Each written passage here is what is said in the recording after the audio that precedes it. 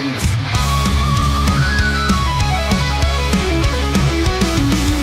Carrier drops in these war-torn grounds. The sky is filled with a deafening sound. Loadouts checked, our nerves are tight. It's chaos out there, but we're ready to fight. Outnumbered, outgunned, our ships torn asunder. Canopy smashed, but we won't go under.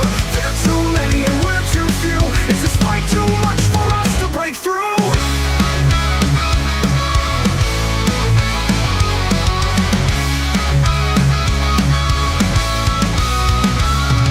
Outnumbered, outgunned, we're lost in the fray. Canopy's gone as the swarm comes to play. Heat overwhelmed, systems start to fail. They're closing in fast, their strength prevails. Too many to count, and far too strong. This might be the end, we may not have long. Outnumbered, outgunned, our ships torn asunder. Canopy smashed, but we won't go under.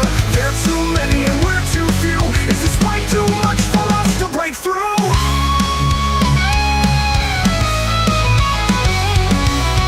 With a fire, a light breaks through. We look to each other, we know what to do. Training kicks in, we form our ranks. Together we stand, there's no turning back. Outnumbered, outgunned, our ships torn asunder. Canopy smashed, but we won't go under. There are too many and we're too few. Is this fight too much for us to break through?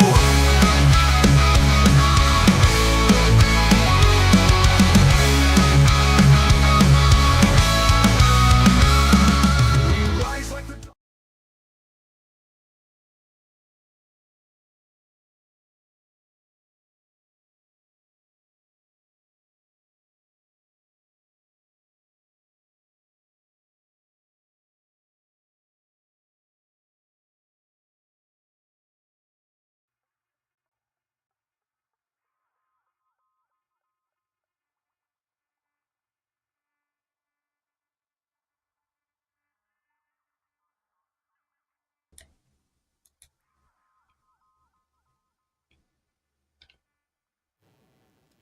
All right, we should have audio. Just start. We don't have that keyboard tracker, but we don't really need one here, so we'll skip the overlay for now. We're trying to make sense of how the point system of the soul colonization mess kind of all entirely works. And we're going to do a bit of EVE Online style spreadsheet in space, but bear with me because I don't think I have a better way of showing this. This is the wonderful spreadsheet that Commander Dathmav has created, in which has, in addition to a bunch of data pertaining to the different facilities, also has a wonderful system planner that lets you select and compose different stations so that you can make sense of everything, like what kind of everything works.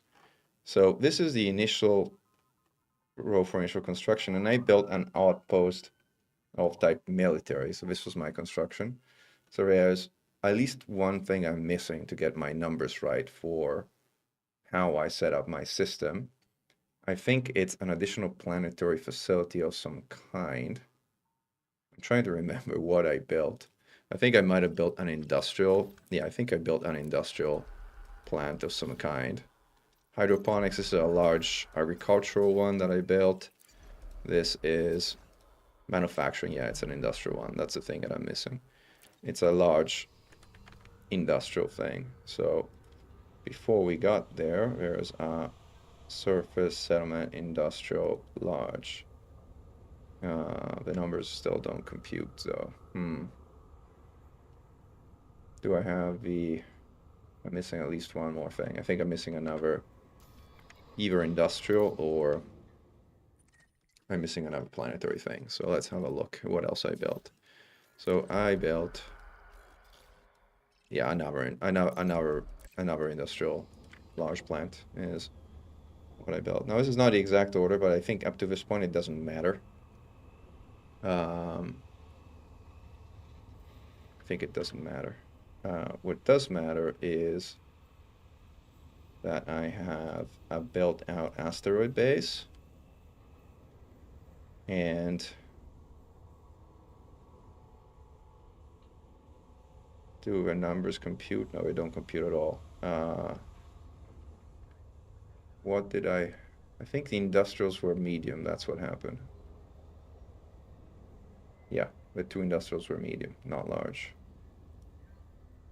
The problem is there's no way to see it in game after. I mean, you could go and check out the specific. Maybe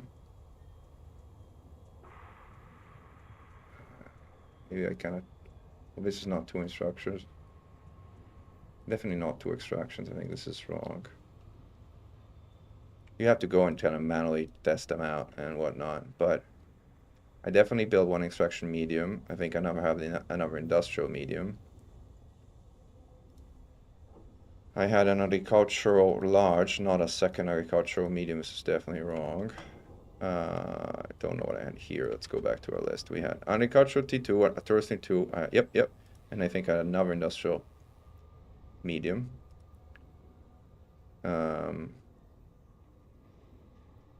Yes, this is correct. This is not correct. And then I built the orbital asteroid base. And then finally, the last thing I built, which put me at the actual doubling of the points, was a refinery hub. This is what happened. So it was either the crossing of wealth to 22, or the tech level of crossing of the tech level to past 10, or crossing the development level past 25, that resulted in the doubling of the construction points, because none of the I mean, there's a bunch of people who reported having the architect discount, but not having the doubling of the points. And the only thing I can think of is they built a bunch of things that for whatever reason didn't increase the level of the system as much as I guess I have. And I think this is correct because I have another asteroid base in construction, so this would sort of consume 3 points, but hasn't given me 1 construction point 2 because it's not complete, so I got just delete this, assume it doesn't exist. Delete it here. And this is roughly my built system. So that's good, Alex. Yeah, so as I mentioned, I think it has less to do with the number of facilities or the architect discount, and I think it has more to do with the sure, let me find the original link. Damn, this is the original one. I'll link the original one so that you can have that one instead of the one I messed with.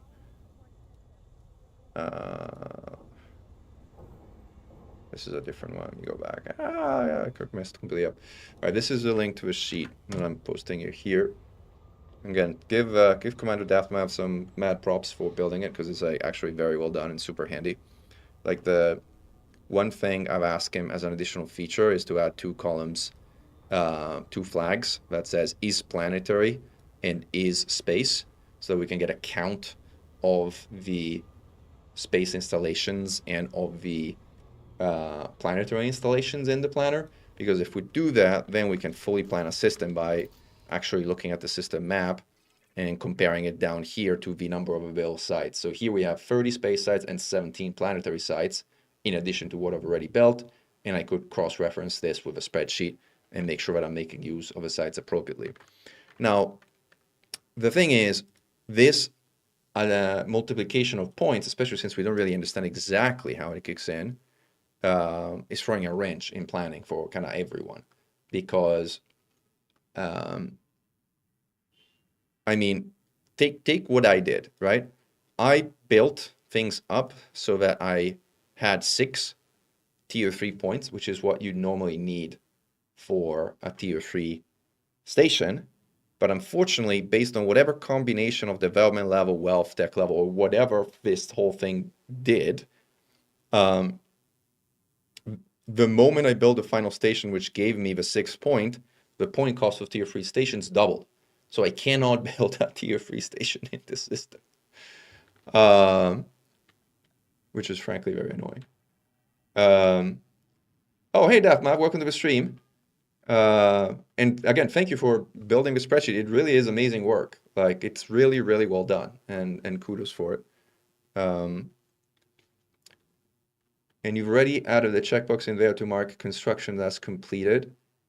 Cool, very nice. And welcome Pete to the stream. Of course, Arson Cross anytime. And welcome Alex, Tragic Blue 21, Blog Twat, Clueless, Mr. Zolkar. Welcome everyone. You're still cringing from this song, not gonna lie, Mr. Zolkar. Well, again, no song right now. See, this we're chatting, we're just chatting here. We're not doing combat or anything. We're playing with Excel, so definitely not an activity for anti-Xeno combat music. I mean, hauling would have some, like, kind of guess some activity for combat music, but anyway. In reality, I had 12, 13 facilities, and the T-port is my 13, 14. Yeah, I had the same issue, actually. I can actually show you in game, like, that is a bug. Hold on, let me take this out. It was impossible to see. So if you count my facilities, you can see I have 1, 2. This is the original base and it doesn't count, so skip this one. So again, 1, 2, 3, 4, 5, 6. 6 built and 1 in construction, but 6 built. If you look at the system information, it only says I have 4 built. My hypothesis is installation of the same kind, like satellites, for one reason or another, are not counted. It only counts them once, or something like that. The planetary count is correct. So there I do have 6 ground facilities, and that count is correct. So it's getting confused about the count of space facilities for one reason or another. And of course, it doesn't count the in construction one. Which, by the way, some people have been helping me build. I appreciate it. Thank you. Like, the Rocky Asteroid Base has made 33% progress, which is amazing. And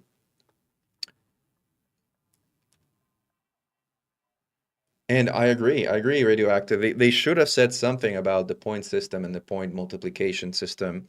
Because again, now we're truly like, I actually sent an email. I almost never do that because I guess they could find it annoying. But on this one, I sent an email to the community managers and I asked them for comment because it is so impactful to everyone that we need to understand if this is not intended and something that was left in the game accidentally and they will remove it now that we found it, or it is intended, but then they need to explain to us how it works because they really cannot leave us guessing about how the construction point system works in relation to system development technology or wealth level of the system. It's just not a thing, or it shouldn't be a thing. Yeah, no, I know that we'll get to that in a moment because as part of a stream I wanted to talk about our plans to develop the Pleiades Zoo, which is probably the most iconic system together with Asterope and the Pleiades. But unlike the Asterope system, it can be colonized because Asterope is already pre-populated, so you can't colonize it, but the Pleiades Zoo can be. And we just claimed the system recently, and we're now in the process of working with some BGS before we, and doing architecting, which is like what we're going to be doing today, in the kind of as we go through the stream. But I wanted to start like with the Minmus system just because, again, this has been like my test system effectively, right? I just picked a random system that looked nice and did some cool things like putting down the sort of station, the Minmus ice cream landing in Minmus, which looks super cool, and the Min Queen freezer box, which again is one of the first ice asteroid things in the game, which also looks super cool. So. But fundamentally, what I wanted to do was I wanted to understand how dependencies work, how the build systems work, like what the cost of different things was, and essentially how colonization works. Because again, there's no manual. They didn't give us a manual, so it was like, right, go. Here's the thing. Go write your own manual. And guess what? We are out here researching, studying, and by the way, we are writing the manual. Like, we are in the process of writing our ultimate guide to colonization as we go, but we candidly don't have enough information yet, especially since new things crop up by the day, like this point doubling system. Frankly, nobody had any idea until yesterday evening that was even a thing or even inconceptually possible. So, and And yeah, no, I agree. They should engage with us on a more ongoing basis. Um, oh, and you're welcome, Atlas Rand. Glad it was helpful. Um, and yes, again, it does make things very messy. Um, Again, I do wonder if there are ways to work around it, and we'll get to that in a minute because I have plans. One thing it does is it does make building a tier 2 station, sorry, a tier 3 station from the get-go particularly viable if you plan to do so, even though you don't really get to pick the location, which is annoying. So again, the whole system is annoying in that regard, but it is what it is. Uh, So anyway, we gotta decide what we're gonna build here at this point, because like we're stuck with like, what I was trying to do was, I mean, this is another reason I kind of started with, like, I started with military outpost because I was like, I'm a kind of like known antique xenomorph combat hunter, like from a brand perspective, you'd imagine I'd build a military system. But then I kind of realized that military system in the middle of nowhere doesn't really do much. And then I found Mimos and I said, okay, this is so cool. Let's put down a tourist settlement here. And I realized I needed a bunch of things to put down a tourist settlement, including satellites. So I had to build those. And so I went on a complete random number of tangents with regards. So there's not a lot of rhyme or reason as to how this system is built, other than, rule of cool. Um, but now I wanted to see if I could. Do I have a high metal content planet here? Oh, this is already built. Is this a high metal content planet? This is a nice world. I don't think I have any high metal content planets in the system, which is sad. At least none that I can actually build on. Ice, ice, ice, ice, ice, ice. Ice, ice, ice. So one important thing that, by the way, maybe some of you can try, because in this system I cannot test it because I don't have a high metal content world to test it. One important thing that we wanted to test is how to make CMMs. And people have observed and have DM'd me on Discord that CMMs are only produced at planetary ports, and they're only produced at planetary ports on high metal content planets. I presume they're also only made in systems of refinery as an economy. And consequently, what I would like for someone to try, because I have to build an entirely new system, and candidly, it's annoying. The other two systems I claim have no planets, so I can't test it there. But if anybody has A, a system with planets, B, an economy that they're willing or keen to gear towards refinery, which, by the way, requires putting down refinery hubs, because those are the only buildings that skew your economy to refinery, and then is willing to put a planetary port of civilian type. Let me show you again on Spreadsheet. 1 second, what I mean. Like, so there is a planetary port somewhere, surface planetary port, outpost civilian. This one has economy type colony, which means it picks up the economy type of the system it is in. So if a system is refinery, this civilian planetary port will be refinery. So if you plop one of these on a high metal content world in a system of type refinery, my hypothesis is that that will be how you're able to produce CMMs. But we need somebody to test this because it's purely speculative at this point in time. Oh, CMM is industrial? Okay, well then, thank you for correcting me, Zockler, even better. Industry type, which makes it a lot easier because actually speccing to industry is a lot easier than speccing to refinery. And very good to know, by the way, for further planning purposes. So yeah, if somebody could test that, that would be fantastic. Will colonization re-enable for those who didn't get a chance? Well, I don't work for frontier development, so I can't give you an answer to that question. I'd presume that at some point it would, but whether it's a day, a week, a month, a year, I cannot tell you, and I have no idea. Right.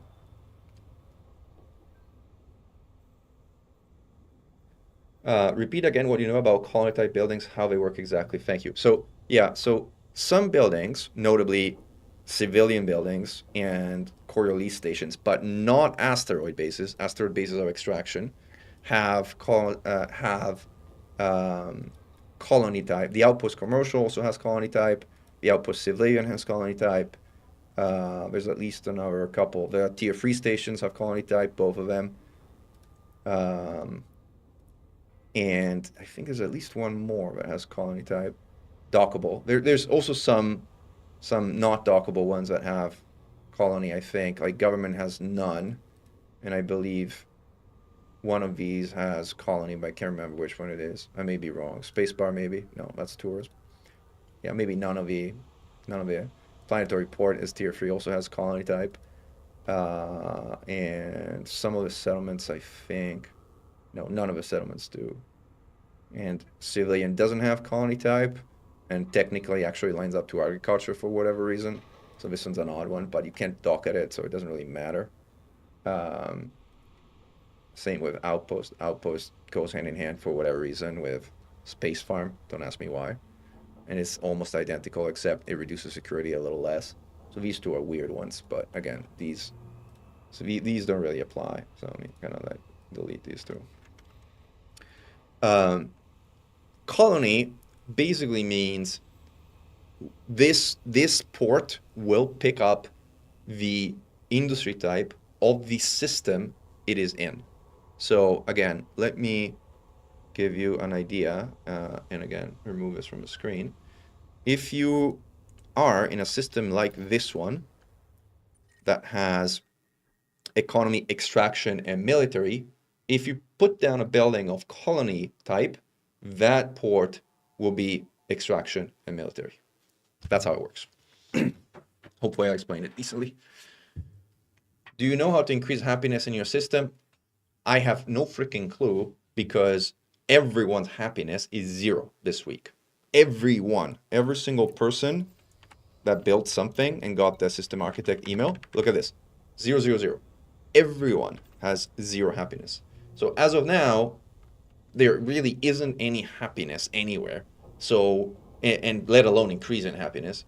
So there is no direct evidence that talks about how to increase happiness in a system. My hunch is happiness as defined here is also something different than happiness that's defined in the system map, because factions in the system do have a happiness metric. If you look at factions, the controlling faction has a happiness value, which in this case is happy, whatever happy may mean, I guess average. But I don't know if this happiness is the same happiness as the system architect happiness that is measured in your system architect report. I don't know if it is the controlling faction's happiness, an average of all faction happiness, a completely different metric unrelated to faction happiness. Again, no idea, no manual, no information, no explanation, no clue. Oh wow, magenta crate. Okay, we're having some server hamster moment. Well, the good thing is we have our Excel spreadsheet, so we're going to go back to our Excel spreadsheet. What I do know, which I believe does matter, is systems have a standard of living metric. And standard of living, yeah, what's radioactive saying, which is standard of living may relate to happiness or maybe increase of happiness over time. It might. So might wealth. So might security. So might really all of these metrics. We don't know. We don't know. Oh, servers are down. Okay, well, good. We'll keep doing spreadsheets in space for a while until servers come back out. Everybody got 0% happiness, Commander Hopkin Hob. It's great that we're streaming now because nobody can play. Everybody's going to come over here and hang out. Like, awesome. So let me see some of your questions. Like, your industrial planetary outpost was still selling non-lethal weapons and safe basic. Yeah, by the way, the one thing I haven't figured out, and DAFMAP, that's another interesting thing in my mind. Like, the correlation between what you build and what it sells is completely unclear in my mind. I put down a large agricultural outpost, and all it sells is wine and beer. It's like a booze central. It's like not an agricultural wine. It's like a distillery. That's like, but I have no idea if that's because it's a settlement type that does that, or it's because of the type of planet I put it on, or it's because of complete question mark. Um, I don't know if someone who has the same outpost in, I don't know, some high metal content planet with an atmosphere and biologicals has a completely different result. I generally don't know. Um, I heard one report of using commercial outpost and then an industrial settlement, and then the outpost offered industrial commodities. Yeah, that's what I'm saying. It's like commercial outpost is colony type. So if you build then an industrial system affecting building, the commercial outpost will pick up the industry type of the system. So that's, again, how colony works. Can I link the spreadsheet? Yeah, well, we have a creator in the chat here. I hope I link the correct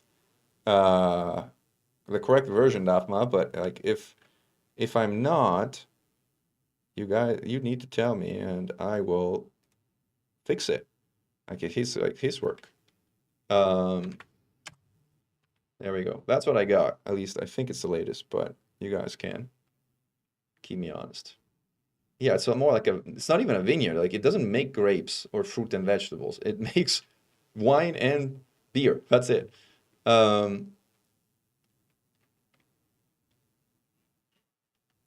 I know, John, Talon Alex. Welcome. Like welcome to everybody who's here because the service crashed and you got nothing better to do than to listen to Mechan riff about colonization and points and spreadsheets in space. And by the way, for those who just joined, I am using the spreadsheet of Commander Daftmap, who is here in the chat, by the way. So if something breaks or something is wrong in the spreadsheet, give him a hard time, not me, not my work. It's all his work. Amazing, by the way. I love it. It's great stuff. We're working on an infographic, by the way, which I think will complement the spreadsheet really nicely. But this does like 80% of what I was hoping to kind of like be able to do. So it's awesome. Hey, Lord Zephyr, welcome to the stream. Cool. All right. So that I was saying I linked you the right version, and I will not get yelled at least, about the spreadsheet.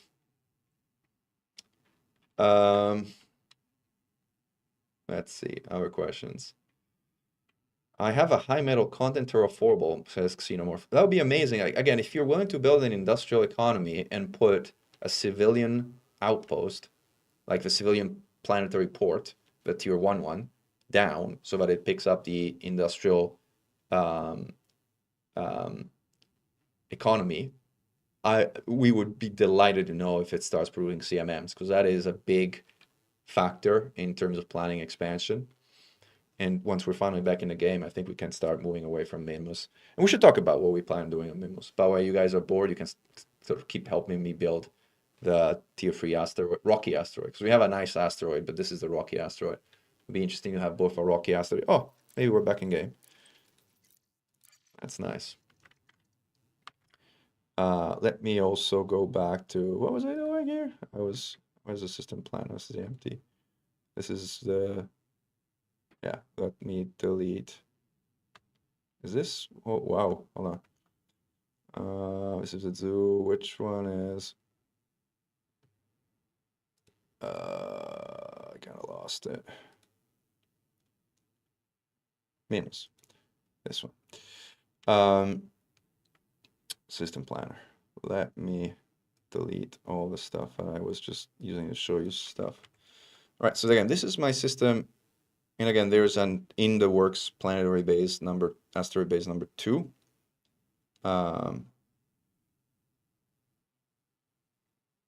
Which kind of brings my standard of living close to 0 once it's going to come online, which is funny.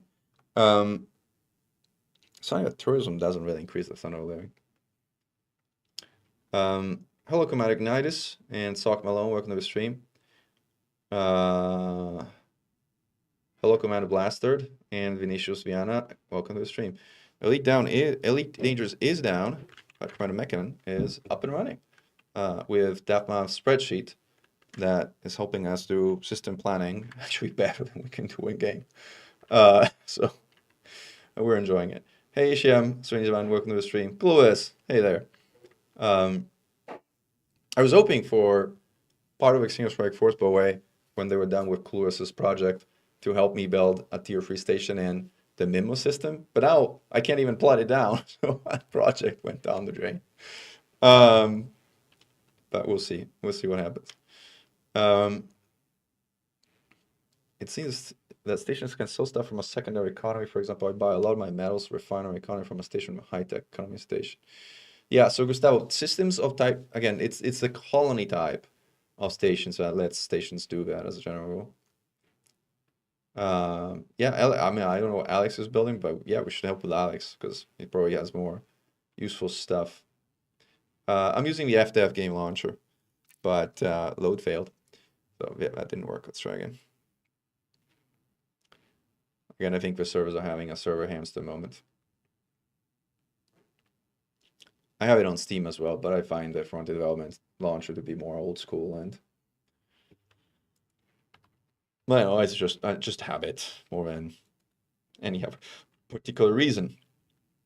So while see, actually, I'll just task kill it and launch it manually again and see if that does anything. But I think you're in the same situation of like getting something.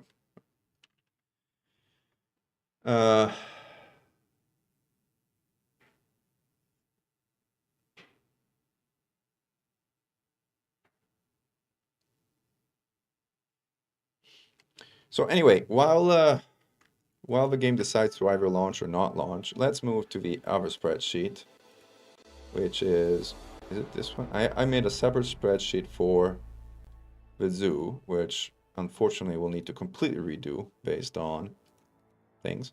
So, oh, again, I completely messed up here. All right, gotta go try again. Where is it?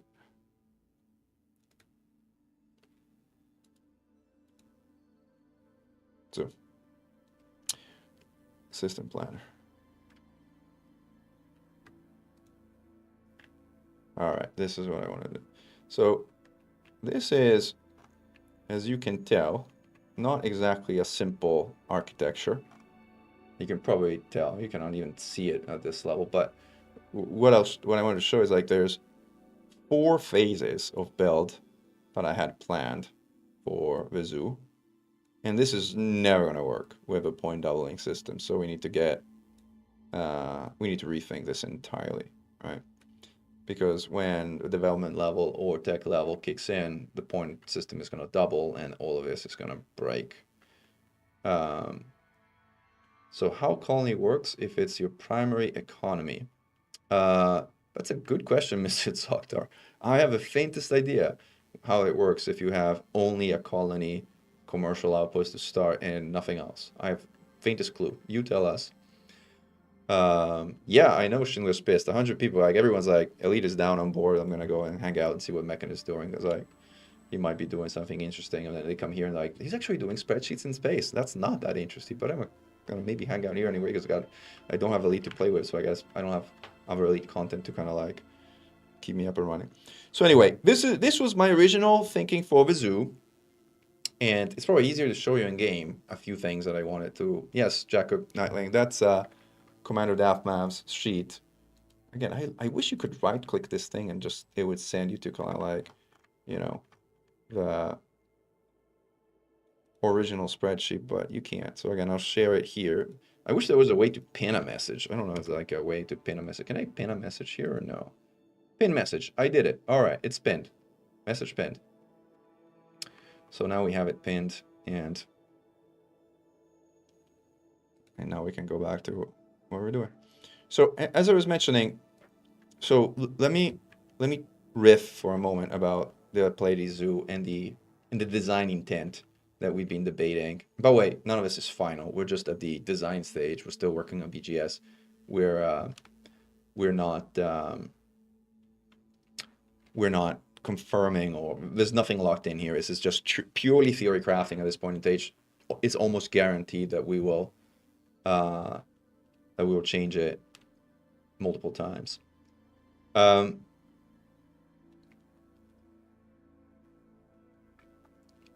What is the current goal for anti-Xeno initiative regarding colonization? We're part of a galaxy. We are colonizing a little. Well, this is the answer. We are. Well, we're doing a few things. We are colonizing a system next to HIP 22460 or Protoss Waveside.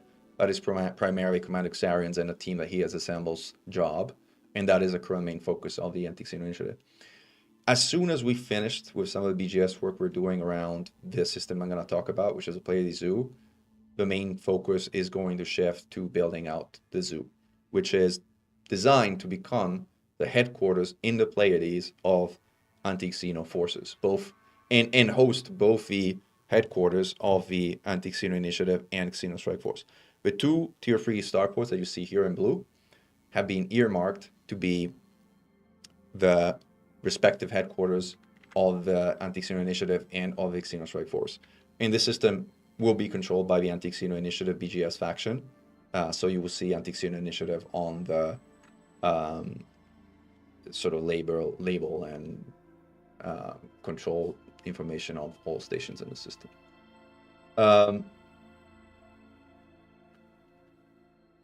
Okay.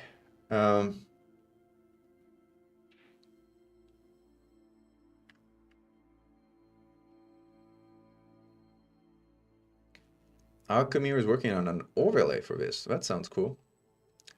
Servers are still down, right? Yeah, the hamster is still spinning, at least for me, in the background. But it's good. We can keep doing spreadsheets in space. So, or not in space, spreadsheets in absence of space. So back to us. So what is, and by the way, the thinking has evolved quite a bit from how do we architect this system to how do we architect the Pleiades, really. So it's gone from one system architecture to cluster of systems architecture. And what the current thinking is to build out the Pleiades Zoo as a headquarters system of the Anti-Xeno Initiative and Xeno Strike Force as a high-tech and military fortress that is geared to become effectively the new Asterope and replacement of Asterope. The idea and hope is that if we place these two stations in the first and third spot of the system, which I will show you, we should be able to create non-human signal sources spawn clusters outside of gravity wells like they exist in Asterope, but not only one of them, like Asterope's Copernicus Observatory, but two of them in a system that further has a nav beacon and that would have an even higher technology station than Asterope does. If we're able to do this, we will create the ultimate system for anti-Xeno hunting in the game. And that will be the, again, headquarters of the Anti-Xeno Initiative and Xeno Strike Force. In an iconic system that has been the primary hunting ground of experienced Anti-Xeno commanders ever since it was the only system in the entire game that spawned solo Hydras. Now that is no longer true, but to this day, it is the system that spawns the most level 7 and level 8 non-human signal sources. So it is the system people go to hunt Medusas and Hydras. So, anyhow, that's the goal and intent. And then, let's see, the initiative is saying, you have eyes on a bountiful system in the Pleiades, by the way. One carriage on Poe will bring Axie faction as colonizer. Hopefully I don't get sniped. Fingers crossed. If you can bring, I mean, I don't know that there's a lot of Axie primary systems, by the way, yet. That's why we're working so hard to get the Axion faction to take over the Pleiades Zoo, so that we will have also a primary Axion system that we can use to jump and fan out and colonize the area with Axion as a primary faction. Right now it's Cirrus Inc. because they came along with the bridge, and it was a complete beeline rush to get this system, so we went with what we had to win, with what we had to go. So the But by the way, the fact that there's no signal source is not a bad thing for what you're trying to do. It's just the, again, meta engineering for this system. Again, let me take a step back. We want to build this system up as the ultimate Fargoid hunting ground with the highest stack stations at the highest development level possible, so that we get essentially the best possible outfitting, module selection, and everything in the Pleiades, which right now is kind of limited because Astero, as cool as the station looks, has a pretty limited selection of modules, to be honest, not to mention ships and engineering. So we want to build this system up with that goal in mind. With that goal in mind, we are going for a military and high-tech economy. That's the goal. So the goal is to build exclusively military and high-tech components, even though we started, and that was kind of my mistake in hindsight, with an industrial one. But again, hindsight is 2020, and we cannot change this, unfortunately, so it is what it is.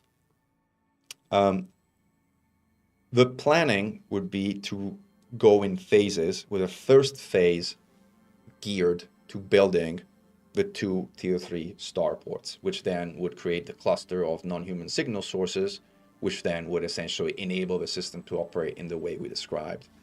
There's additional phases, which honestly are more nice to have, which would increase the standard of living and tech level of the system even further, and also add to the population level, which directly translates into a number of statistics for a system. And the idea was to have 3 waves that enable the building of 3 separate planetary ports. But again, this with the point doubling system that we just explored is not going to work. So we will just delete this. And by the way, we will focus exclusively on wave 1 for now, because we have no idea what's going to happen with the upcoming response on this whole point doubling shenanigan. What gives military economy? So a few things. Military settlements give military economy. Orbital installation military gives military economy. Surface hub military gives military economy. And there's at least a number or 2 that do that. I know that there's these are all military settlements, planetary ports, installation. Security installations are also military. I don't know if relay is high tech, so it's not military. And then you can build an outpost that is military as well. But this somehow doesn't influence the system economy. This is just the economy of the facility. So this doesn't help you if you're trying to build up the economy of the system. Thank you, Google Superstar. Would love your help. Like once we kind of finally get going, which by the way will be in less than a week, we'll announce it on the Xeno Strike Force Discord, and I will announce it also with a video, a kind of more inspirational video. It'll be, we kicked them out of the bubble. We defended Earth. We blockaded the Proteus wave system. Now we're taking over the Pleiades. Be a part of the human takeover of the Pleiades. Help us build the Anti-Xeno Initiative and Xeno Strike Force HQ in the infamous or famous Pleiades Zoo. That will be the sort of like tone of the video.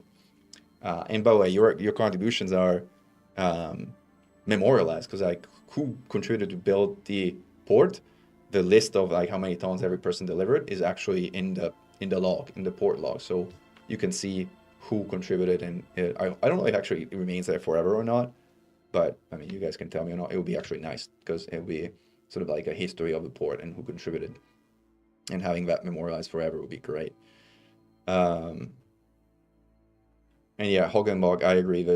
I think there's something bugged with regards to a credit payout, because happiness is 0 across the board. Yeah, it's not exactly a Pleiades blockade radioactive. It's a Pleiades invasion. Like this is more than a blockade. This is a proper human invasion, we shall call it. Human invasion and takeover. You invaded us, we invade you. How about that? How does that sound like us? Like you invaded the bubble, we invade the Pleiades. well, we kind of did already with the whole Maya expansion, but it wasn't player driven. Now it's going to be player driven. So we invade the Pleiades. That's going to be the model or something like that. Lord Zephyr, you're not paying attention. You were here. I just explained for like 10 minutes that we're going for like military and high-tech economy, like for the zoo. But again, I was also talking about the fact that we're kind of meta architecting the whole thing rather than architecting a single system.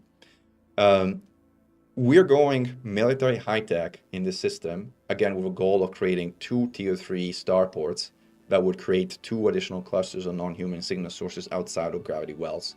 And those would be the 2 headquarters of the Anti-Xeno Initiative and Xenostrike Force, which would be thematically appropriate that they're kind of under siege of Fargoid interceptors, so it'd be actually a pretty cool thing.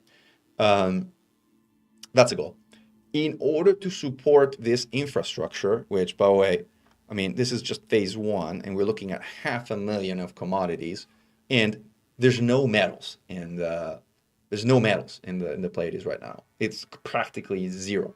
So everything right now has to be brought from the bubble in carrier loads of 25,000 tons a load. So this is, even with this set, we're looking at, what is that? 25 carrier loads of materials with transport carriers that actually have space and don't have services active to make space for cargo. So this is an enormous amount of resources that really is going to take the whole community effort to kind of properly invade. And by the way, again, the count here is wrong, so we need to redesign this. And while the servers are down, kind of, we might as well do that. So one thing I'm going to do is I'm going to get rid of the hubs. So the hubs are great to specialize an economy, and they also give pretty good stats if you look overall, because like they have most of them add 10 points to their respective category. I mean, actually, you know what? I might actually keep these two, because like the one thing I was concerned about was the development level, but none of these 2 hubs add anything to the development level. So, this might be something we actually keep the way it is. You know what? You know what? This might actually work without messing with things the way I thought we needed to mess with. Let me delete stuff for a moment. So, this is the annoying catch of it all, though. The annoying catch of it all is that my hunch and my hypothesis is right now, since I don't have a better one, well, I need the other spreadsheet. How do you kind of open it? Like, guess go sheets again.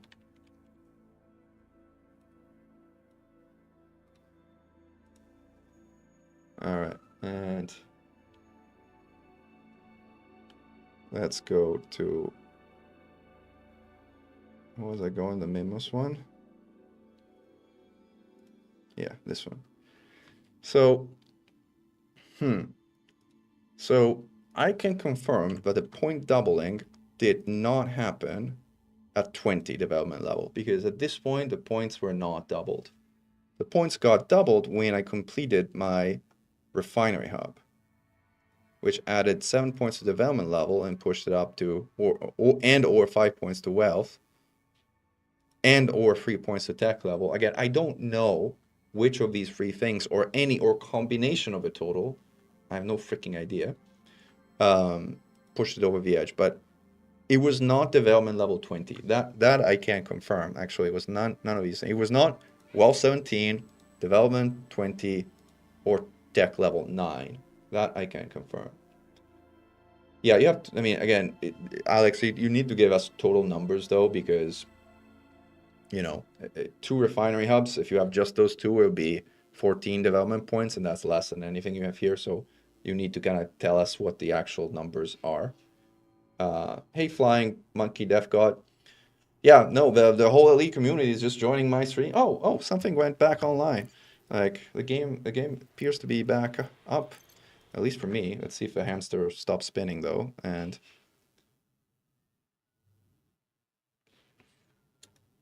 right now the hamster is still spinning. So maybe I spoke too soon. Well, this loading game. Yeah, it's somehow kind of getting us back. And welcome everybody to a stream. Thank you for joining, even if it was just because you were so bored because the servers were down. But very happy to have you regardless.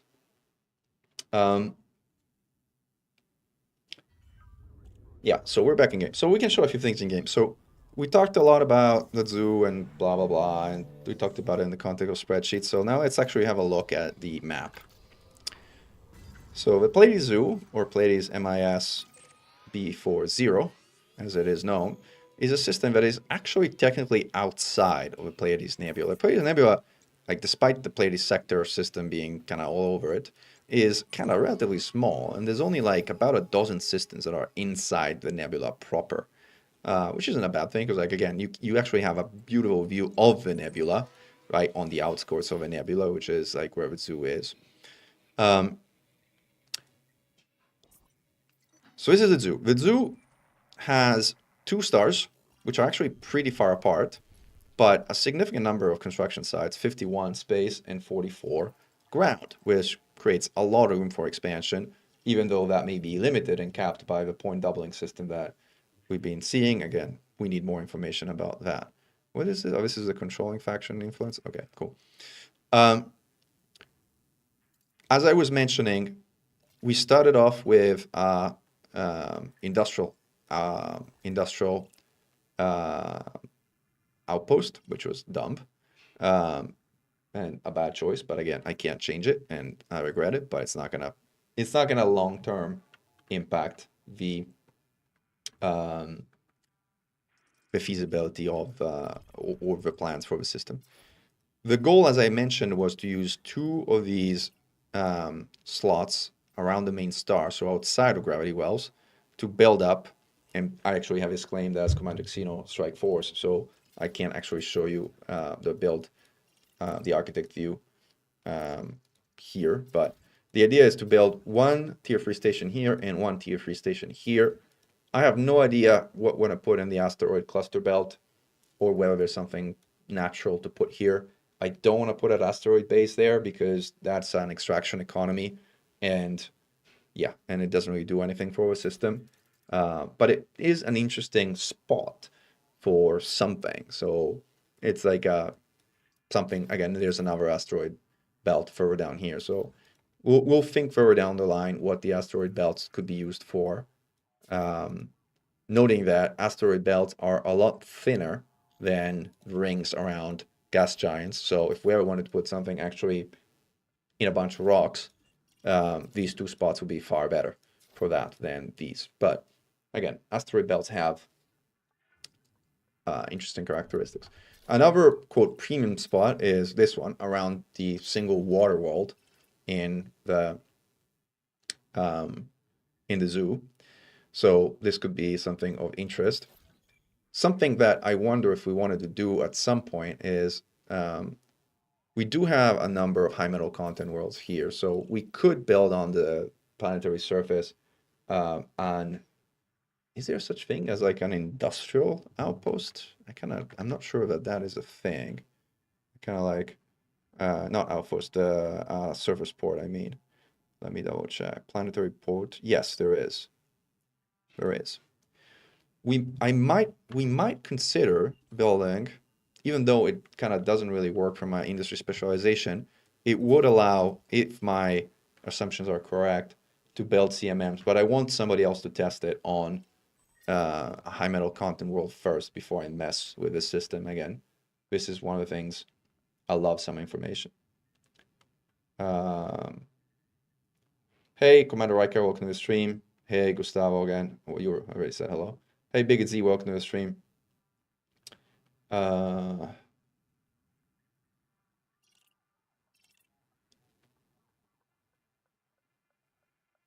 right, so as I was saying, it would be interesting if we could place, well, let's go back to our spreadsheets in space for a moment, because again, this is our system, and again, keep in mind, our wonderful spreadsheet creator, Commander Dathmat, is also adding a column so that it will allow us to count the available sites and see if we're actually meeting or exceeding this number. Noting that, again, there's the kick in of additional costs that needs to be factored in, and that's going to make the math somewhat more complicated. But let's run this for a moment. So this is Minmo. So let's go back to the zoo. So this is, let me see, like, again, I'll delete this Orbis for a moment. My hypothesis is, like, with this setup, the development level, standard of living, and wealth of the system should not be triggers of doubling of expenses. So if the doubling of expenses is based on any one of these three, then we should be good. If these two are taken into account, then forget about it, because like obviously, actually, I'm not showing you the spreadsheet, so you have no idea what I'm talking about. Let me bring it up. We're saying this is a zoo just with the first tier 2 starport, because we want the doubling of the points to kick in after we plotted down or completed the tier 2 starport. Another thing that's kind of like, you know, actually, now that I think about it, and this is a bit of a trick that I just thought of, it doesn't matter when you, I mean, the point increase triggers when you complete things, not when you start them. So if you can accumulate 12 points without triggering the point doubling issue, then you should be able to plop down 2 tier 3 ports at the same time and complete them together. Because these don't add to the system stats until they are completed. The real gamble here, without knowing more, is if we are wrong about any of this, and tech level and security added up result in the point doubling before we get to this point, then we're screwed, because then we need 12 points to plot down even the first station, and then the amount of points required effectively doubles, which is annoying. Again, I honestly think we're not going to plot down these until we get an answer from Frontier Developments on like how this actually works. I'm going to go back to colonization construction here for Mimos for a moment, because like, again, what is the point total of this stuff? The point total is 69. Haha, yeah, funny number. I'll say that for you before all the chat says funny number, because I know you will. But what do we go up to from one to the other? So we went from 63 to 60. No, this is wrong. This is not Mimos. Sorry, something wrong here. Oops, I broke the spreadsheet. This was Mimos, and here we put down. So this was what? This was 57, and it went up from 57 to 69. So either it was the sum total that triggered it, or it was like crossing any like 25 development points, or 10 tech level, or 20 wealth, and not standard of living because this went down. Any one of those triggers could have triggered the whole thing. But again, we need more information. We can't really plan. We can't realistically plan anything without knowing that, because again, I could plan for this, assuming that it's a development level that triggers it. And if that is the case, I can, at this point, plot down 2 tier 3 star points, and it will be fine. But it might not be, and I might be wrong. And if that's the case, then I'm going to be stuck with the ability to only set up one, and then I have to rebuild this entire infrastructure to build another, and that's assuming that the point that cost doesn't even go further higher, but we have no information about that. So Commander Down, we don't really know what standard of living effect. We assume it has something to do with happiness and the happiness stat in the system, but we don't really know. It might have to do something with like Also system states and faction states, but again, don't really know. So Chris is contradicting what somebody else was saying, which is somebody was saying that CMM is an industrial commodity, but Chris is saying that CMM is refinery. I don't know. I mean, that's actually CMM Elite Dangerous. Let's just look it up. CMM Composite. Let's see our industrial material commodity. Produced by refinery, though, surface. Ah, okay. This is interesting. So it is produced by refinery. So you can't just plot down an industrial settlement. It's not going to work that way, even though it's technically classed as an industrial material. At least that's what the wiki says. I don't blindly trust the wiki, but Gustavo was saying cargo hold. CMM refinery. So yeah, so it's not as simple as plopping down an industrial port on a high metal content world. You need to specialize it. So again, we've cleared that up. You've only ever seen CMM being sold at industrial settlement ports, but with economy being refined. Well, Alex, that's another question. Like, does it have to be an industrial port, or can it be a colony port, which picks up the refinery economy of a system? That's really the question. I know, Jurema, it's embarrassing, right? It's sad.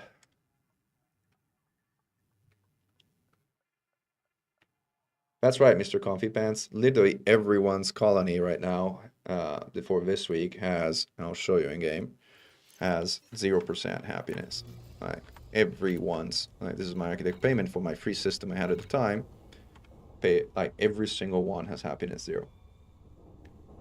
You have happiness 5? Oh, now you're the only person I've ever heard. Did you perchance complete your system the day the game update released before the server tick on Thursday? Could that be the case?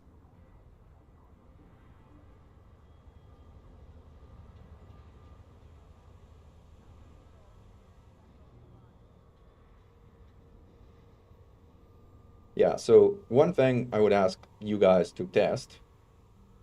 Yeah, that's the thing, Comfy Pants. I think you're a week ahead of everybody else, and that's why you got the happiness increase from the additional weekly tick, but most everybody else finished their systems in more than one day, and as a result, everybody started at 0. My guess is if you look at your mail from the previous week, you would also have started at happiness 0. If you don't have it in your mail, you can't see it. That's it. The only way to see system happiness as far as the architect view is concerned is to look at the system mail. I don't think it's shown anywhere else. Also, let's have a discussion about how good design that is, but it is what it is. Or I might be, let me double check. So I might stand corrected by myself on that. I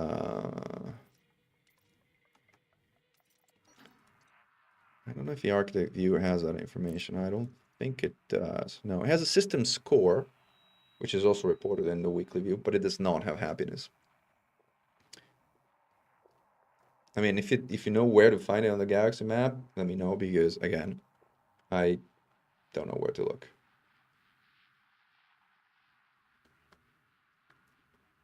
The lowest number of things to build on Orbis is 9 agricultural T2 and 1 military T1 and civilian outposts. Well, it's not exactly true, Jacob. That's because tier 3 settlements give you 2 tier 3 construction points. Let me give you an example of that. I have to bring back the spreadsheet to explain that.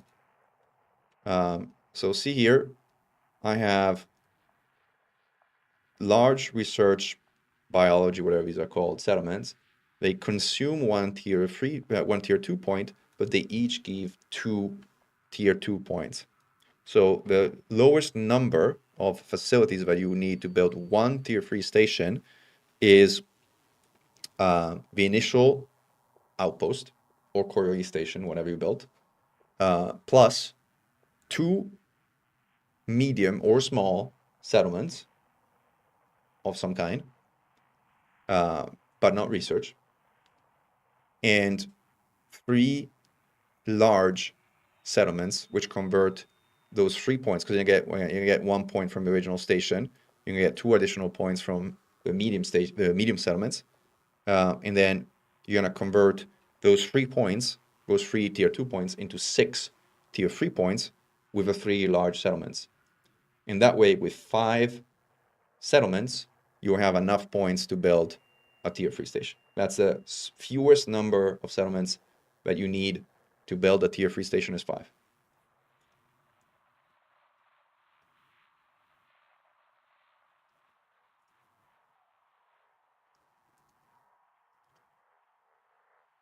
Go to colonization view on galaxy map. Ahmed Hazam is saying that there might be a happiness view on the colonization view on the galaxy map. I haven't seen it, but let's have a look. Colonization mode. Let's click your colony. I'll talk about my colonies. This is the colonization mode. I don't see anything about happiness. I see my population. I see government type. I see economies, security, but not happiness anywhere.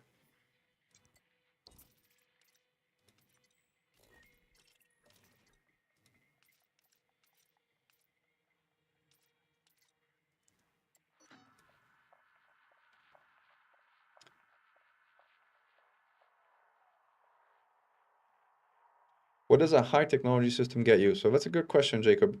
The speculation, because we don't really know exactly, is that the equipment available in stations depends on the economy of the system. The higher the technology level and potentially the development level of the system, the better equipment and the bigger variety of equipment should be available in stations. So if we want to build like a military base where you can outfit your ships with more or less whatever you want, similar to Shindad's, we need a really high-tech system. That's the idea. And military obviously being the other component. Like what exactly is driven by military, what exactly is driven by technology, what exactly is driven by technology level, wealth, and other things, I have the faintest idea. It might be that some trade-oriented modules like cargo racks depend on wealth of the system, and some combat modules like weapons depend on military, and some other like scanners and stuff depend on high tech. I have faintest idea. Like that's something we will only find out with time. I don't think anybody's gonna give us a manual about that, which is deeply annoying. But it is what it is. Most people wanted to leave their home after the Goyd attack. You bring them in Fargoyd area. Yeah. I mean, we ought to take the war to them at this point, right? It just, doesn't sound right that we just leave them alone after they invaded us and fought us in the bubble for like what, a year and a half? Like it's time to go after them.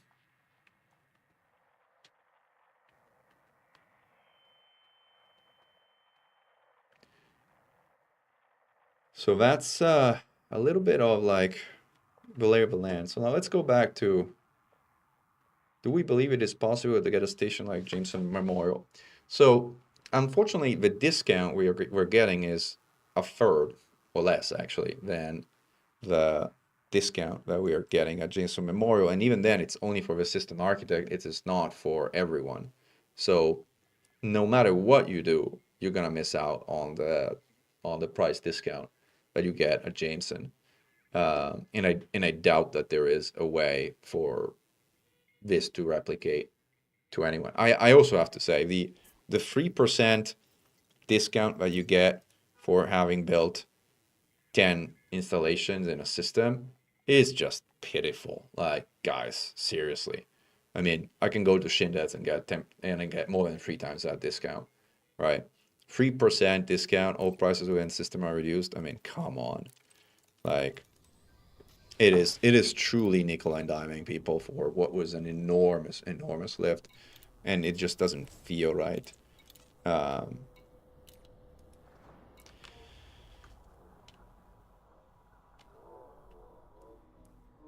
What happens if you, Leron Grui, acquire your system in power play? Could the discount stacks?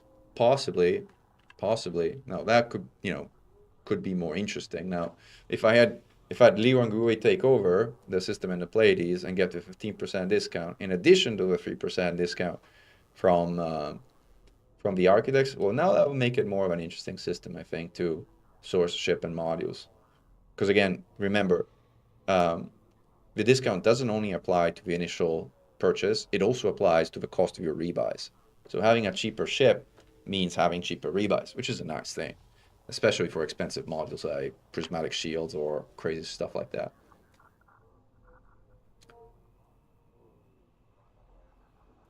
I mean, you may have a point, Alpha Zulu, about, you know, discounts mattering more when credits mattered more, but still, if you're gonna put a discount in the game, make it meaningful, or don't do it, because I mean, it's just it kind of like, I don't know, it's like it kind of makes me sad, right? I mean, I built 10 stations with a lot of help from a lot of you, by the way, and all I get is a doubling of the cost, so I cannot create my port that I wanted to create, and oh, but you got a 3% discount. I'm at, you know, go take a hike, right? It's like really kind of like it's just bad. Right? What installation of 7 do I need to build to have my Corley a shipyard? I think all Corleys should have a shipyard. It just so happens that I don't think it comes online immediately. I think you have to wait until the station is out of the initial construction phase, which means you have to wait until the following server tick. Like,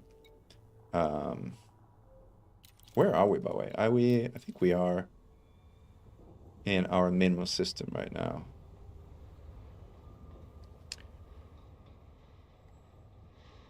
Yeah. Could go and visit our freezer box for ice cream.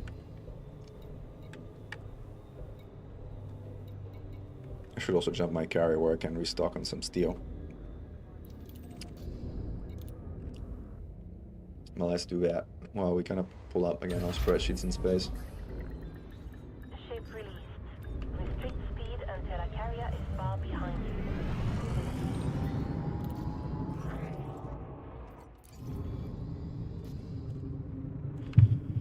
All right, let's hop on.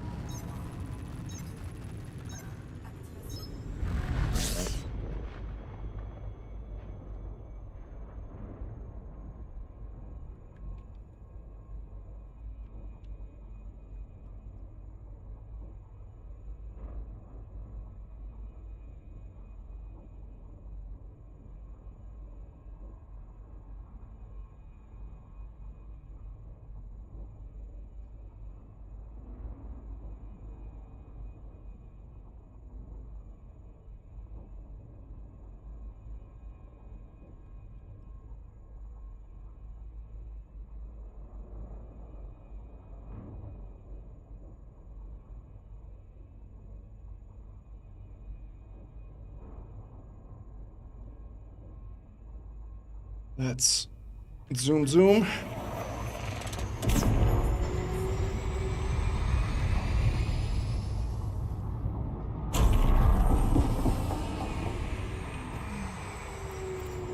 Set us on Super Cruise Assist and check out a few other things while we fly there.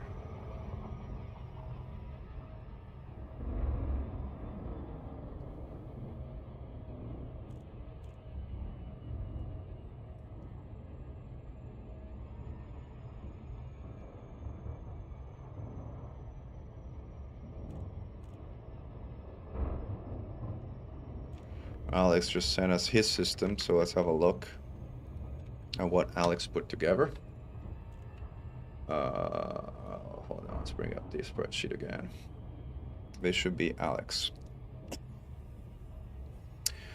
Alex got development level 27, tech level 14, wealth, lots of wealth, standard of living, not a nice place to live. And Alex, did you get the doubling of the points or not yet?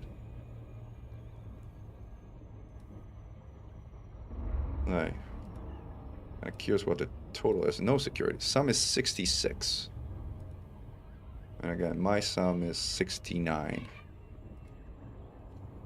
Not yet. So Alex didn't get it. So it looks like the sum being 66 doesn't trigger it. It looks like development level being 27 in and of itself doesn't trigger it. It sounds like, well, standard of living isn't it, because like he's way above me. Wealth isn't it, because he's way above me. Tech isn't. Yeah, I can't really think of what the heck it is. Could it be just those 3 total points? And I got 69 total and he got 66 total? Like, could that be a threshold? Why would a threshold be set at 67 anyway? What a weird value to set a threshold at. If that is what it is.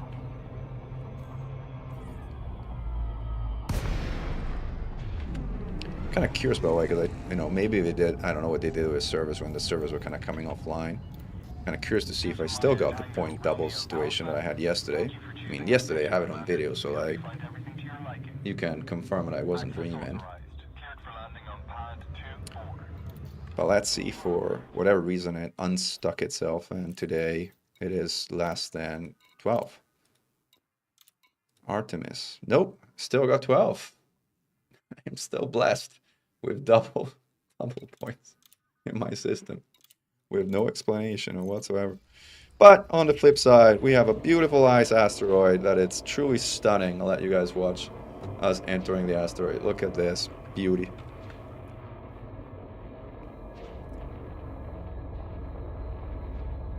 They nailed the design of this thing. I did not nail my camera angle. Right. Also, the chrome cutter looks stunning in the icebox.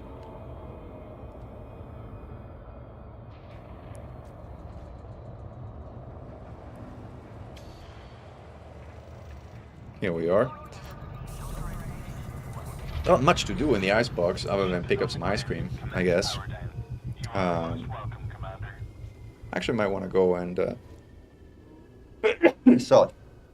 Actually, I may want to go and check out some ice cream at the bar, which I hate doing because when I'm in a cutter, because like the walk from the cutter's front all the way to the back and the entrance is like takes forever. But since we're here and we're kind of talking spreadsheets, might as well. So let's do that.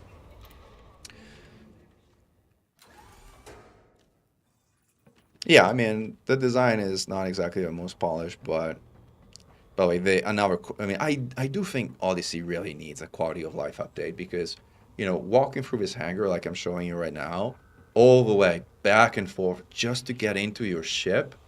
I mean, it was cool the first time to see your ship from the outside, but now you really should have a button in the elevator to say go straight to your ship and not have to kind of walk through the hangar all the time.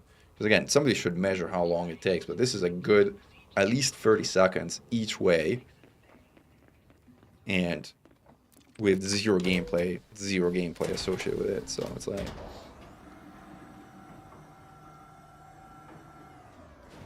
Oh, so your cost did double, Alex. But Coriolis should be not double, should be 5 instead of 3. Or did you get 6?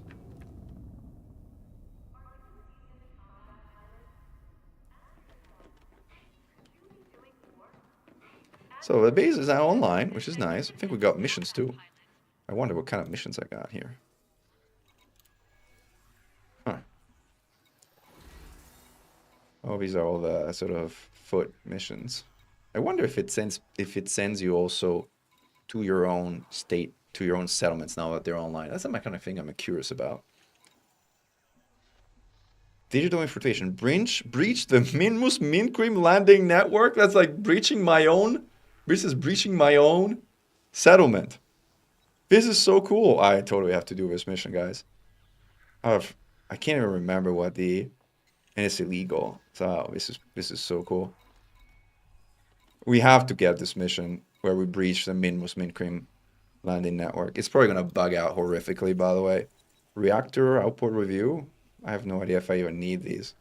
But whatever. Travel. Upload the provided data. Oh, I have to disable the allowance probably first because I think it's one of those illegal actions. I probably may have to kill a bunch of my own people at my own base, but it sounds like awful to do, but let's do it. Let's do it. All right, done. Reach the minimum main cream. Hilarious. Let's hop into a Maverick before I forget. Let's also switch out this for a silenced intimidator. I have a silenced intimidator somewhere. I don't remember where, but some. Is that the one? Yeah, audio masking. Audio masking is silenced outdoors, but not indoors, right? Yeah. All right, cool. And this is silenced and suppressed. This is like the sort of ultimate assassin weapon.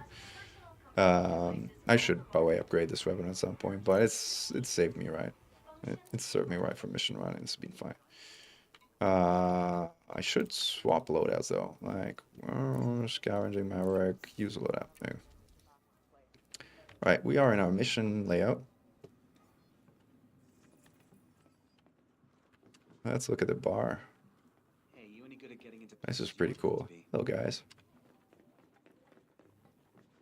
This is where they serve the mint ice cream, the famous mint ice cream. You can see it here in the back. I got the purple and the blue version of the ice cream. They got plenty in the freezer box. All right, let's go and do this mission at our home settlement. I haven't done on-foot missions in the longest time. This is bound to go horrifically wrong, by the way. Also, I really shouldn't do it in a cutter, but whatever. I can't even remember the hotkeys. Like, kind of my muscle memory around anything on foot is like so rusty. Well, it's Odyssey grind, but it's Odyssey grind from an ice asteroid station I built to a Mimos ice cream tourist settlement I built. So that's like, is this mission 4 against Accent? Neither. The Accent is not in the Mimos system. It's in the zoo, but not in the Mimos system. So I don't care who it is for and who it is. It's like both, all the factions here I could care less about. So.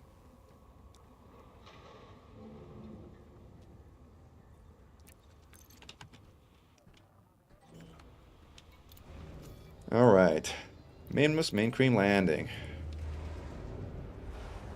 So we're gonna upload some data, which means we need to infiltrate and disable the alarms, because if you upload illegal data with the alarm still on, then the whole thing goes on alarm and you probably die in a Maverick suit. Or if you don't, you have a really hard time. But anyway, we were trying to design. So anyway, Alex, you also got, you also got the cost doubling.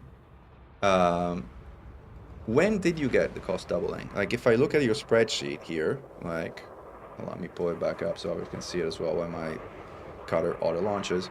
If you look at your spreadsheet, when did you get, first of all, is this in order? Like, is this the order you constructed?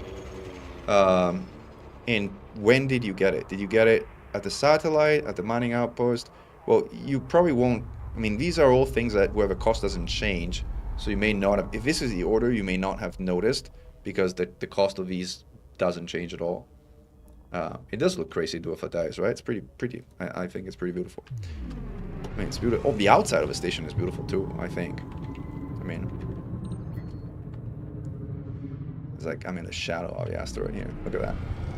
Pretty, huh? Yeah, it looks sick. All right, let's go to main cream landing. Oh, look at the planet that you can see. You can see Min Cream landing from here. You can see Minmus from the icebox. This is so cool.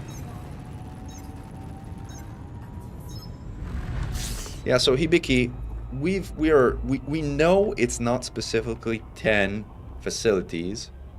We are trying to figure what is it. If it's the total number of points, of development points in the system, or whether it's specifically one of the categories like development level of the system. But we haven't really answered that yet.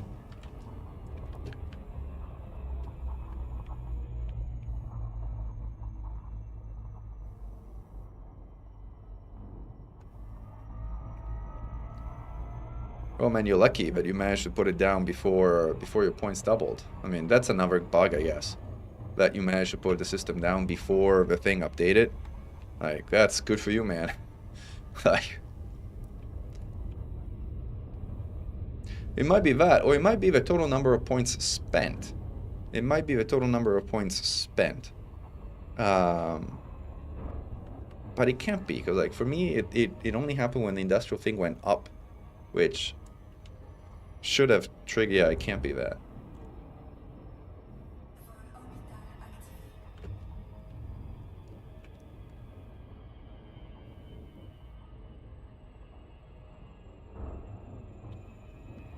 Yeah, I got rid of a spreadsheet, hopefully. Alright, so what do we need to do? We need to upload some data somewhere around here, but we, again, need to disable the ops. Now, I used to remember the layout of this place pretty well, of this, like, large tourist settlement, because, like, I used to grind opinion polls out at some place like this, but, again, I haven't been here in, like, forever, so I'm gonna be completely turned around and deeply lost. I need to also remember, like, the hotkeys to kind of drop my ID and stuff like that. Is this a anarchy system? No, it's not, right? This is system. Look at main cream landing. Look at how beautiful this installation is, huh? Huh? You can do some really pretty things with this whole system. Right?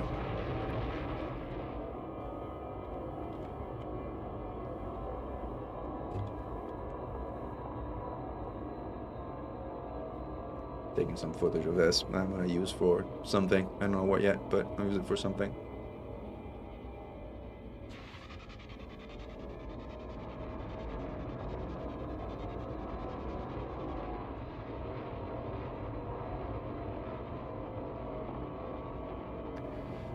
So right here, I don't think they put it in. I think it's always been there. It's just never been documented, right?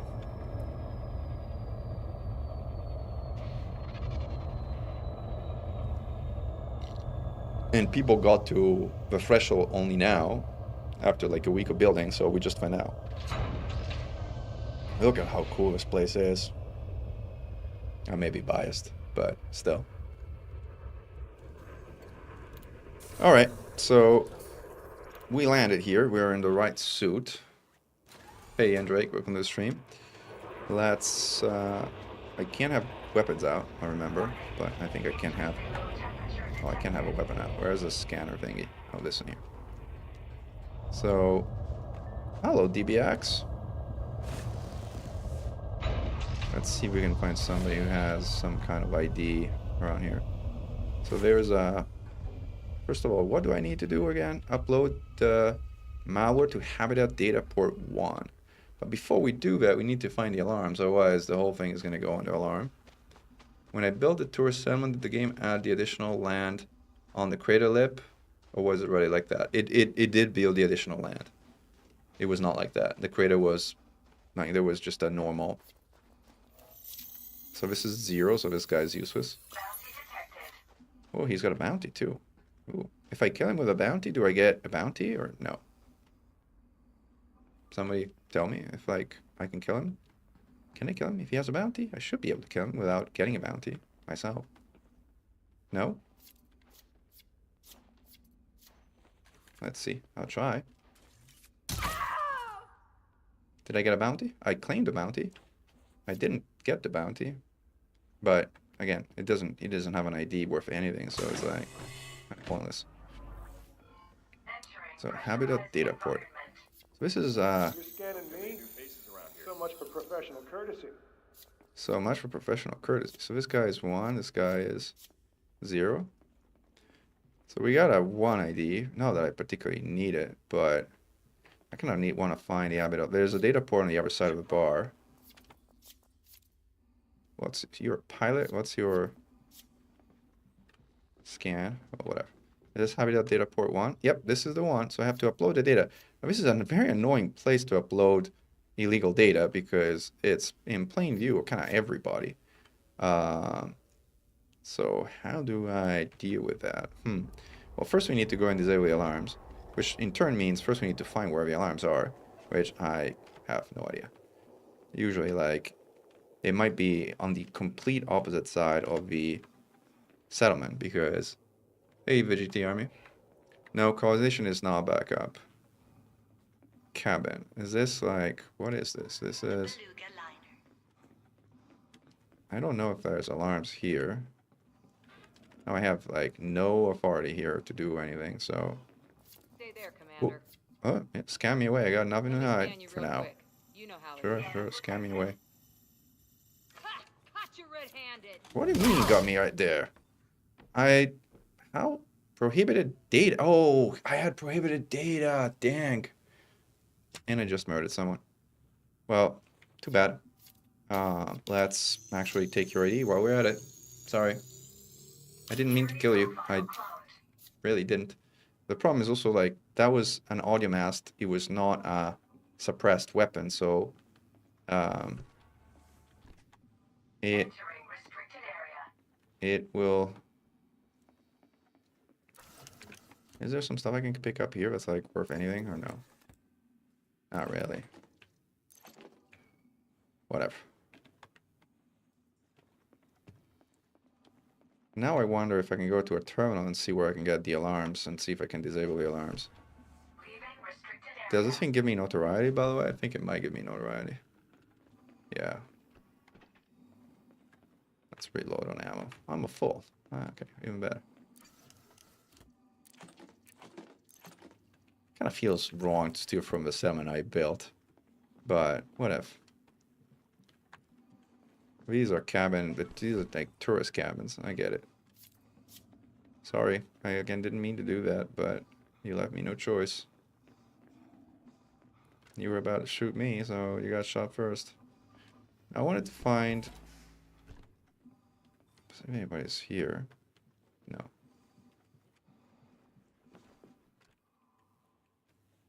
There's a code.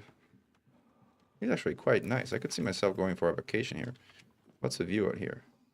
Oh, this is not the cheap room. This is not the creative view room. This is the ice cream view room. I wonder if there's one on the other side that actually has the creative view as a cabin. I could totally see myself. Yeah, there is. Oh, I'm totally going there.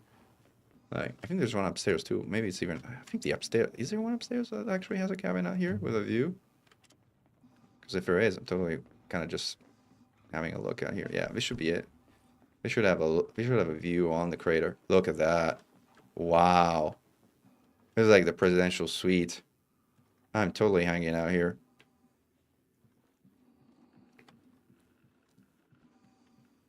Beautiful. Night and day. Sides. Stunning views. Quite the tourist attraction.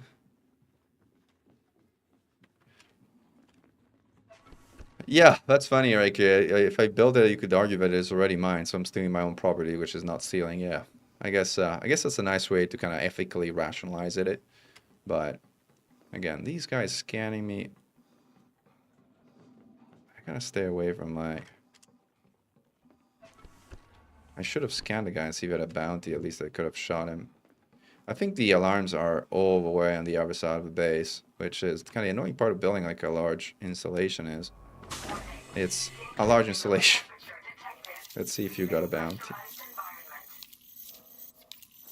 The only thing is like, again, it's like you should really keep your progress like in space. No bounty detected, so I'm gonna leave you alone. I am not a murderer that just kills for the sake of killing. I will defend myself, but I will not go ham on you just because.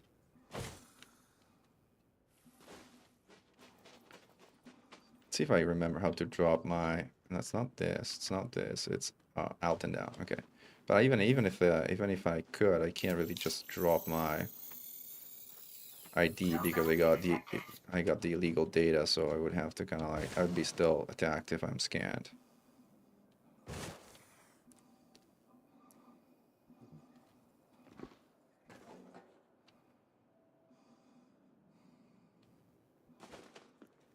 This is beautiful ice cream, like jumping on top of ice cream.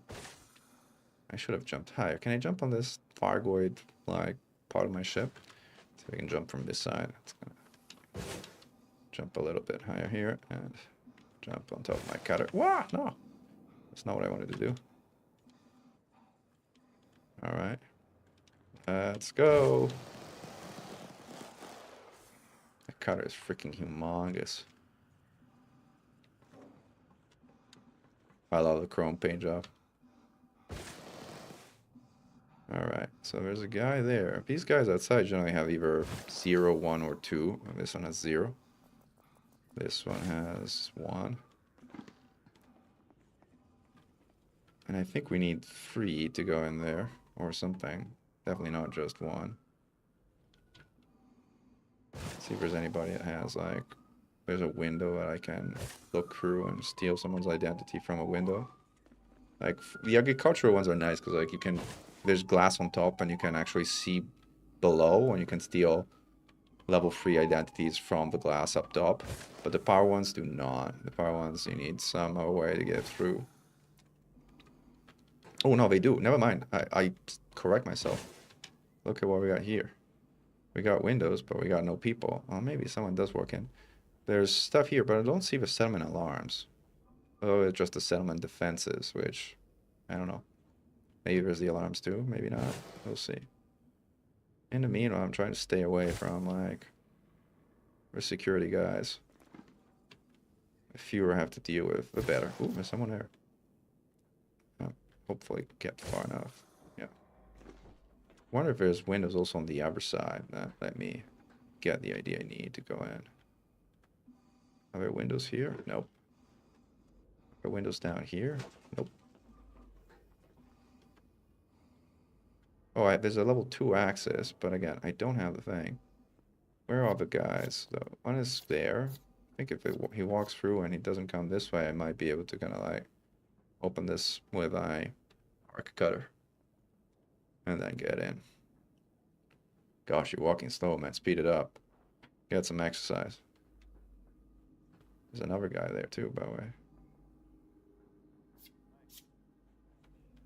Alright, I think I'm kind of close enough to not get in trouble. Like, what's going on here? Too close? What do you mean too close? Since when do you say too close? Oh, there you go.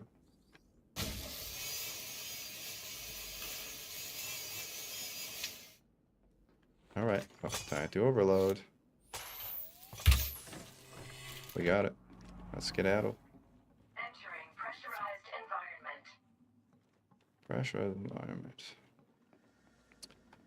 Let's see who's in here. It looks pretty empty, but there is someone. Maybe they're up there. Like, I see. They're up there. Alright. They also have, like, authority 3. Oh, there's someone here. Someone new. But I'm gonna leave you alone. See if I can steal your identity after you stop looking at me. And do it kind of like the polite way after you stare at that thing for a while. Go stare at that thing. Good job. Stare at that thing. I'm stealing your ID.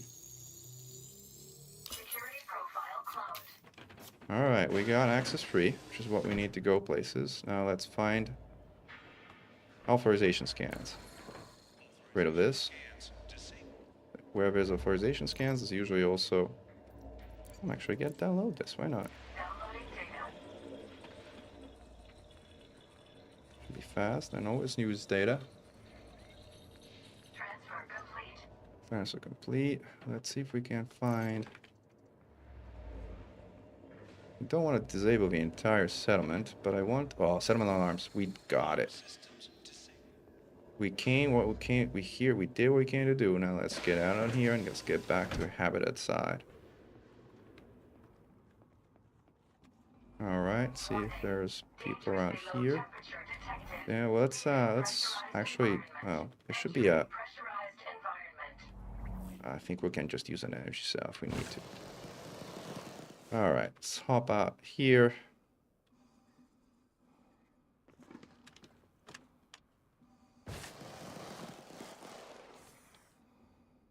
See if I can make it to my ship. I see if I can... Oh, I made it. Nice.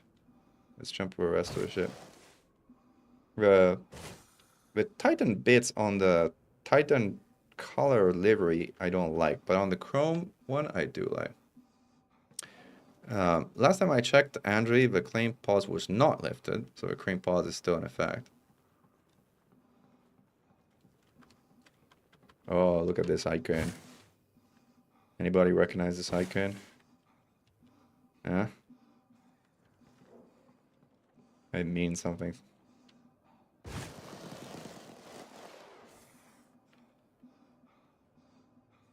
Ooh, a dolphin. I love a dolphin. I'm gonna do something stupid, which is I'm gonna walk over this one, and then it's gonna take off while I'm standing over it, and I'm gonna die. And the mission's gonna fail. That's not exactly what happened, but it was kind of close enough.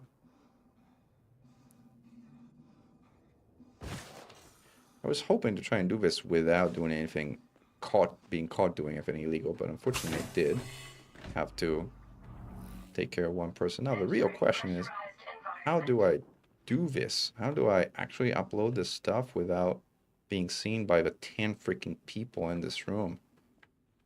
I wonder if there's...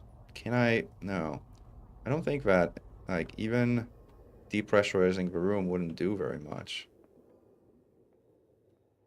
I wonder if there's, like, a way to scan them, see if, like, some of them have a bounty. If they have a bounty, I could get rid of them legally, at least some of them. But some of these don't. What gives? I'm on your side. You should have never come here. Uh-oh, this one does have a bounty. I can see him! This guy, uh-oh. This is good going loud. We are going loud and proud. Loud and proud. Alright, that was not what I was hoping it would end up, but... That was the annoying thing. Like, I shot a guy who had a bounty. I shouldn't have gotten in trouble for that. I should have been thanked for that. Come on, I should have hit you there. This gun is OP. Alright, let's do what we can to do. Well, let's get everything while we're at a campaign plan. Let's get it. This would normally trigger the alarms, but because we disable the alarms, yeah, I know. I know the notoriety sucks, but it is what it is. Yeah, I didn't want to kill anybody unnecessarily. But what am I supposed to do? Like, I got a guy with a bounty who was shooting at me. I defended myself, and then everybody else started shooting me. I defended myself. I claim legitimate defense, Your Honor. I claim legitimate defense. All right, let's actually upload stuff. Spyware.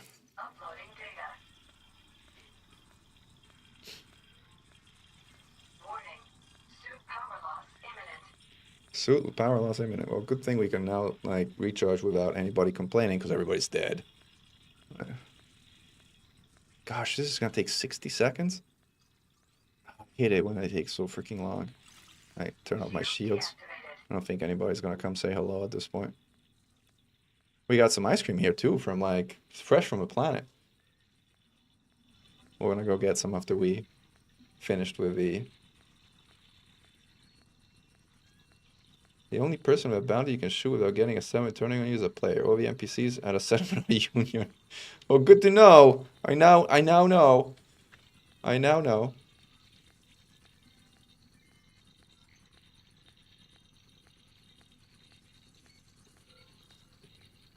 Alright, we finally uploaded this thing. Transfer complete. Mission status updated. Let's get some ice cream here. Ooh, building atmosphere. Well, let's keep the atmosphere. Can we get the ice cream? I'll pretend I got myself some ice cream. Thank you, myself, ice cream. Let's actually get also some medkits, because, like, why not? Might as well. Since we have, like, some minimal amount of damage taken, might as well use it.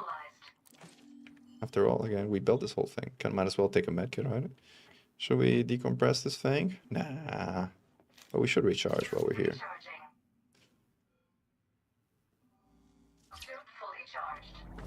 Alright, let's get back to our ship. See if there's anyone around here who could be annoying, but I don't think so.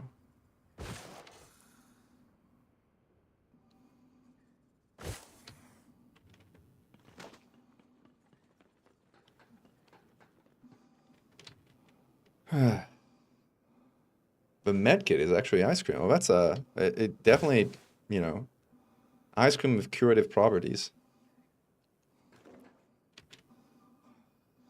Hey, Callier, welcome to the stream. A few tips on the circles on the radar, are those sound, sight, range?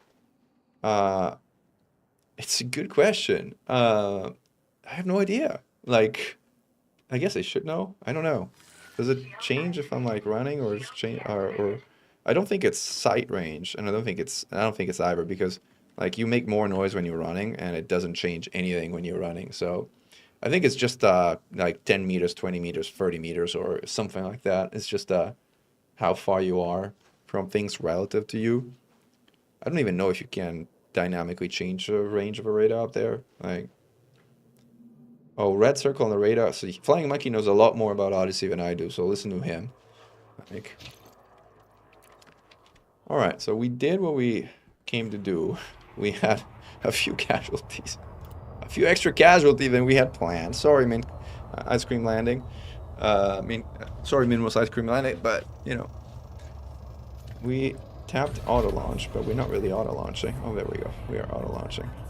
Look at how pretty this place is. And the presidential suite that we were talking about has those amazing views. Amazing. That was kind of exactly what I was going for in terms of like experience, by the way. Somebody's red? Alright, let's get out of here fast before they get strange ideas and then have to deal with like, do I have notoriety? Oh, I got one notoriety. I only got one notoriety though. I wonder why. I guess the murders, I don't know. Shouldn't I have gotten like 8 notoriety? Like, I killed 8 people. I should have gotten 8 notoriety. If you kill 8 ships in space, you get 8 notoriety. But on planet, it seems like you don't. I guess it would be really punishing if you did. Right.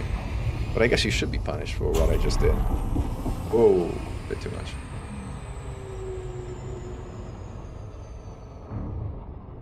I wonder if the population count decreased.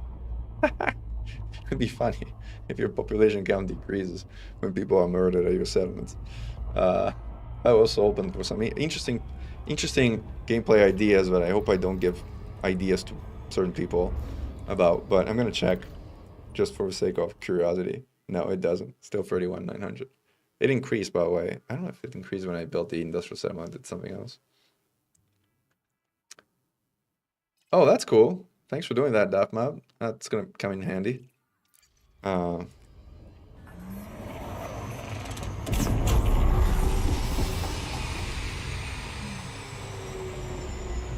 Right now I'm totally wanted here, so I may have to turn myself in, by the way. I also don't know where the closest prison ship is, so I don't know where I'm gonna end up. I don't know if I can even turn my mission in while being wanted at this station. It's a good question.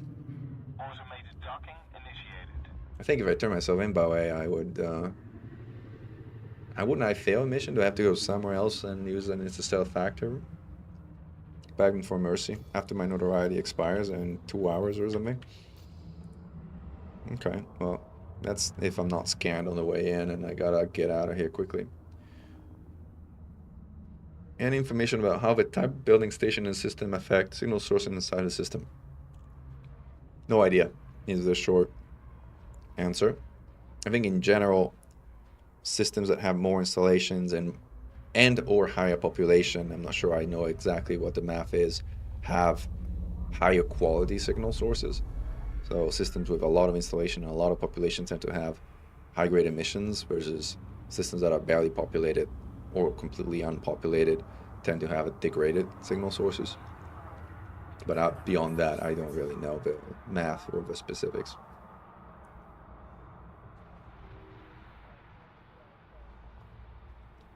Hello, Seth. Welcome to the stream.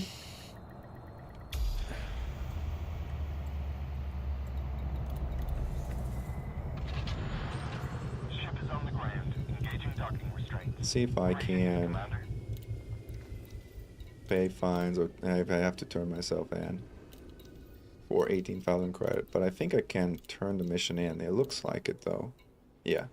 I can turn it in. And then reactor output review. Great. I have no idea what I'm supposed to do with that, but influence increase, material reward. We completed our mission. Now we can turn ourselves in and go to jail for a grand total of 5 seconds. That they're gonna need me in jail for.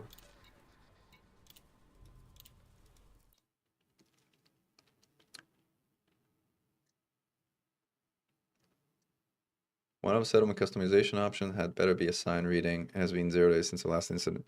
I thought that came automatically with like most space stations, no? I may be wrong. Alright, I paid my debt to society. Oh, grand total of 18,000 credits. And then I got like placed in jail somewhere. Hopefully not too far. Oh wow. Quite a hike actually. Route cancelled. Why did it cancel my route? 3 jumps away. Like 150 light years away. I should have picked a place that had a closer jail. Commander Leveling built a station next to a neutron star and it's spinning out of control. Nobody can land onto it. That sounds amazing, Xenomorph. I'd love to see it. Alright.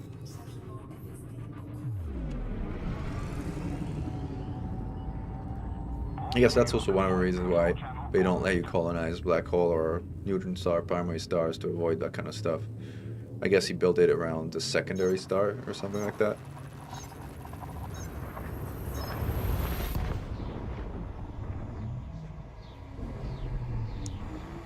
I mean, my guess at least.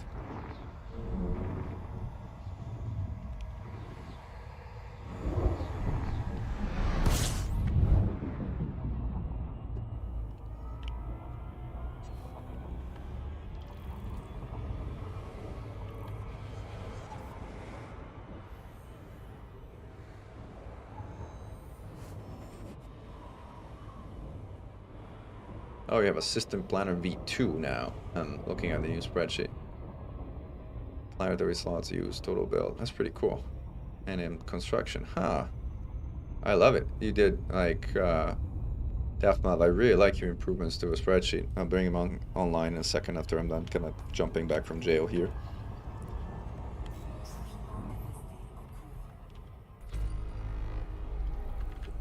Let's see if I can do it. 1 second. Where is the colonization sheet? There it is.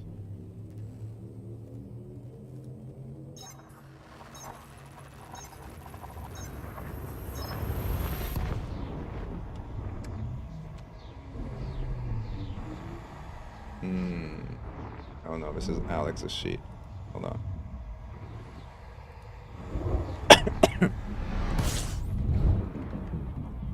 Balance 25, 228.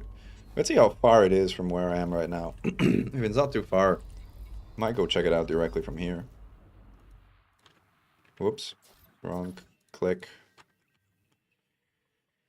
That lands 25,224. No result found. So it is not the system you wrote. Sorry. Unless it is Lions, not an L, but an I.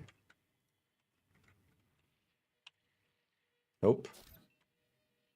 That is not the correct system. Or at least Elite Dangerous doesn't know it. So try again. Holalande. Alright.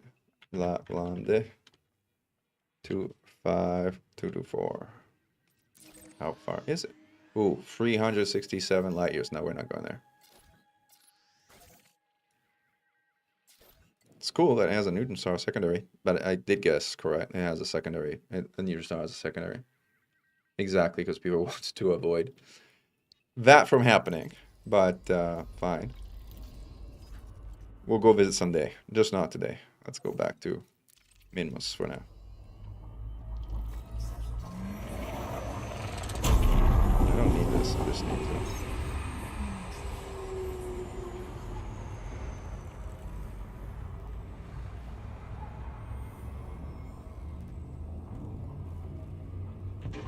You can't seem to get to improve your Phantom's FSD to a longer jump. It's engineered to level 5, has a Guardian boost. What am I missing?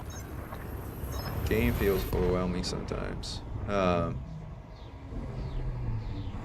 Calarier, there's a few things to getting your ship to jump far. One is engineering your FSD. The other is making your ship as light as possible. So the FSD is only like part of it.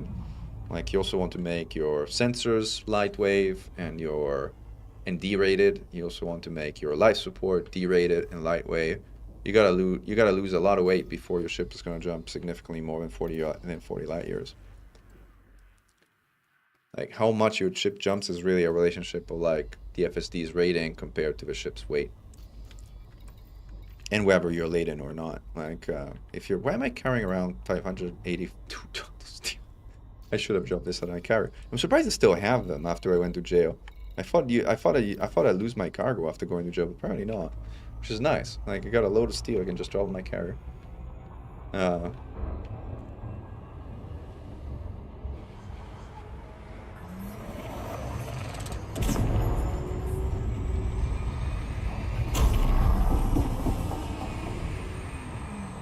I jumped my carrier, but carrier jump time is like an hour, so like that wouldn't work.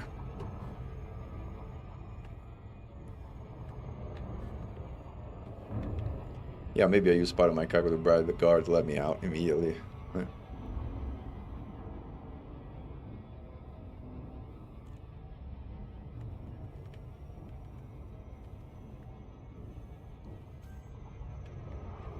Yeah, a lot of people when they begin burner think that A rating everything is like the way to go. It really isn't.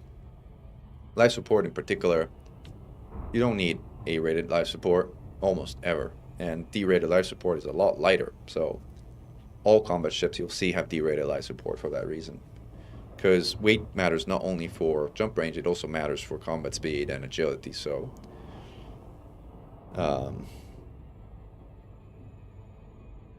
and again, if you're building a ship that's meant for jump range, like again, downsizing a number of things, like the power plant, as right here is suggesting, can help make the most of your internals rather than just, you know, otherwise you have, you know, a plant with the same efficiency that generates 3 times the power you need, but also wastes twice as much as you need, and that's not going to help you if you're trying to build a taxi or an explorer.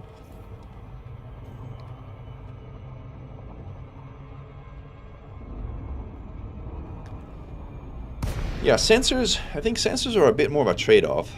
If you're building a combat ship, we generally go D-rated with long-range engineering, because having that 14-kilometer range is nice for far-away interceptors without detected at all range. But if you're building, I mean, I can see pretty much all configuration. Like dedicated explorers might want D-rated light wave for maximum jump range, but personally I kind of like having some range on my sensors, so I almost never do that. I'll either go D-rated long range. In some cases I will even go A-rated long range, again depending on what I'm doing, right?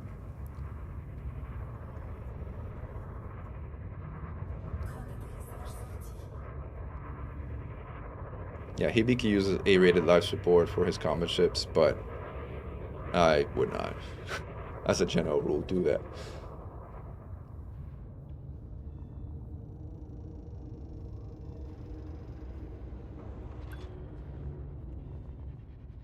I mean, the Phantom is a pretty capable ship as far as medium ships go. I mean, I have one for that I use as a taxi. I haven't been using very much because I've been using my Dolphin more as a taxi, but I do have a Phantom taxi, which for certain things is better than the Dolphin. Let's actually unload the steel before I forget. It's gonna take it forever anyway. I don't want to do it for a market, it would take even longer just for one load.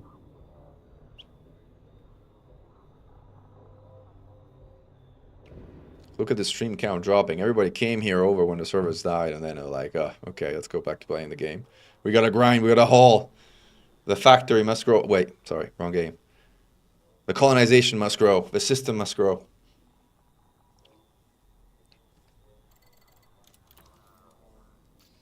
All right. We got the cargo back. I might actually pop in some system data since we got a bunch.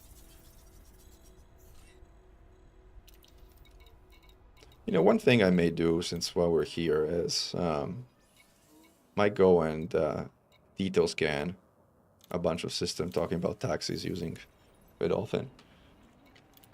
Since I won't mind have a like detail scan data of all systems on the primary system I built. Let's do that. I don't think the star has a detail scan. Let's skip that one. Go for launch. The bubble must grow. Speed That's a until good one. carrier is far The behind. bubble must grow. I love it.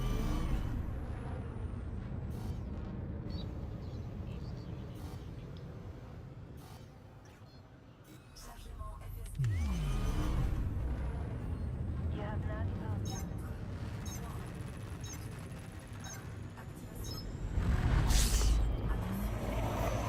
Yeah, the power distributor downsizing, it's like one of those compromises that like I generally like to have some capacity in my power distributor, even if it's not the minimum weight. Like for example, this cutter has what does it have? It has a relatively sizable distributor, not the max size, but something close to it.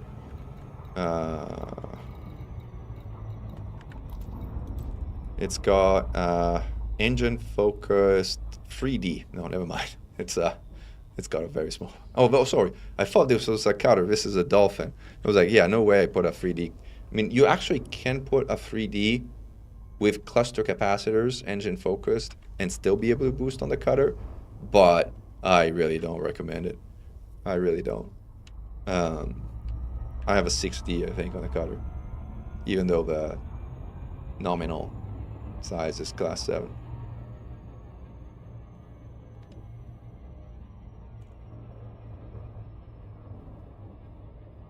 Oh, Seth, I completely agree. I'm like here, falling into every possible noob trap in my test system, so I don't fall into noob traps in my actual design system.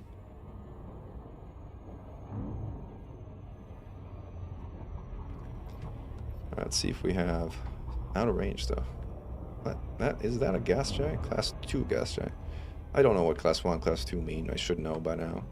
I guess kind of gases with a solid core or liquid core or that kind of stuff. You can get one system but as many colonies within as you can. Well, each system has its own size. So each system has a limit as to how many installations you can place in the system. 22 probes. Wow. One.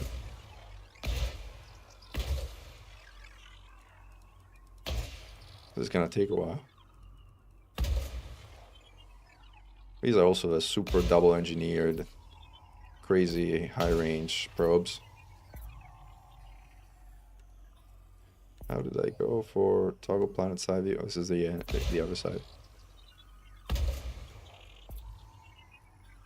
Oh, I have to actually do it this way though.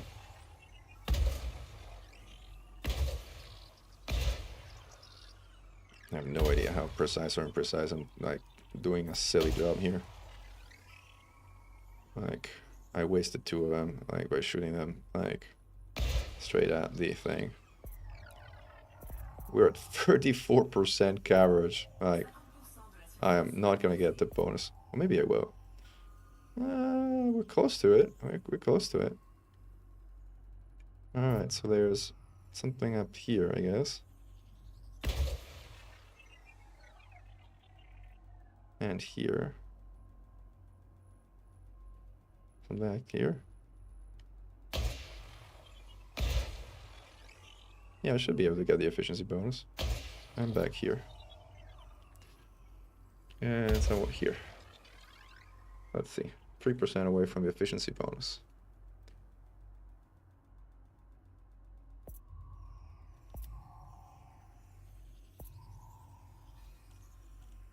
Yeah, we got it. Efficiency bonus. Nice. Alright, we got the first planet scan. On to the next.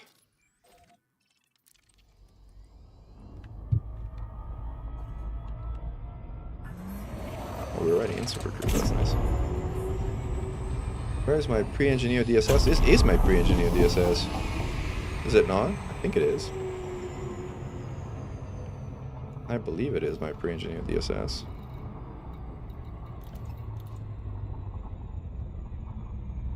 Pre-engineered. Yep, this is pre-engineered.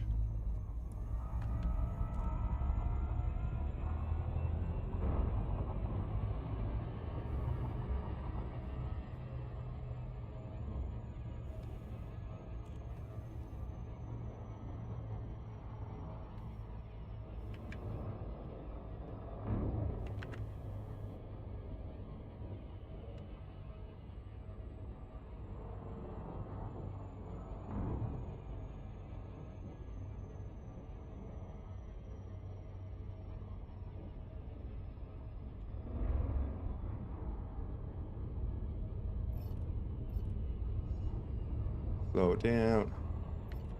And probe away. 12 probes. Ring. Ring 1, ring 2, and then 12 here, I guess.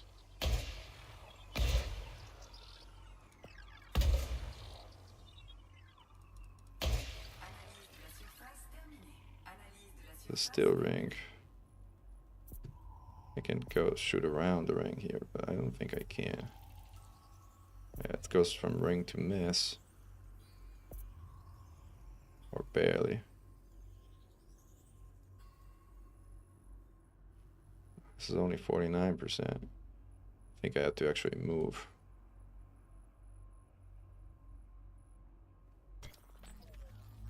To the other side.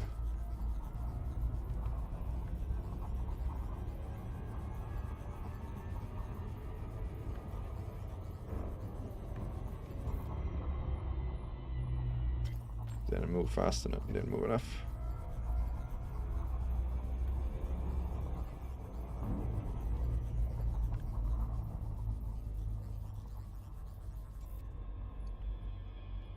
Yeah, feature complete. Yeah, let's talk about feature complete, shall we? It's like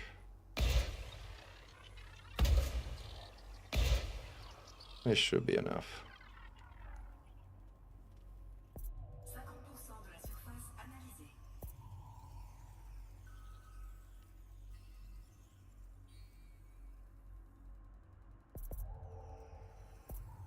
Yeah, this should do it. Done. All right. This one's also done. Let's go for number 3. What kind of new buy? Callier, don't mind. Like, we're happy to answer questions anytime.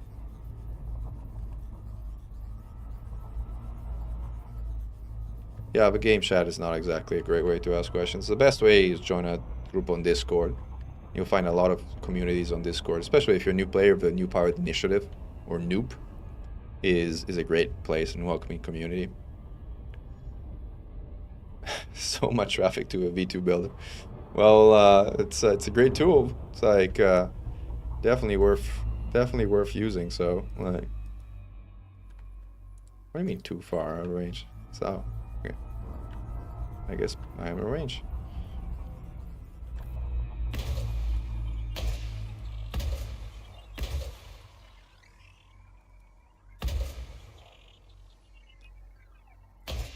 And that should do a trick.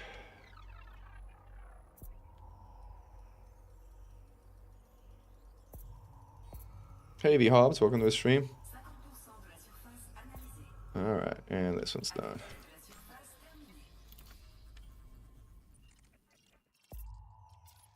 Let's go to number 4.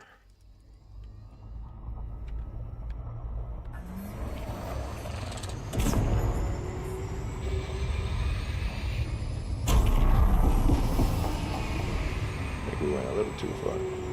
Colonization is still paused, as far as we know. Unless they unpaused it in the last 30 seconds.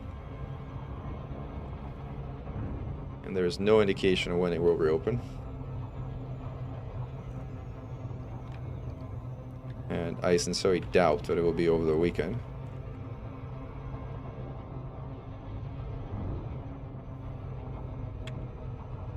Slow down, please.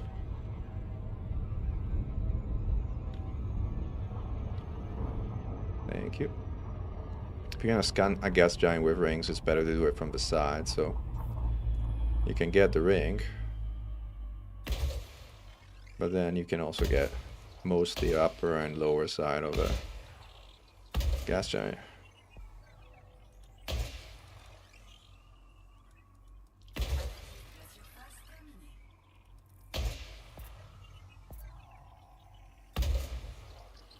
That hopefully should do it.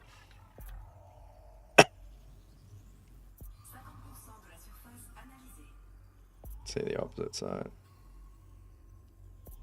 Yeah, that should do it.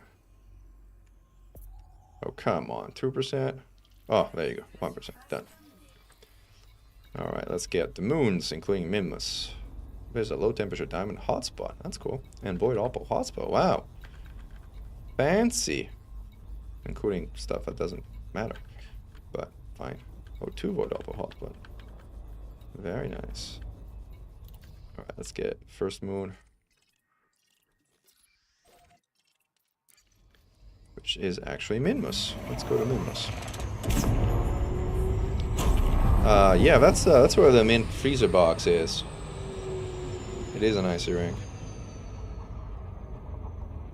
It's an icy ring. Painted overlap now, that'd be nice too. Not that I particularly like mining, but it's good to know I could be mining here.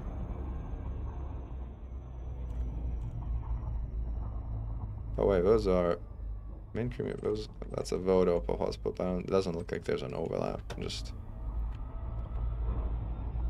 spots in the ring. Satsini, Muscovite, and Ice Ring. Why is that? Sorry, I'm such a mining noob. 12 probes for Minmus. Also, why is it telling me? Oh, because I haven't targeted Minmus. I was like, that Minmus is not a 12 probe system. It's like a 1 probe system, which could use a second only by chance, but 1 probe is going to cover it like easily. Easily. Kind of curious if there's life forms on Minmus. I actually don't know. There's fumaroles, geysers. Nope, no life forms. It's fine. It's fine. There's no life forms in original Minmus Lever.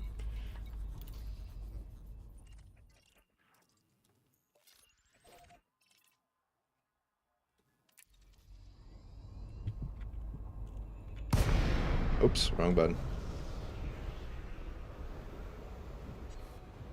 Most of the core mining materials that end with height are rocky only. Huh, okay. And why is it sad that there's one in Ice Ring? Isn't it a good thing? Supposedly a rare thing?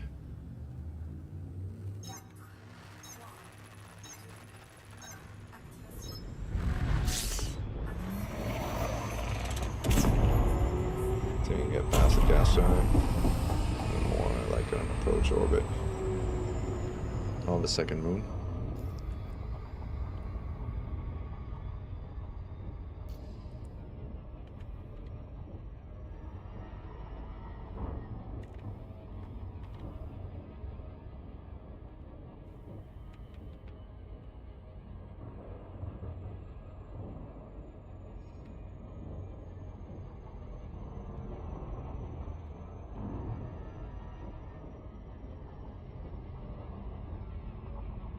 Oh.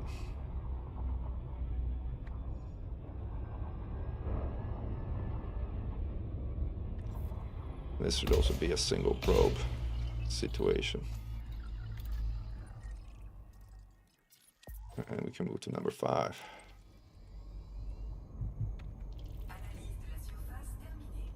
All right.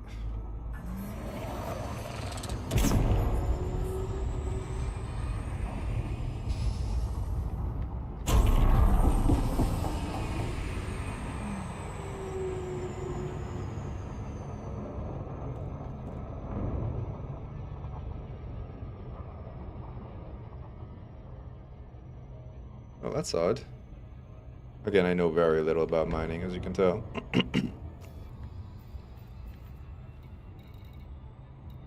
It's been years since I went mining in any shape or form.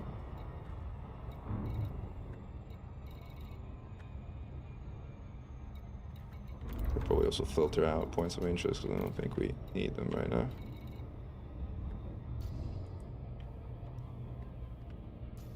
We can filter out also a bunch of like planetary settlements. But what we do need is planets and moons and landfill planet and moon. We do need. Alright. This is going to be a number 20 probe or something. Humongous station.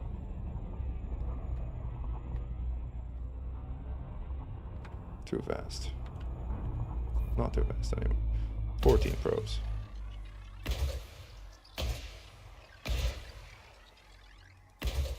Let's see how this initial volley goes.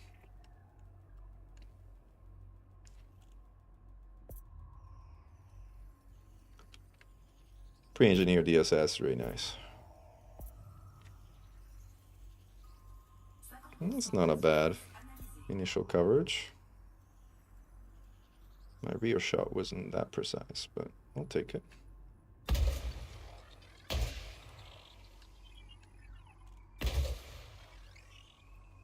You should do a check. Maybe even half as many probes as a target.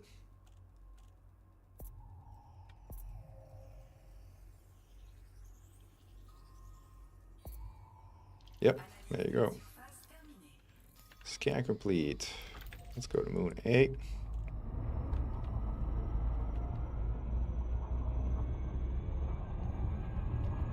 Yeah, I think I've only done core mining once or twice just to try it. I don't think I ever did it for any extended period of time. I was mining during the days of the egg, and that was subsurface LTD mining, so I'd done a bunch of that. Before that, I had done laser mining of low temperature diamonds. Never really done core mining. I don't know that it was ever the most profitable way to go about it. Maybe at some point it was, but if it has been, it hasn't been for a long time.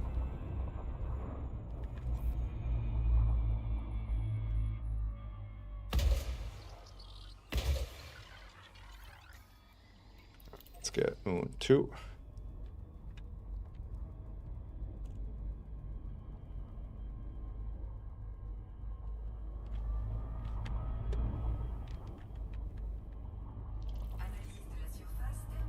All right.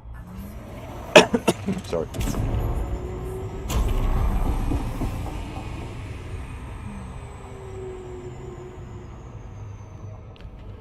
I mean, I guess it's all relative, right? Calorie, it's like define good, right? I mean, we're spoiled with anti-casino combat where we make 1 to 2 billion an hour, and I don't think any form of money gets even close. Not to mention, anti-casino combat is, I would argue, more entertaining, but that's a personal opinion.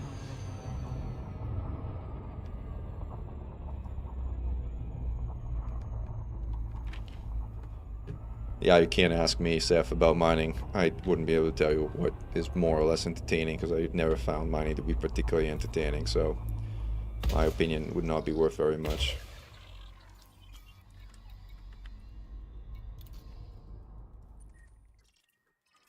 Where are we? Oh, we're here. Gosh, there are a lot of plants in here. I don't think I'm going to scan all the plants. It's going to take too freaking long. But I will maybe get... Maybe I'll just call it a day here. I'll get the moons here. Where am I? Am I at Moon 2? Maybe I'll get Moon 3 and call it a day, because I'm kind of bored. Bored of all the scanning.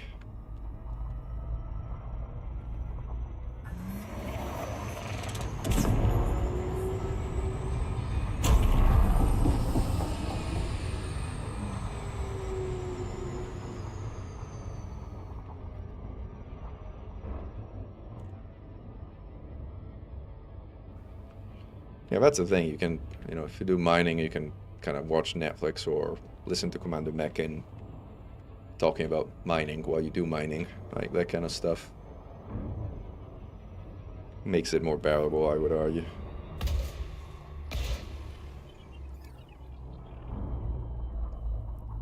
I kind of had overtaken the probe, and that was funny.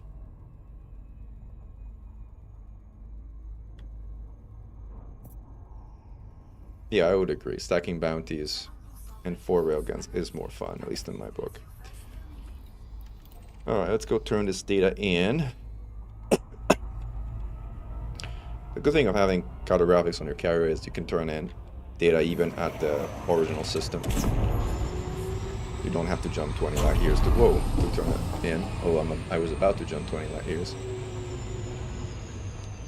And again, as the on-screen graphic just said, if you are not already subscribed, consider liking, subscribing, and hitting the notification bell button so you know when I go live and when I release new videos.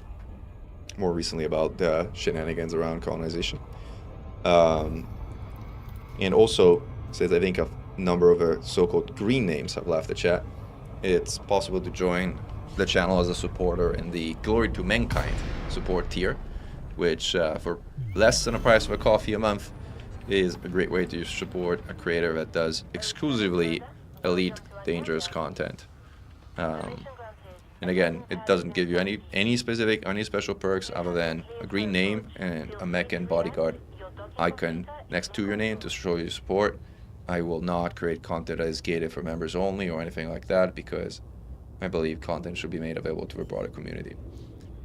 And paid membership should be used as a way to support people, not as a way to get early access to content or any kind of advantage of that kind.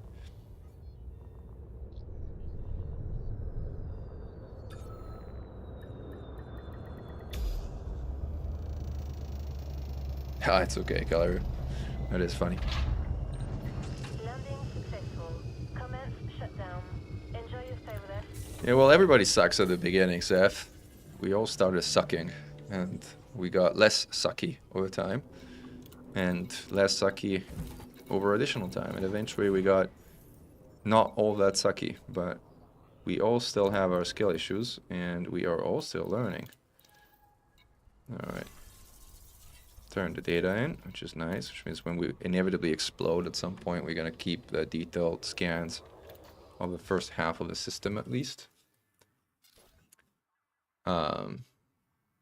We should be building up this system while we're at it.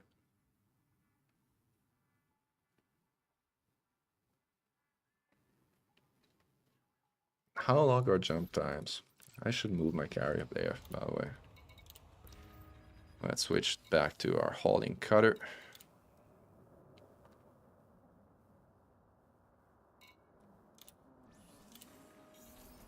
Appropriately named trail grinder. Let's see how long it takes for a carrier to jump, but it is a second port that we already put down. Might as well finish it and get that additional tier 2 point, since now we need 12 tier 2 points to build anything.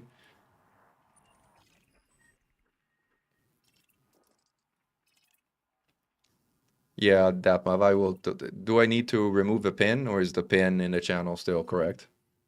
If I need to remove a pin, just let me know. Oh, I need to switch the map view because you can't jump a carrier from. Let's see how long the jump is. At least it's not, well, an hour and 10 minutes. Delightful. Truly delightful. Truly delightful. Let's bring a cargo load of... Do we need CMM composites? Can't even remember what I need.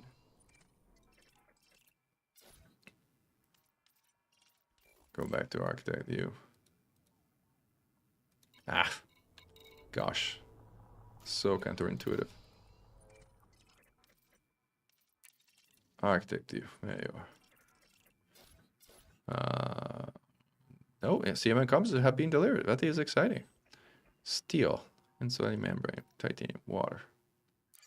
All right, let's bring what steel we got. We got some. Not 12,000, but we got some. We got a third of that, roughly, on carrier, which is nice. Can just edit, change the, well, yeah, I don't know that I can easily do that. Hold on. I may need to repin a different one.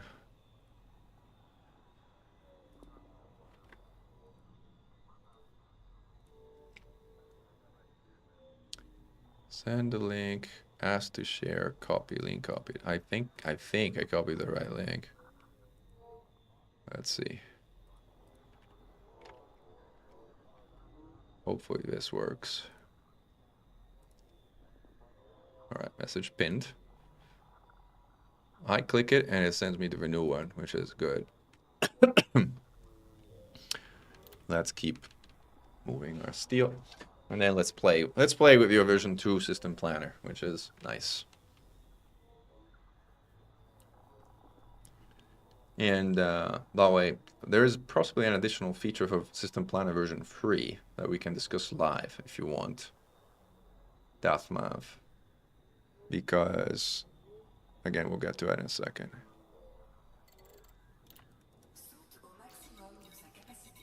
All right, now we got full steel. Let's head to our asteroid base, rocky asteroid base. By the way, if anyone here wants to support the construction of the Rocky asteroid base, would be great. What materials do I need for a carrier? I need everything. I need just gazillion tons of steel right now. You have this off. But even better would be to deliver them straight to the construction site of Hornetown in the system. Because that would save me loading and unloading. In significant amount of time.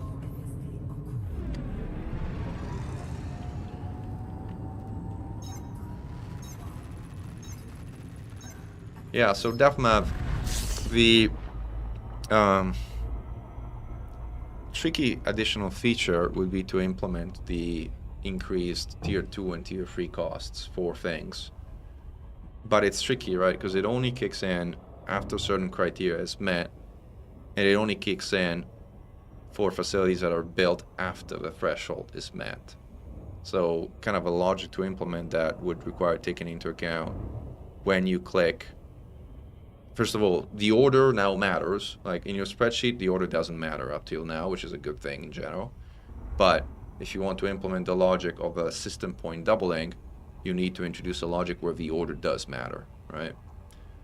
And yes, we would need to know what exactly triggers it. My hypothesis, again, based on all the stuff we were doing, was that I think it was system development level 25 or something along those lines. Again, let's actually let me set autopilot here and let's go back to your spreadsheet. Actually, let me do a little boost before we always take forever. Now let's set the autopilot, and now let's pull up your sheet again. If I can manage going to the right screen. Alright, let me see if I pull up the right thing. I think this is your... No, this is the wrong one. See, I knew I was bringing the wrong one.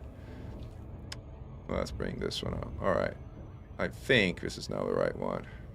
Some tools might be unavailable due to heavy traffic in the site. Alright, let's see if I can copy it. No, I can't. I can't copy it. I can't do anything right now because like your sheet is so popular, man. Like, it's awesome. It's so popular that like, again, like, not much I can do with it until it's less popular. I don't think I can't edit these. But again, basically, you would need to make the cost of the rows below. You need to have a logic basically that, and whenever you click a total build, a build done of something, the cost of the, no, let's put it this way. You need to have like a logic where the T3 and the T2 cost of spaceports, essentially, and the big tier 3 planetary port depend on the sum of a development level of the build done clicked things. That's the logic you would need to have.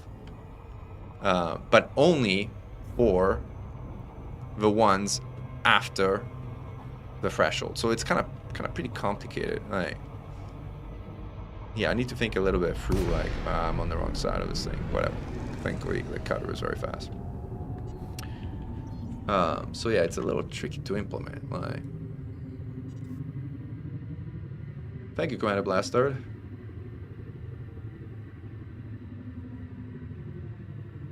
Well, thank you for your contributions to get us all those mega ships. I haven't even been to them. I don't even know if they're in game yet. So.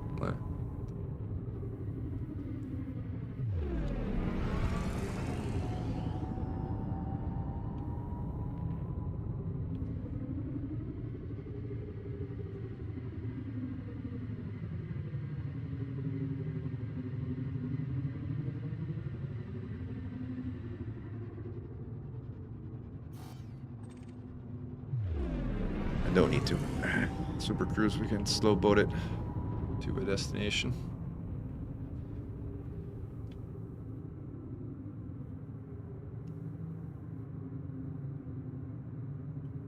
So this is something I'm gonna need your help to complete because, like, again, it's gonna take many cutter loads to finish.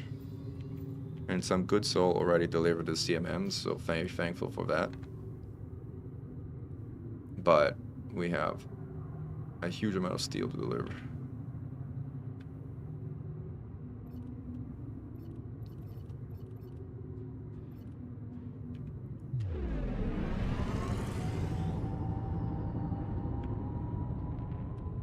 And I should like take this off and see, unless it's like I can actually copy it somehow. Yeah, I still cannot. Your sheet is too popular, man. It's a good thing. It's a great tool.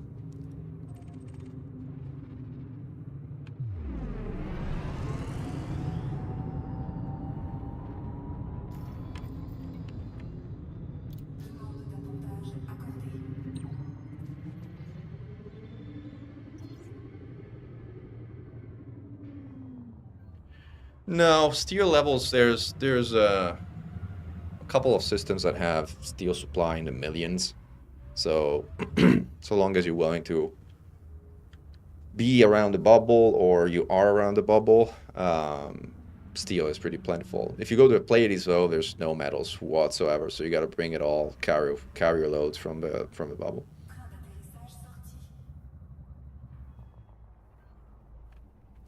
I've added a copy link on the Reddit post, and that will always let you make a copy of the sheet. Let me see if I can find the Reddit post.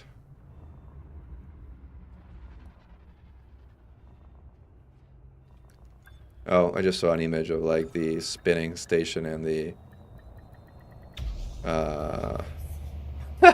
it's really funny actually.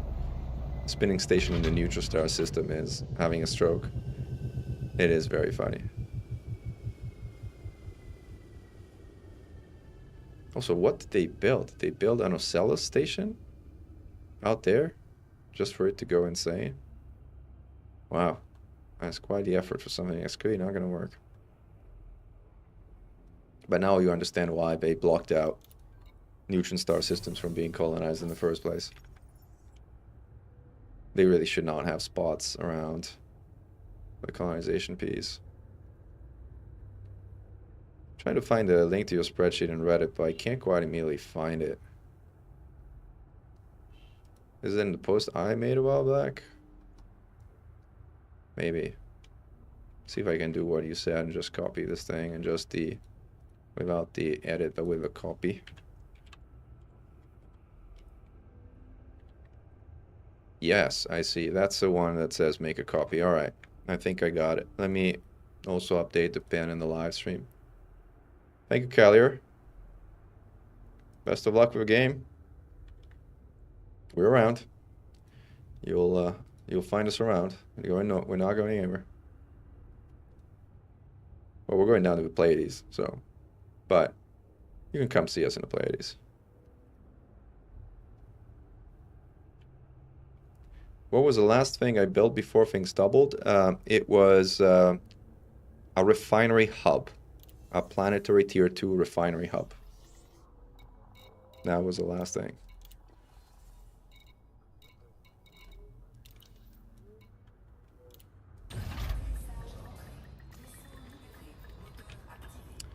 All right, let's go see where we can find some steel around here, which requires going to Inara. And while we do that, we commodities, steel. Oh, you have it ready to go. Let's select space only because planetary sucks. Use service stations, no. All right, Ray Gateway has none. Cape Araga is a system we want to go. This is the system we want to go. I might actually sort of bookmark it because it's like, I'm gonna bookmark it. I'm gonna call it Steel Capital of the Universe. And I'll add it for favorites now. It really is the Steel Capital of the Universe somehow.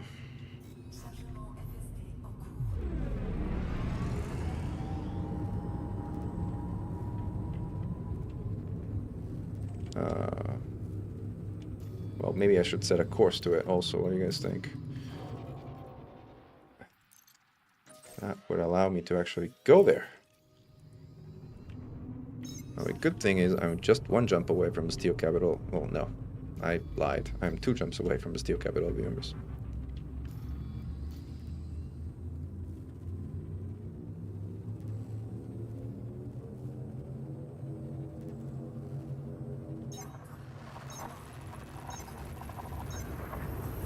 You may not have been able to see it before because you didn't have the points. You mean the doubling? I don't know, I think I would have noticed, but because I've been, you know, playing with things quite a bit.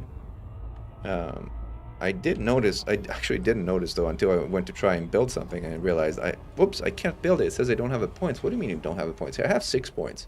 And then I look at the count and it says 12. And I'm like, what? Is this like a visual bug or like the whole game updated? And then I went and checked the other systems and the other systems were still 6.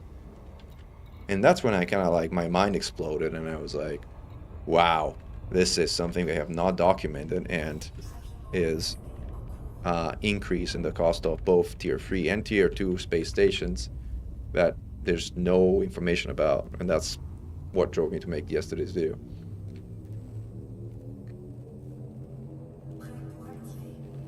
I don't think you can get to that screen. What if it's the ice port? Has anyone else built an asteroid? I don't know. I don't think Alex even has an ice asteroid. But I don't think that has anything to do with it. I don't believe so. Again, the reality is we don't have a lot of information that explains what the heck is going on. Like, again, let's try and recreate the thing in DAF Maps version 2. Let me just set a course for actually disable carriers here for a moment. Any one of these places, I think. Let's go to Sharmaport. Let me set a course for this and then we'll pull out a copy of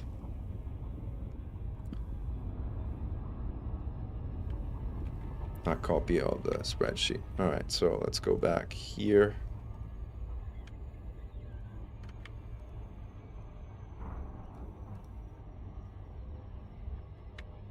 Where is the page? Here it is. I found it. I need to copy the whole thing again. Hold on.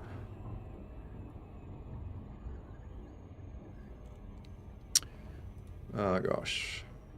I need to go to my own pinned link and copy the link. And paste it here, and then I'll make a copy of this thing. We made it. Hooray. Alright, and this is version 2. Okay, cool. So let me pull it up on screen and we will play with it. Here it goes. Maybe I can make it a little larger. Sorry again. Oh, man, it's sneezy today. Something like this. Alright. So let's go to System Planner version 2. So name boss. Oh, you can even put names. That's cool. You can add names. Fancy. Hold on. Let me give the order to dock. Actually, I'm brave and tunneling, so let me actually switch thing. Orbital outpost industrial is I think what I started with. Alright, give the order to auto dock.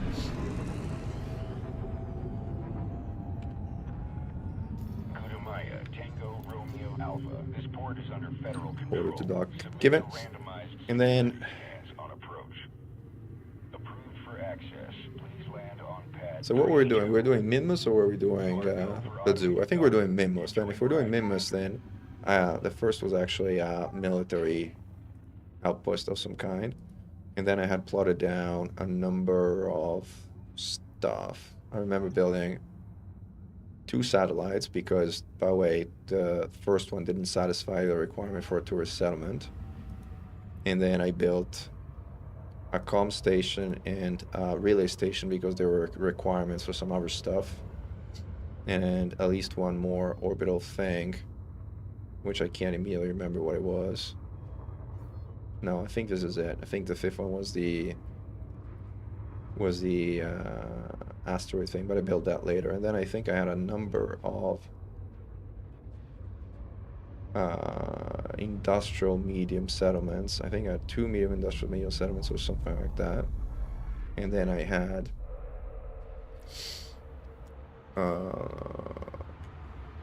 definitely a large agricultural one, definitely a large tourist one, which is the one we did our mission earlier at.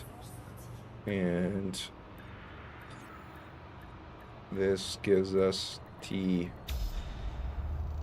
It gives us 4 points. I had at least another large something. Touchdown sequence complete. Dispatching ground crew. No, I didn't. Then I had the asteroid base, the freezer base, and then the final thing I built was the refinery hub. And I completed all this stuff. And then I had in construction second asteroid base, which is the one that we're kind of hauling for right now, but which is not completed. But this doesn't check out correctly, right? There was at least something else then. I think I had more settlements.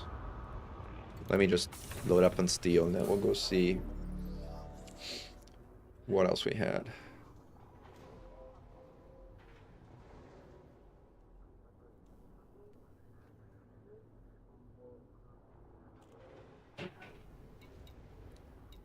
Yeah, that station is quite something else. Steel. Even the kind of amount of steel is kind of starting to go down. There was 1 million or so supply. Now it's down to 700,000. Like, even the steel capital of the world is starting to kind of like show decrease in supply.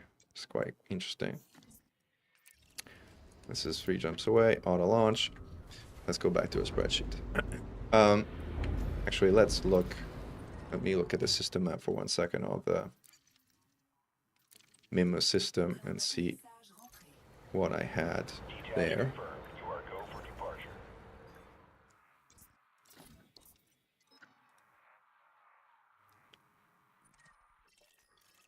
So we had, this is one of the later ones I built. I think this is the industry hub. Sorry, refining hub. No, this is an industrial one actually. This is an industrial one. How do I go back to the system view?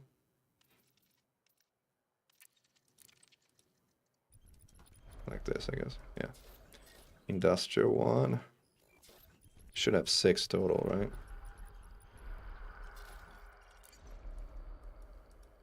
This is the farming one. This is another engineering industrial one. So 2 industrial, 1 farm. This is a large tourist.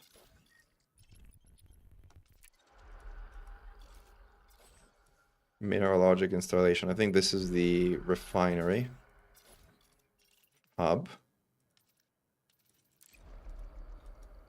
And this is, I have the faintest idea what this is. I think this might be the hub. Yeah, this is the hub. The other one is another industry, I guess. Oh no, this is an extraction. Oh, okay, that's the one I was missing. I think that's it. Yeah. So I'm missing an extraction thing. Let me just plot a jump and then we'll update the sheet again. Yeah, Barry and BB. Alex MG on the stream just confirmed that it happened to him as well. So it's not just me.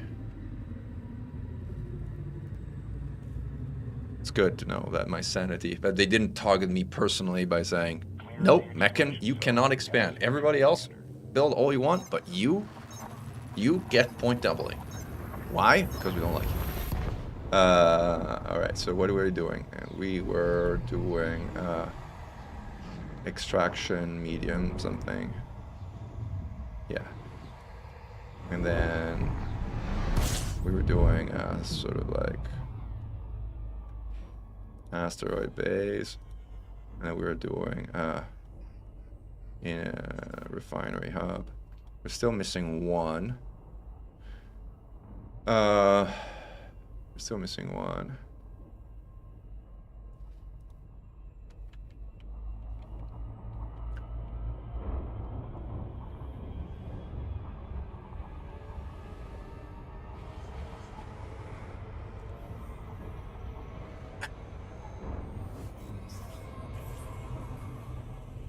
So I think I'm missing a space one. Because like this one says I have 4 plus 1 plus the asteroid base 5.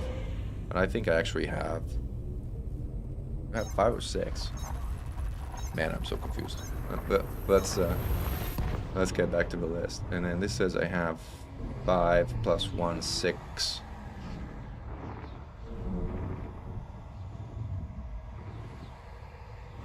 Base 6 planetary ones. Alright, let's go have a look at the system map again. 1 sec.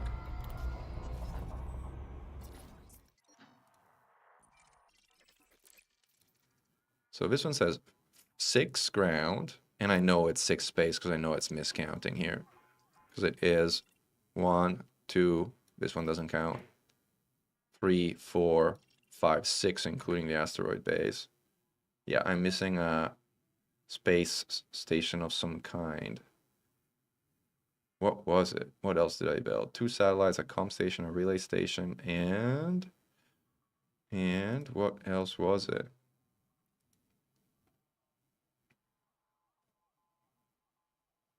It might have been a military one or a security one. One of the two. I can't remember which one it was. It should really tell you from the map, but it doesn't. Let's presume it's a military base for once. Well, no, it can't be. It needs to be something that gives a point. So what the heck was it? It was not a research station. It was not a tourist station. Was it another comm station? Or another relay station? I'm a bit at a loss here. And then I had the asteroid base, and then I had the hub. And I'll check the space constructions in a moment, but let me put this down for a sec. And then I had to put down the second asteroid base. And this is complete, and this is not. This is correct. This is correct. This is finally my system correct, updated as, at least from a point count standpoint. Yeah. And the thing is, this was put down before the point doubling came into effect, and so it only cost me 3. But if I put it down now, it would cost me 5, which is funky. I wonder if it has something to do with the total point cost or point generation. Like, what is the total point generation? This is 7, 11, 13, 14, 15. So that'd be it. When you reach 15 points generated between tier 1 and tier 2. Could that be it? I don't know, Alex, maybe you can give us your data as well.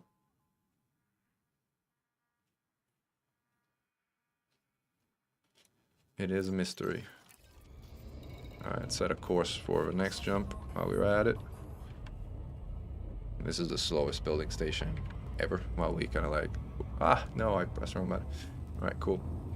So this is it. Yeah, that's the thing, Tyler. We don't really know. Like, my feeling, it has more to do with a development level than it does with a security level, because my security level is abysmally low. That's like only 2, right? So this cannot be it, right? It's either a sum of the total of the points, which passes a certain threshold, or it's one of these categories which passes a certain threshold. And my bet would be, well, it's either tech level that goes past 10, because this is what changes, or development level that goes past 25. That would be my guess.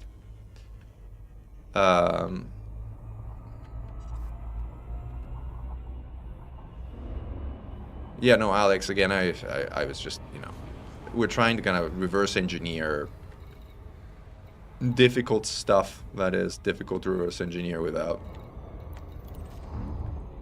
real a lot of information.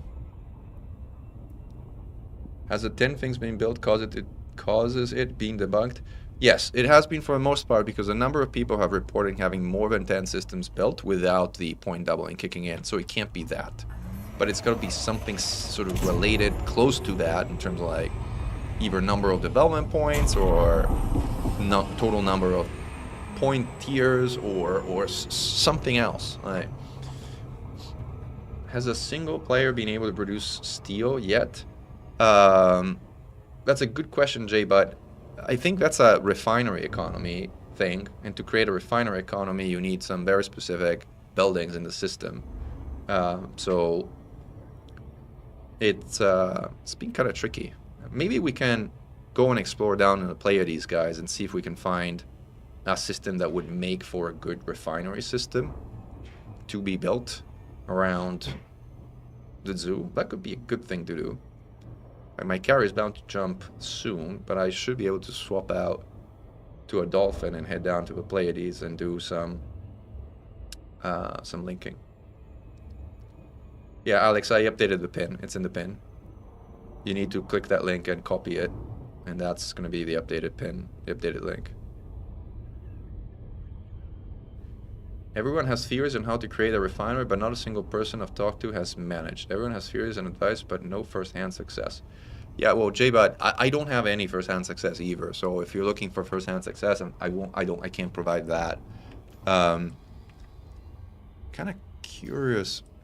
Let's go and let's go try it. It's my my feeling is like that's a good challenge. Let's go see if we can create a refinery system down in the Pleiades to support the Pleiades Zoo, since honestly this Minos system with a points doubling that was unexpected is effectively a loss at this point in time.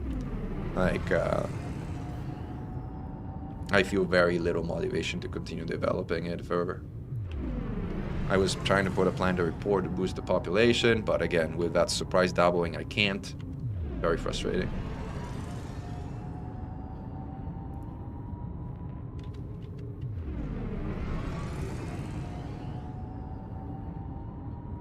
Makes me worry if the system isn't working as intended, like it should be, that a single body with civilian port colony and a couple refinery hubs should flip to refinery, but it isn't. So J-Bot, can you link a system in Inara link?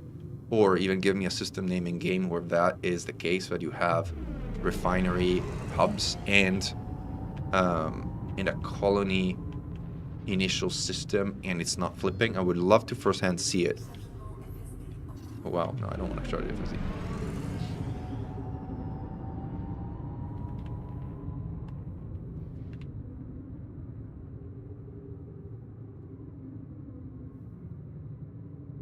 How do some original systems have certain spaceports with dedicated economies like agricultural, refinery, Orbis? Have 3 different ones in the system. Well, I have no idea, Noxilot. I generally don't know. Why? I don't want to do that. I want to boost. Wrong button. Are we full of steel? Yes, we're full of steel.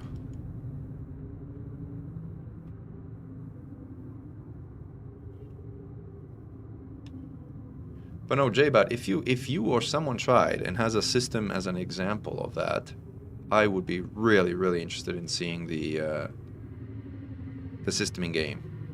So if you can give me a system name, I would love to bring it up and have a look.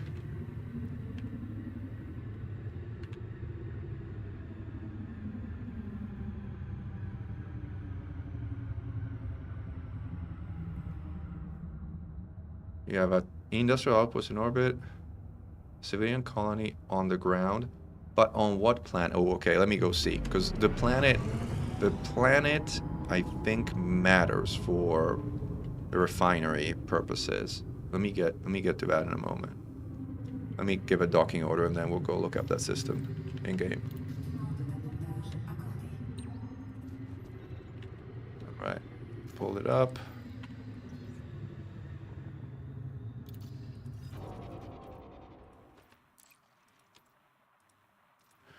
I copied your name too.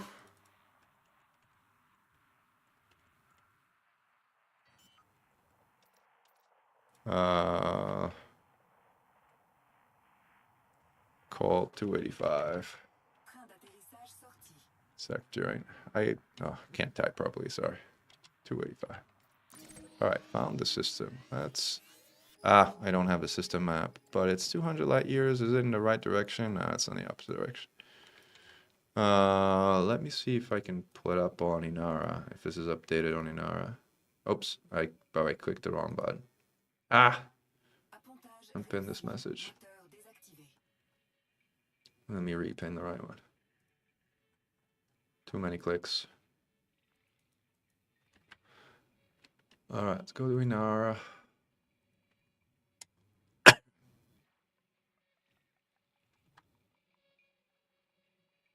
Inara. This is not the correct one, but we'll get there. Star systems. Search.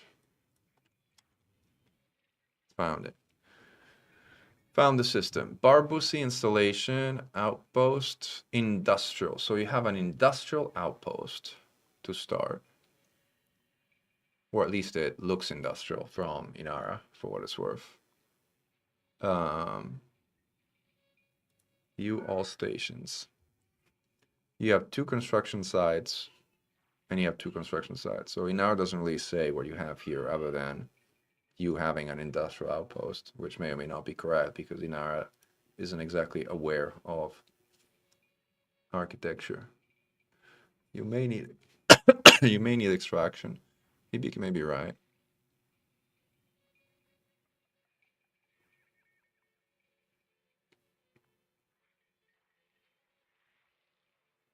Everyone says planets don't matter, but in vanilla world, all HMM ports, I think you mean CMM ports, are on high metal content worlds. That's a good point. Has it been confirmed or denied that the doubling of points is working as intended? DJ, I don't think anybody's going to confirm it over the weekend. I think we're going to get word on Monday. Maybe. We may never get word. We may get word Monday. I've sent a note to the CMs and I've asked them to comment. I generally don't, but this one is so kind of candidly game breaking, or at least planning breaking, that I've asked them for comment. We'll see what they say. All right, let's go do some exploration out in the Pleiades. Well, first let's get back to our carrier in order to be able to do that.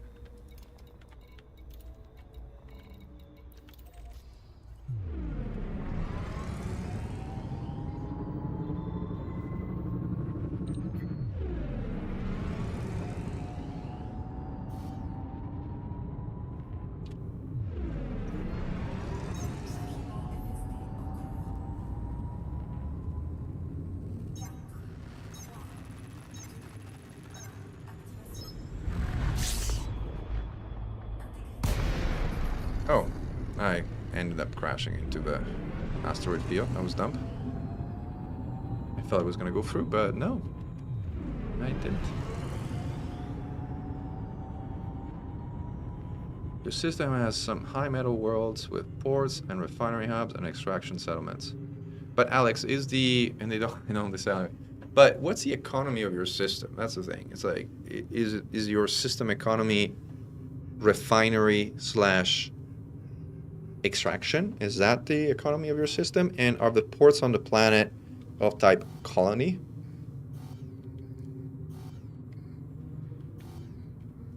Yeah, it's kind of very odd that, I mean, I mentioned it as like one of the questions in the feedback for Trailblazers is like, where is all the refinery kit?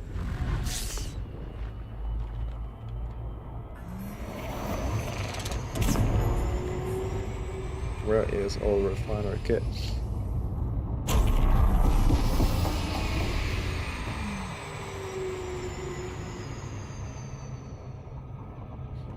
It's industrial extraction. At some point it was industrial refinery and they never sold anything. Huh. You mean the planetary port, and the planetary ports are colony, right?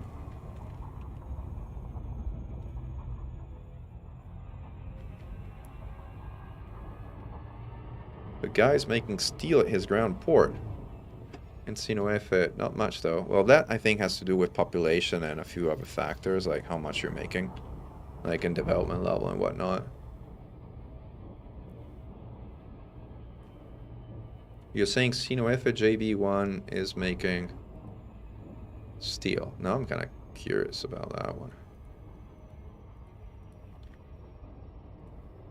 Let's go have a look. View all stations. He has a colony planet port, which is what I was assuming. He has a colony. Is this a quarterly or something like this? And then he has some command base. Command base. I don't know what I guess military. No, has two colony, I guess government or something, base stations. He's building something new, and then he has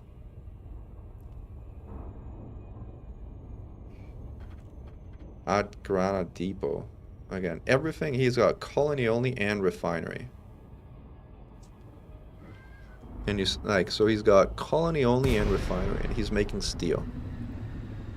And he's, where is this? Planetary Bogdavanish platform? 07, Commander. And he's on Welcome to planet Australia. 1F. Attention, this carrier has scheduled a Bodies. Let's hyperspace have a look at what jump. planet Please 1F proceed at is. stunning Planet distance 1F. prior to departure. Huh. Funny of both things. Planet 1F is an icy body. That is so odd.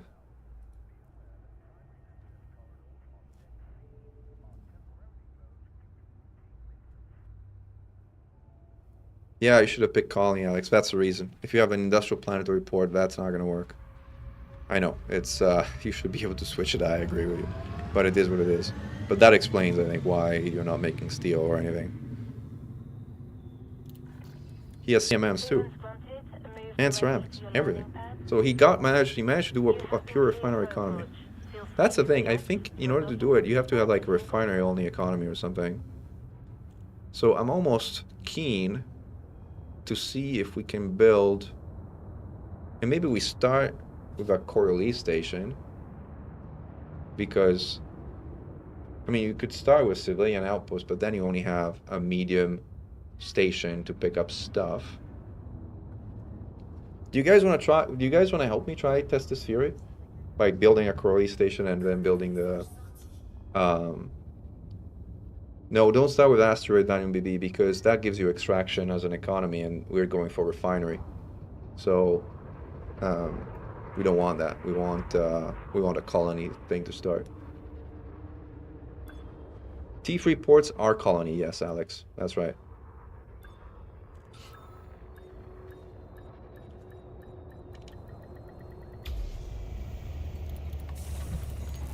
All right, let's switch into an exploration ship, and then we are heading south. Should we use the dolphin? I mean, I should build a taxi manually at some point, but I'm lazy.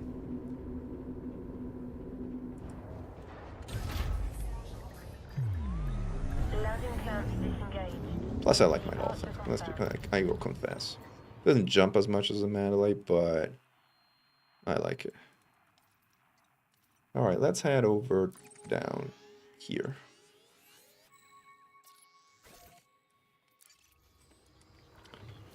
Should be like 4 or 5 jumps, or thereabout. 4 jumps. It's amazing how much these ships jumps nowadays.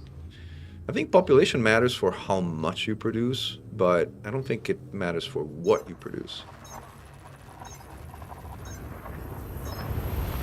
Oh, I have the Excel open. Oh, okay. Sorry. Thank you for letting me know. Yeah, I should close this. All right.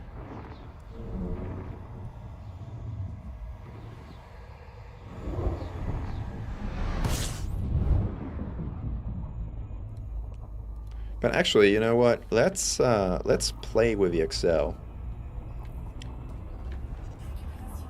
Let's play with the Excel for a moment. A port's market is influenced by the facilities in the local area. I think Hibiki, that just means a colony class port will pick up the economy type of the system. That's what that statement means. Nothing more, nothing less. But let's actually go back to this link and copy and actually make a new copy of the Wonder spreadsheet, and actually go back to our spreadsheet and see if we can plan out what we want to build. So here I'm going to ask a poll of you guys. I'm going to ask, are you going to help me build a Coriolis, and we can start big and actually make a proper source of steel, metals, and composite CMMs in the Pleiades. But I'm going to need your help to do it, because I'm not going to be able to do a Coriolis all by myself I get with a day job and a family. So if you're willing to help me, we put down a Coriolis first, or not, but then we kind of experiment just with an outpost. So stay tuned for a poll in the chat that I will put down. Start a poll. Can I count on your help for this project, which is refinery Coriolis?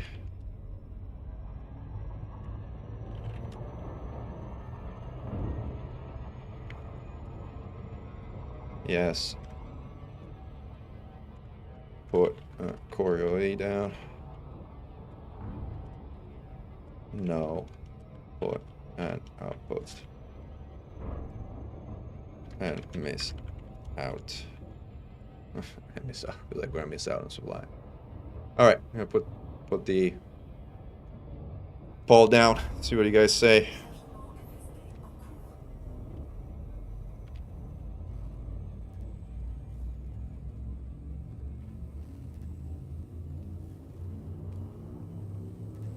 I may claim a new system, but again, only if I find a system that is like that makes sense. And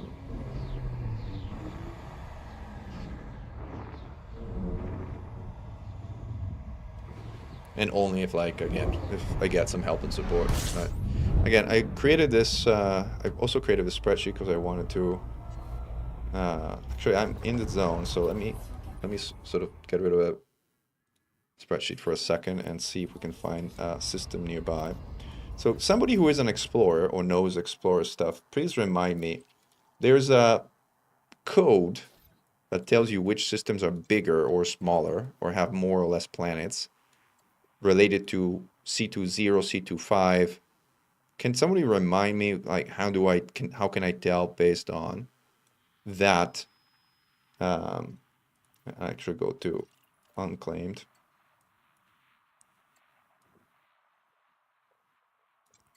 Because I don't know. System construction site, this kind of tells you this is unknown, this is T-Tower star.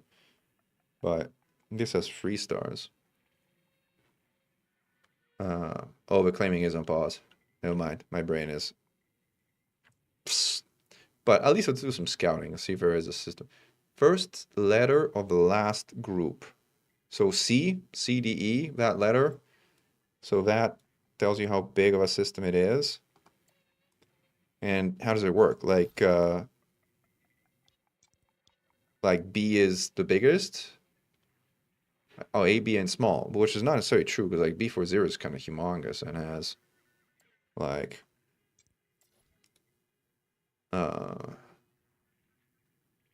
C and D. H is the biggest. So H is the biggest. So I wonder if there's an H system within light 16 light years of here or not. Is this thing within 60 light years of this system? I think it is. Well, let's go check it out. And do some exploration.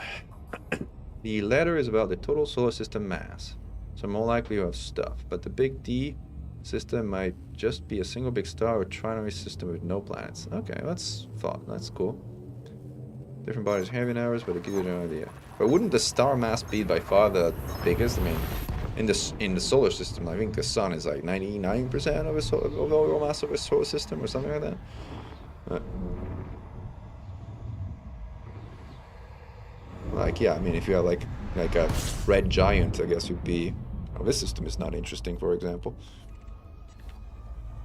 I might get some scan data because like we'll kind of like turn it in for future memory. Like, well, there's kind of more than just one star, but what is this? I don't even know. Does it look like a water world or something? I'm kind of curious. I think it is a worker world. It's on an N. Yeah, I think it's a water world. Yeah, cool. Can't build anything on it, but cool. Good to know there is one. All right, let's explore some of the other systems around here. I think this might be, this is a B40. Okay, do the numbers after that mean anything, or is it just like?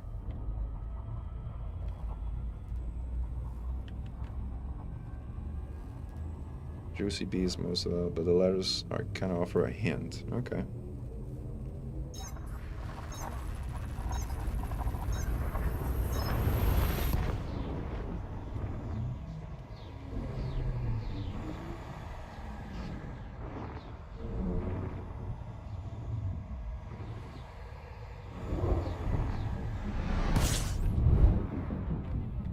Alright, this one has more stuff.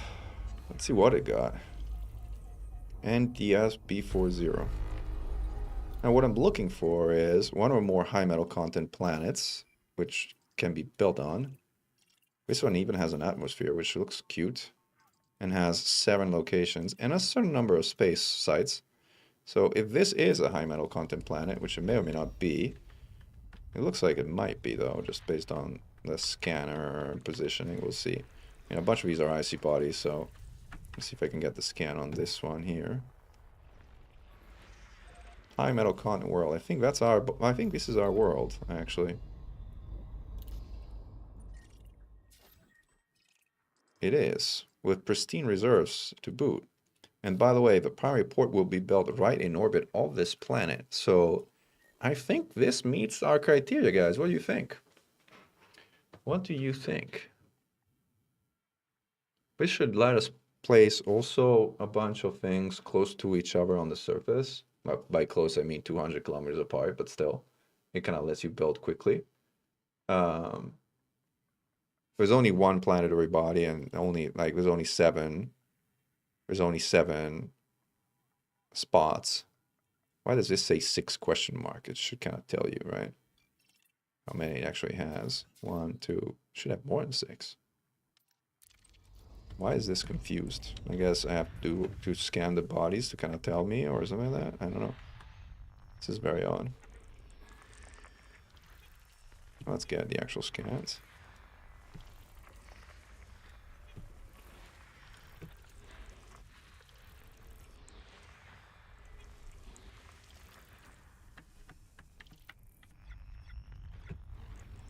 These are blocked. Let's go around the star. FS scanning it all. That's what you're saying, Dathma. Okay, we'll see. Can you link system name in chat? Sure. I mean, I don't mind if I'm the one claiming it or if anybody else experiments with it. I just want CMMs around the zoo. That's what I want.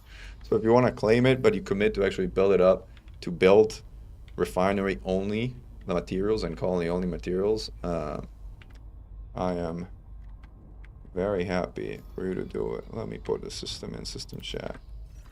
System name, system chat.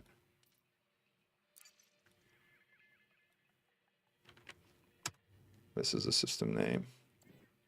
I just want to know how far it is from the zoo, because it needs to be 16 light seconds, 16 light years or less. Otherwise, yes, it is. This is in range. This is in colonization range. So this system is in colonization range. It meets the criteria for the refinery system that we were talking about.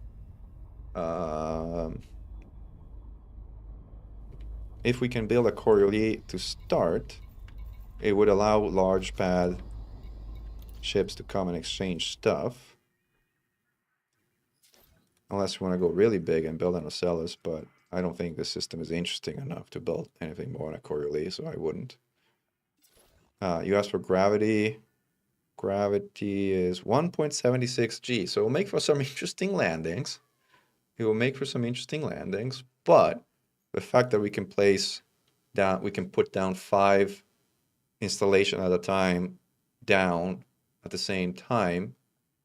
Well, we won't, because like we want to put refineries down, so I don't think we'll do that. But I think of the fact that we can put down a bunch of things down at the same time would allow us to also kind of fly from one to the other to drop off materials, or even load up on materials if we're kind of like, you know, just gathering materials, just 200 kilometers away. This could be pretty handy.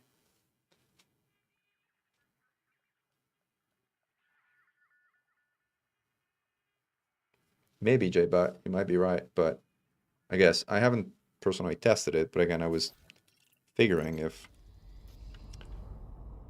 we could test it. This one is nice too. Call 275 sector C12. I mean, the question is though, that's a call 70 sector. It's probably freaking far away from the zoo, right? It would kind of, I guess, it might be nice, but it's probably, yeah, no, forget about it. It's on the other side of the galaxy. No, glad you found a nice system. Enjoy it. It's all yours. Let's look around here for a few more systems, but let's place a bookmark on this and call it something interesting for potential refinery. I'll add it to favorites for now. And this system was kind of empty, so we did look into that. Now, where is B40? B40 is up here. Well, let's look at C20. That's a T-Tauri star, so that's going to be probably boring. So, do I have a... I might have already the scan of this one, actually. Yeah, this is an incredibly boring system, so forget about it. Let's see what else we got around here. I also want to have them, like, reasonably in range of... This one I don't have the scan of, so I'm going to get the scan. I want to have them reasonably in range of the rest of the Pleiades, because, again, it'd be great to have a refinery that can support expansion of the Pleiades, generally speaking. Would anyone be able to transport folks out to a system you linked? I'm 600 light years away. Well, carriers can easily do that. Like, so long as you can make, you know, at least a 100-year jump, a 100 light year jump or something like that.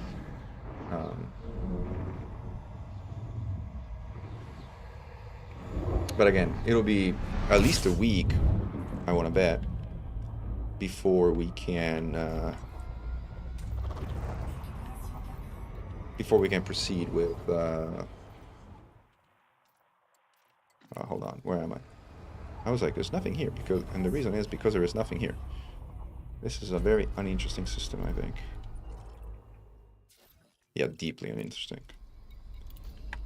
Deeply uninteresting system. Let's see what else we got here. We got a C-class system. You guys tell me that the bigger mass ones are like... But I mean, let's explore one by one. This is the point of exploration. I should have used Pleiades system to explore, considering how much time I spent in Pleiades, so shame on me for not actually having to explore. Hello, Verdant Wanderer. Start with something small, man. That's an easy question and an easy answer. Absolutely start with something small. Unless you have a whole squadron helping you, then sure, build whatever you want. But if on your own, start with an outpost. And my suggestion would also be start with a commercial outpost of type colony, because you don't really know yet what you want your economy to specialize in. And the commercial outpost has some pretty good stats, and will pick up whatever industry you eventually put in the system. Okay, now this might be a more interesting system that has at least some stuff.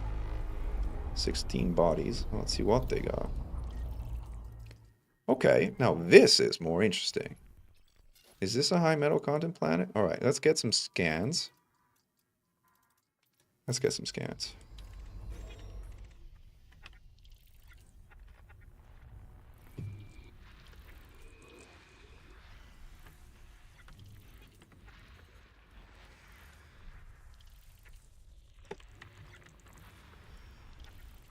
Let us get some scans.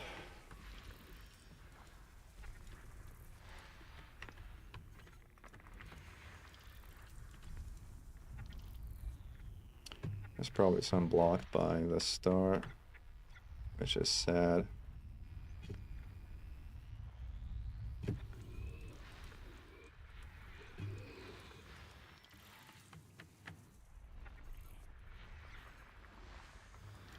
These are icy bodies. Boring. Except when you find Nemos, then it's not boring. That's cool.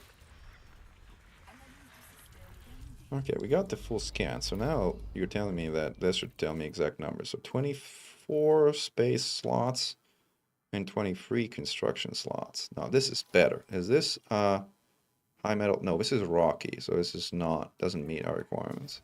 Is this high metal con? No, this is icy.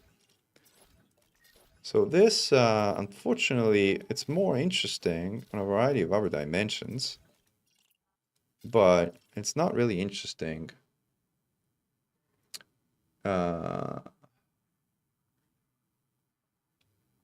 not really interesting for the purpose of having a refinery and a high metal content world that is producing stuff. But people are saying that they can manage to get like refinery systems and like, I don't know. I'd rather take my chances on the high metal content world than probably try.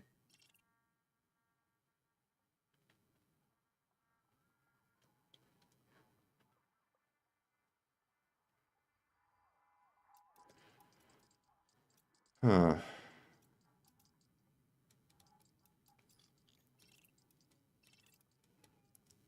Yeah, first station would be here, which, whatever. Not exactly a great spot, but I don't think that's a make or break of anything. I think this is less interesting on the system, all things considered, compared to the one we found earlier, so I keep the scan, but I'm not gonna see if, like, this one I think should be within 16. How far is C2014, which is my system, by the way, 13. So this might still be within 16 light years, 16 light seconds, so let's check it out.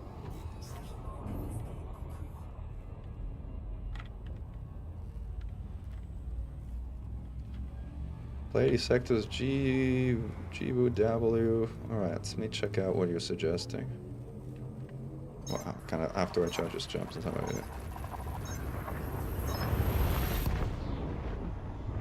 Tried to start with industrial outposts, but it made me pick colony. Again, I don't think that's a bad thing. Colony is probably the best to kind of like start with. Alright, let's end the poll and see what you guys said. People are going to help me put a curly down. Well, thank you. That's going to be cool. Let's see if we can get that refinery going then. Where are we? System map. Alright, so this one is terrestrial water world. That's nice. Too bad there's not a single planet you can build on a planet here. Not one. So it's cool from a space standpoint. High metal content, but you can't build here for some reason. It's 17-0. So this doesn't really help us either. Alright, so you had suggested scanning a system around here. Oh, this is... I don't know if it's going to be in range. It may be. If it is, it's barely in range. But let's go have a look. Actually, I think I might already have the scan. It says no, so let's have a look. I think I might already have that scan.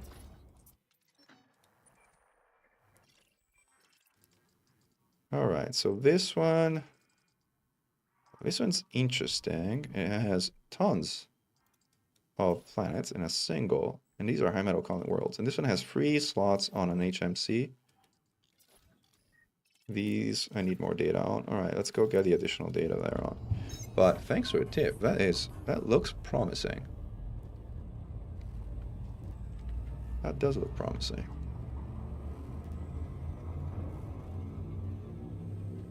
Can I build a planetary outpost first instead of a starport? Nope. It's gotta be a starport.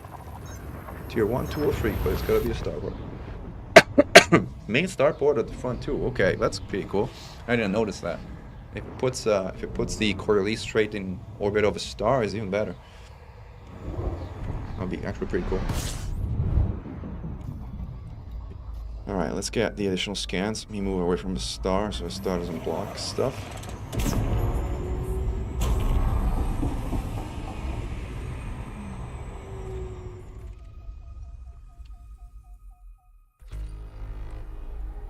Wow, there's a lot of stuff I didn't scan.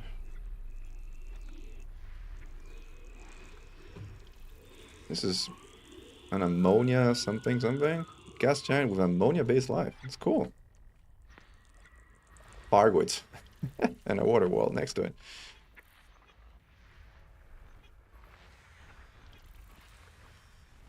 We found the base of a Fargoids, guys. It's that gas giant. Now we gotta find a way to bomb it from orbit.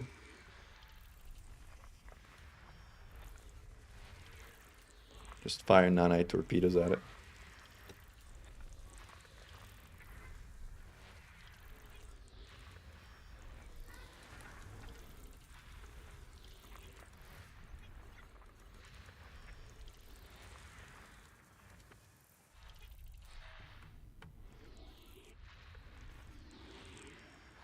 Another ammonia-based life. Well, it's definitely Fargoid, the capital of the Fargoids.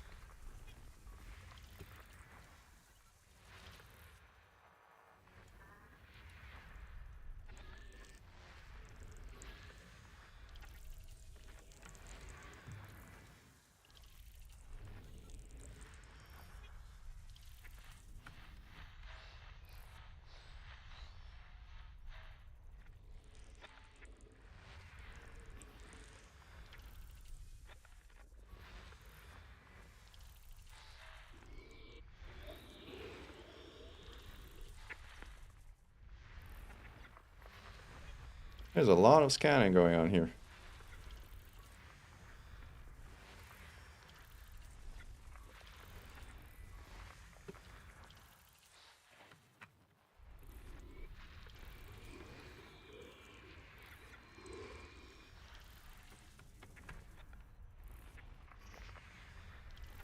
These are just boring icy bodies. And one more. That's somewhere. Probably free floating or something. Where are you?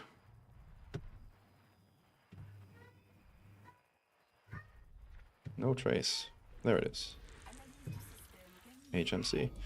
Alright, we got the full scan of the system. Now let's see. 65 space slots and 50 ground slots. We have one HMC. Now this is rocky. This is also rocky. This is HMC. We have one HMC. Well, we could build 3 planetary sort of ports or stations around each other. We have, this is ice, ice, ice. And I think these are all icy stuff. Well, this is fine for kind of support installation and other stuff. And I think they're also not that far overall. These are all kind of icy worlds. But we do have at least one HMC. And this one is 5.56 AU orbital axis. Well, this one's not, the primary port is not exactly in the main star, but it's around planet 1, which is actually a metal-rich world, but unfortunately metal-rich world doesn't have spots for installations. But I don't know any metal-rich worlds I've seen that have them. Yeah, I saw that one, Gustavo. It's kind of really funny.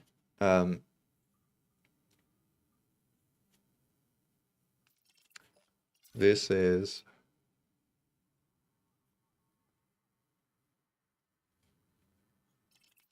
Is it within range? Let's see.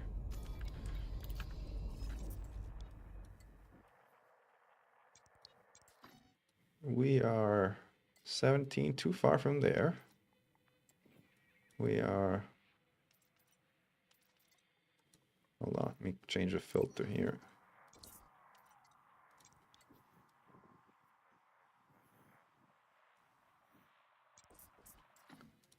C216, is this, I think this is a pre-populated one. Actually, how far is it from MIS before 0?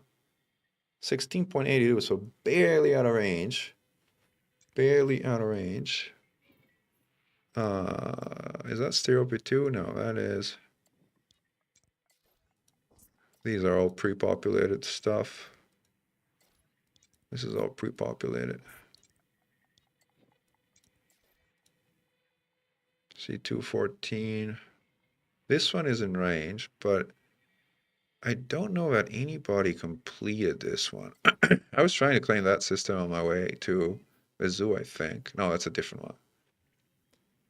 It says population 9,000. Is this actually completed? Unclear, because the icon is empty. I don't think I know what a completely empty icon means. Does it mean... Because usually it has either the beacon on top, which means somebody needs to deploy the beacon, or the construction thing on top, which means the primary station is in construction. If it's an empty thing like that, I don't really know what it means. Let's go check it out. You can't colonize HIP 22460. It's a permalog system. It checks as kind of red.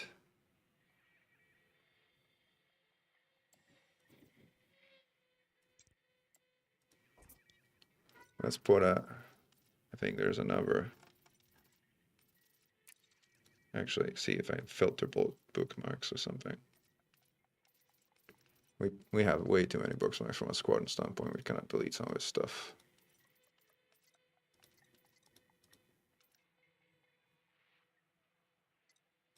Some are actually useful. Some like individual carriers. Question mark.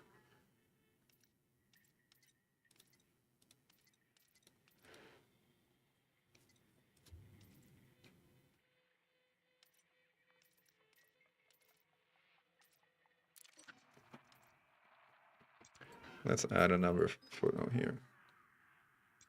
Another bookmark, I mean. Oops, wrong buttons.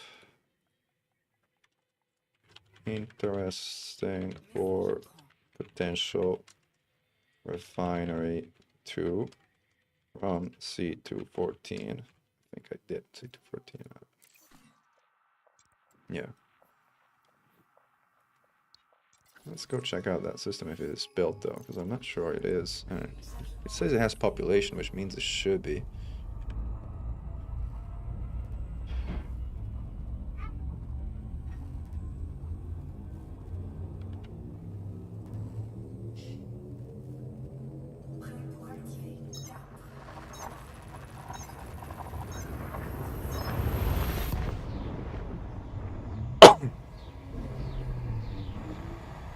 Yeah, I'm on Discord. My Discord name is same as my actual Google handle. So there's a nav beacon, so the system is built. But I don't see, hold on, something's missing here. I'm missing something here. I don't really need the detail scan of this place, but there's like a gas giant somewhere here.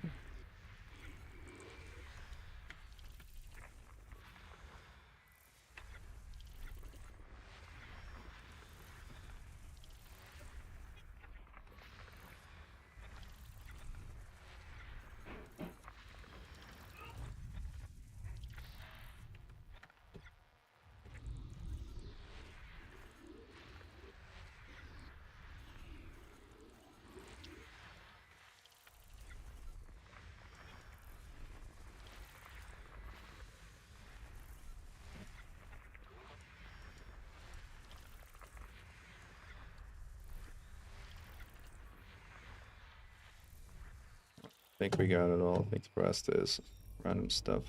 Did we get it all? What is that?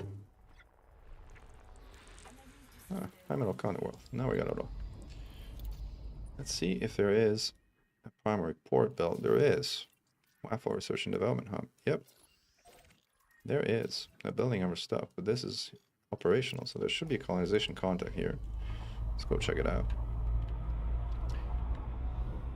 The other thing I want to check, my alt is still logged in, and was still logged in before the colonization contacts went offline, and was able to claim the zoo after they brought the contacts offline because you could still see the contact as online. But I think if I relog in with that other account, it would show the contact offline. But Deco for latest CG, it's a good question. I can check on the dock, I think. Welcome back, Radioactive. Bye, Verdant. Thanks for joining the stream.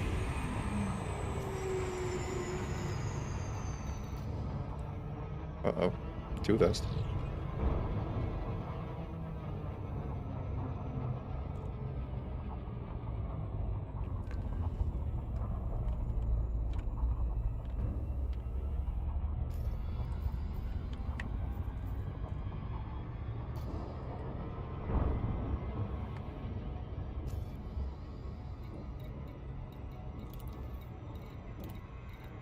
Oh, that's why I couldn't see it.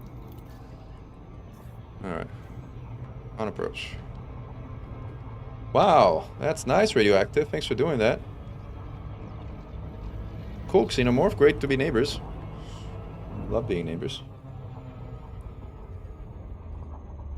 And Terminals, Dingo, Jeff, O Boogie O, and Zilla, thank Radioactive for your free membership to the Glory to Mankind tier. Supporting small-time hobbyist content creator.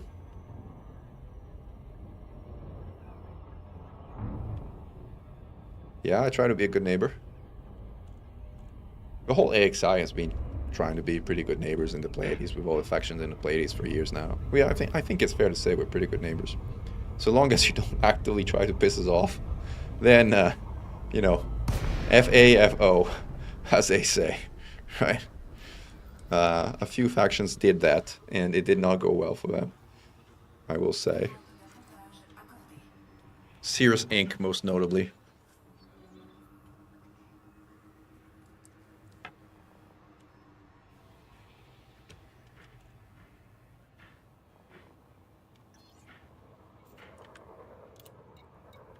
Oh, my carriage jumped. Nice.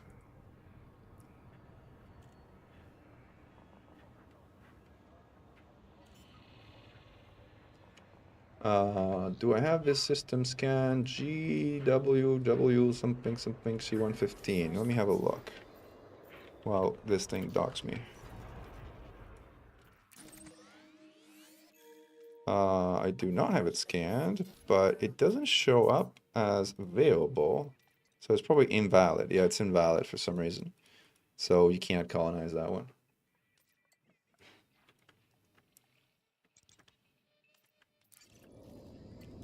Alright, we docked here. Why did we dock here again? I think to check for a colonization contact or something. Alright. Yeah, it's offline, as we were expecting. Do I have any fines around? I have fines. Oh, I have bounty vouchers. Alright, cool. I'll redeem the bounty vouchers, I guess. And I have no other issues. Commodities market, high tech. Performance enhancers. Wow, lots of good stuff. Not a lot of it, but, you know. Good, high quality stuff.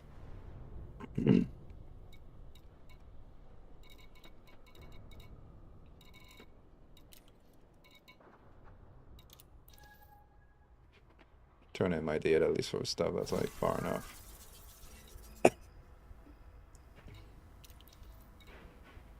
Who am I supporting, by the way? Cirrus Inc. Never mind. I should not have done that. Whatever. Axie BGS people, you did not see that. I did not do that. I will deny. I will claim it was generated with Gen AI or something.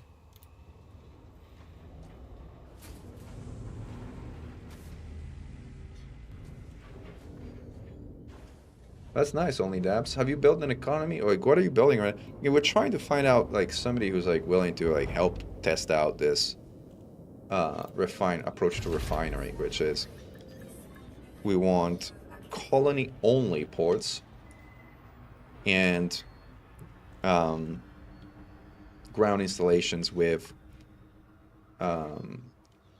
with what are they called? Refinery hubs. Refinery hubs. That's the only ground thing. So that we don't really specialize the industry at all.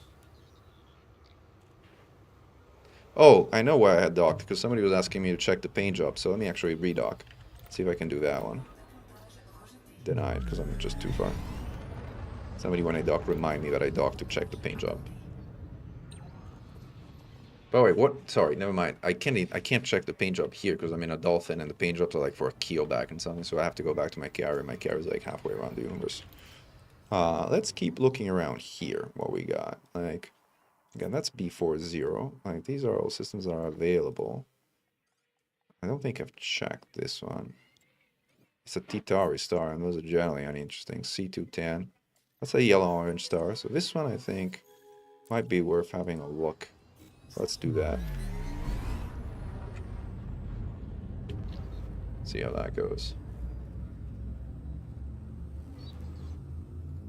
I have a ground-based colony and a high-tech platform. I want to help with a build. Can you check out my system ends in C211? Well, I'm gonna need more than that, Xenomorph, because there's multi-designations before C211. If you give me the full system name, I'm happy to check it out. But otherwise, I'm going to be hunting and pecking on the galaxy map, and it might take me a while to find it.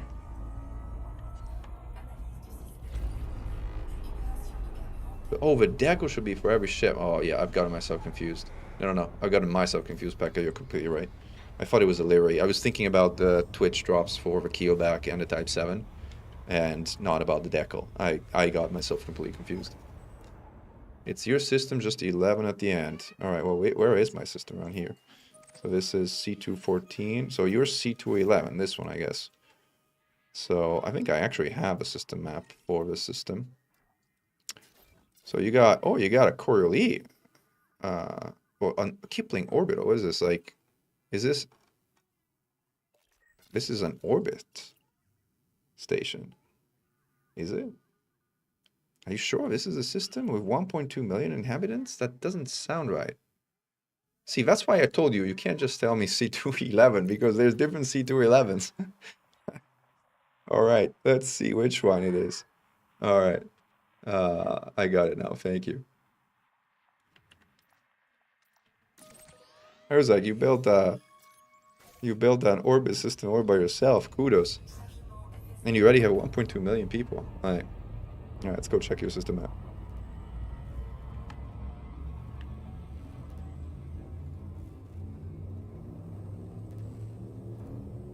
Your station also dock and check for the decal, because I can certainly check for the decal.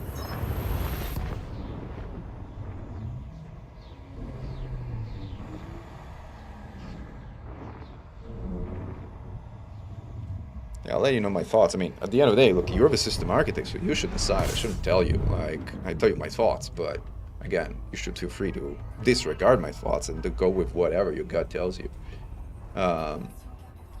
I mean, I can tell you right now what helps our group the most is building refineries around the Pleiades Zoo, since we're going to need this human amount of steel and CMM composites and stuff around here. But let's have a look. Let's actually scan the system so we're going to have like a full view of everything.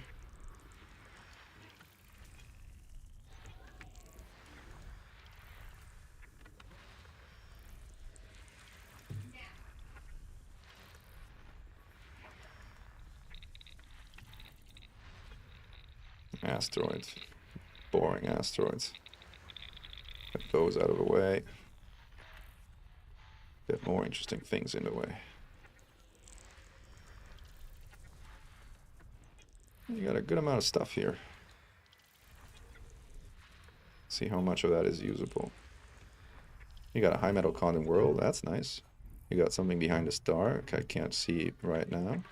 You got 3 stars at least, that one looks pretty far away.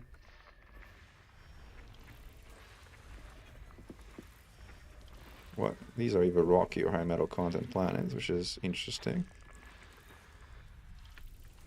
Let me move a bit past the star so I can complete the scan of the system.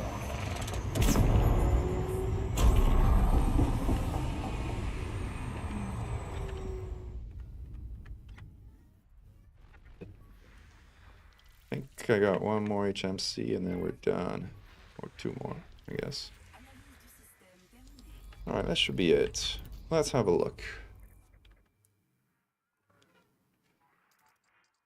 Let's see what you got. You got Xeno Observatory, which sounds like a research installation at the beginning.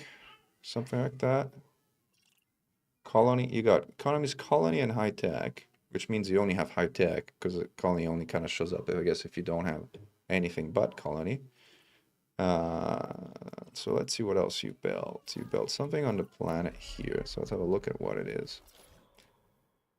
Is this a tier 3 port? This looks like a tier 3 port. Did you build a tier 3 port here? Or no? This can't be. Like, you can't. Oh, this is a tier 1 port. It just shows the same icon as tier 3 ports. Never mind, I got myself confused.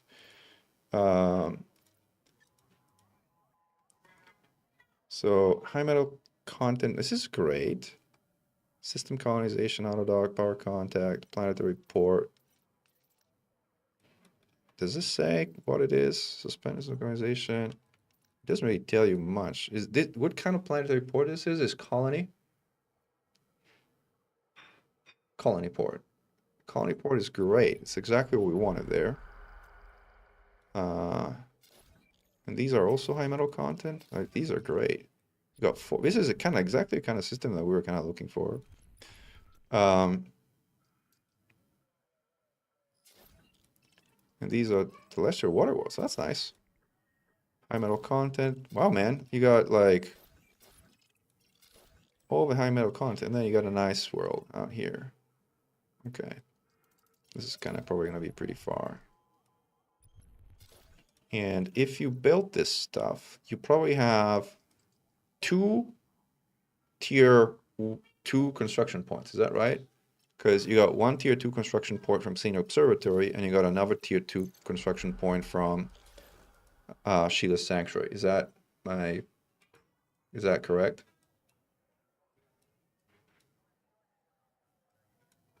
Yeah, no, it's great actually. Here's what I would do. I would take, I mean, it's up to you where you want to do it, because you can't really land on them or do anything with them after you build them. But building them on this planet so far out would be annoying, because actually, you know what? How far? This is not far from your, and this is rocky and this is rocky. Yeah, here's what I would do. I would build a refinery hub, which is a tier 2 installation, on each of these 2 planets. So 1 here and 1 here. Or actually, you know what? Why build 2? It might need only 1. Build 1. Build only 1. Build 1 refinery hub on 1 of these 2 planets, which are non-strategic, otherwise they don't matter that much.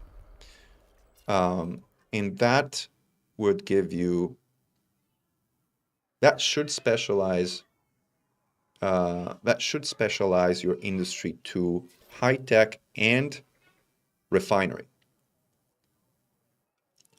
Hopefully.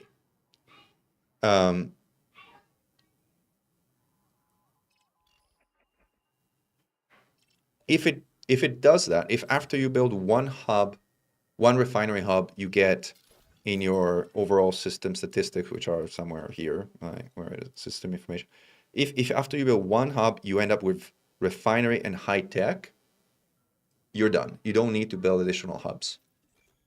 If you're still colony and high tech, then you should build a 2nd hub on this other planet, a 2nd refinery hub on this other planet. And that spends you your 2 points and gives you 2 tier 3 points, but you're not going to need those immediately, so run with me for a moment.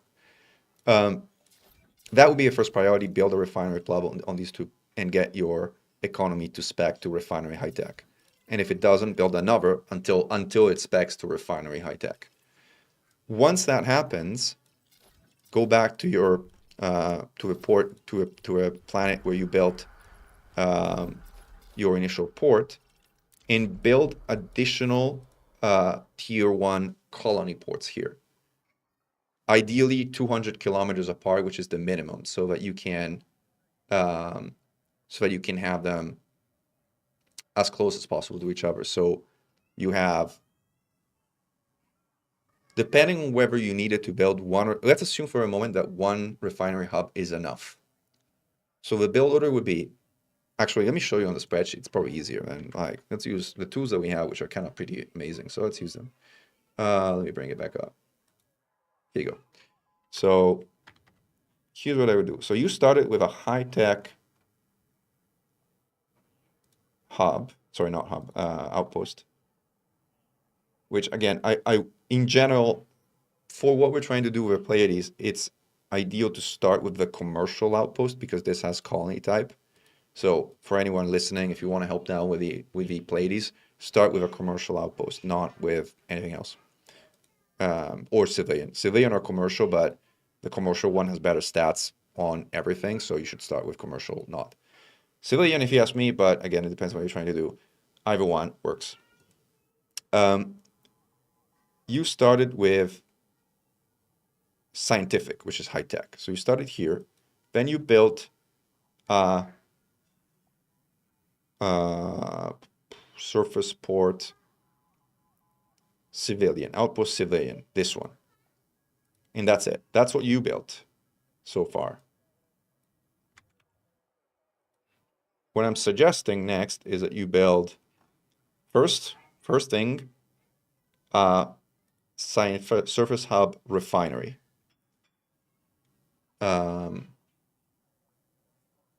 On the planet that I showed you, kind of sort of close to where your scientific port is, or anyway, kind of out of the way, because you're not gonna ever, you can't even land. This thing doesn't have a pad, so once it's built, you forget about it. It just stays there, out of the way. If this specs the refinery, great, move on. Otherwise, you build another, which you have the points for, right? Like if you sort of spend these two, you kind of do that, and you end up at 0. But let's assume for a moment that 1 is enough. What you would build then after is additional outpost 2 and additional outpost 3, still civilian, next to the original one, so that they're as close as possible to each other, which are like 200 kilometers apart. Like, so that it's much easier to build because first, you can use materials from that port in some cases, and in other cases, you can bring the small itsy-bitsy materials that you need 50 of. You can bring 100 and drop them off at the two outposts, one right after the other, and it saves you a gazillion amount of time. So build those 2 planetary port civilian outposts close to the original one on the same planet. That will give you 3 tier 2 points. Use those 3 points to build a Coriolis station, not an asteroid base, very important, not an asteroid base, a Coriolis station in orbit of the main star. I'll show you what slot specifically. This slot. This is where you want the Coriolis. You want the Coriolis here because it's by far the fastest to get to when you jump into the system. It's going to be like a few light seconds away. There's no gravity wells. If you want to go there to kind of load up on steel, CMMs, and whatever, it makes it incredibly faster to come and go. So as a reminder, just as a repeat, build a refinery hub here, then build 2 and then if the industry is specialized, build 2 additional planetary ports here, and then once you're done, build a Coriolis station here. That would be the build order. In case you have to build a second refinery because the industry does not specialize immediately into refinery, which it could, then you will need to, that will consume 1 tier 2 point, which means you will need an additional tier 2 point for the Coriolis, which means that instead of 2 planetary ports here, in addition to your first one, you would want to build 3 planetary ports here, in addition to your first one. That would be the best from a resource standpoint. There is a cheaper way to do this because planetary ports are expensive and building on the ground is annoying. And the cheaper way to do that, if you want, I'll show you again the spreadsheet for a moment. The cheaper way to do that is not to build outpost planetary ports, but instead to build, where are they? Space. That's the wrong one, not government. One of these has no industry. I think it's the con station. Yes. I think the Saudi does have an industry. Yeah, no, neither of these has industries. And I think that's it. I think relay is security, so yeah, it's high tech, so forget relay. I think MoneyPace is pirate base is contraband. I think security station is military, so yeah, forget all of these. I think there's a, yeah, I think all of these are tourists, so yeah, never mind. It's one of those two. So if you feel like you don't want to build, because the material cost is vastly different, right? So a service port costs you 36,000 materials. An orbital installation of tier 1 costs you 6,000. So 1/6. So it's a lot less.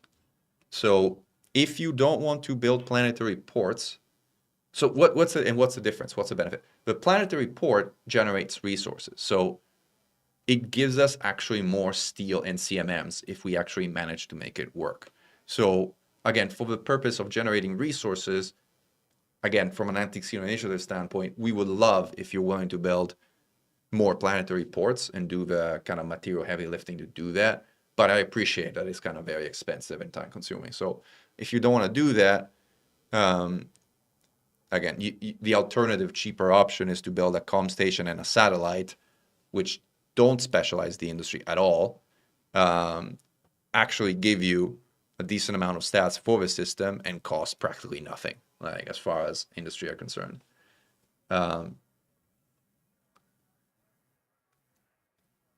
Some hubs require a small settlement. The refinery one, as far as I know, does not. Like if you select, for example, the military one, you do need a military settlement and then a military installation even. You need not only the settlement, you need the installation too. But the refinery one, for whatever reason, does not. I don't think that one has any prerequisite. I may be wrong. Someone will keep me honest here.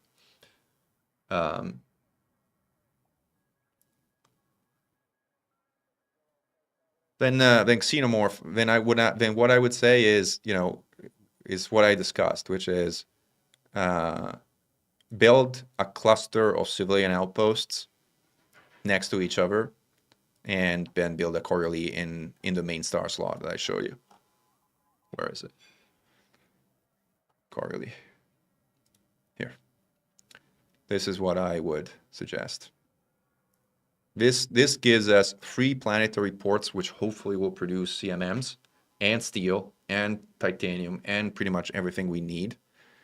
And then a Coriolis base that will allow large pads to gather and buy stuff from the spaceport when it's available, which is kind of even faster. Where do you go from here? Where you go from here, I mean, if you really want to specialize the system and build it up further, the one thing that I think influences production the most is population and population tier.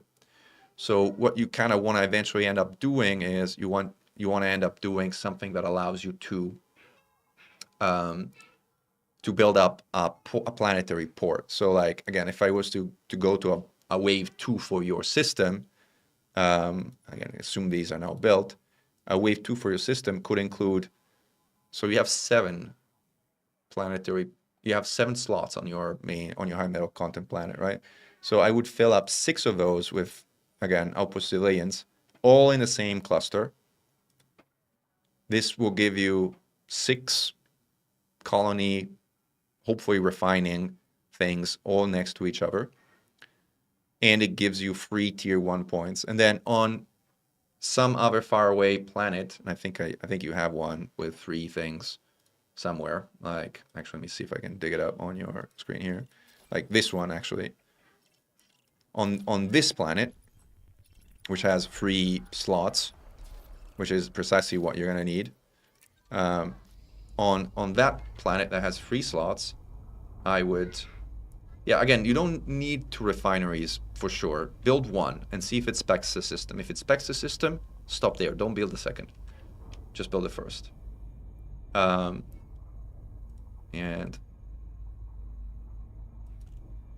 again, you build the 3 next outpost civilians, and then you want something that converts 1 point to 2 points, and ideally doesn't spec the industry, which is a problem because I think all of these kind of do. But you have high tech as the main industry, so I would probably use free tier 2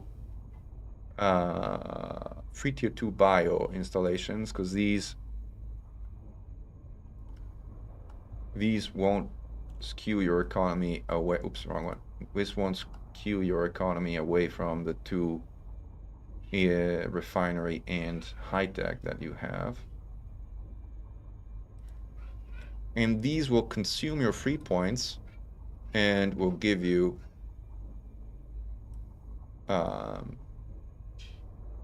oh, but you got another point from here and one from the Corelli. Never mind. You actually don't need to do 3 of them. Yeah, you don't need to do 3 of them. You only need to do 2 of them. So this is delete. This is delete, and this is T2 settlement research bio. Yep, that's it. And then you can plot down a planetary port. And then you plot down a planetary port next to, on the same planet that is producing, on the same planet that has all the civilian outposts. So that you essentially have a planetary port, and within 200 kilometers, like, imagine building like a little bit like a star, right? With, you know, the planetary port at the center and then 200 kilometers in each direction. You would have the civilian outposts. 1 refinery and then 2 more civilian outposts because you need the points, and then a Corelli. Yeah, that would be the build order. I don't think industrial is neutral, Alex. I think industrial is industrial. Let's see. Yep, industrial is industrial, so it's not neutral.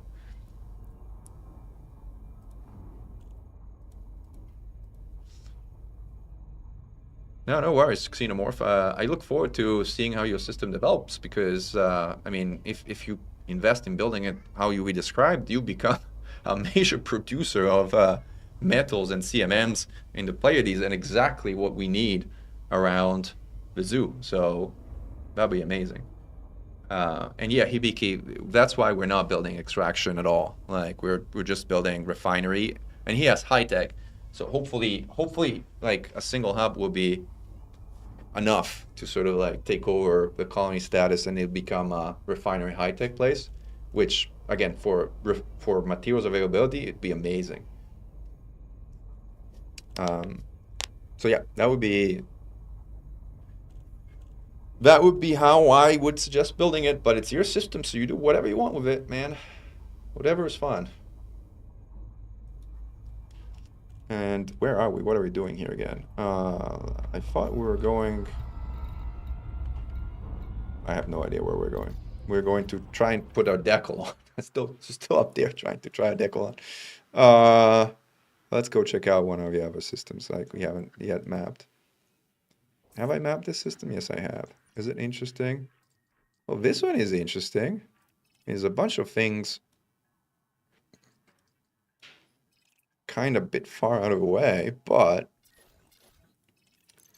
I think I would check that out. Where is it?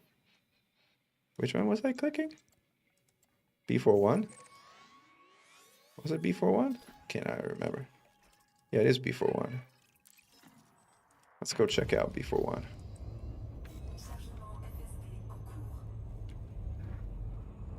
It's also a common system you jump to on your way to a zoo, so I like that system.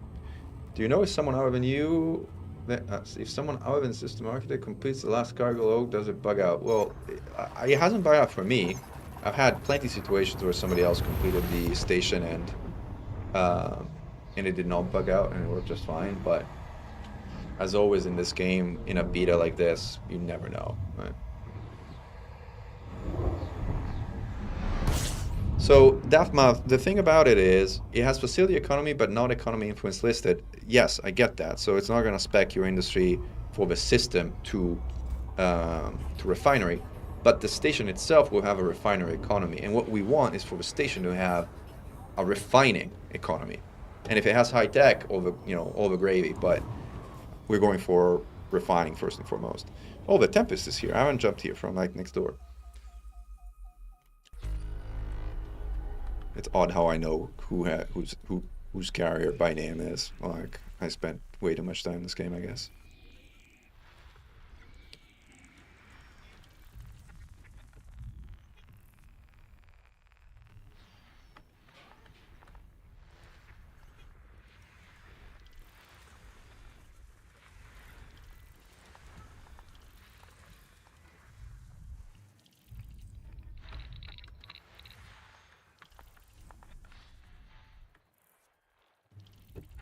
It's found it, guys. Giant one is there. It's at least another one.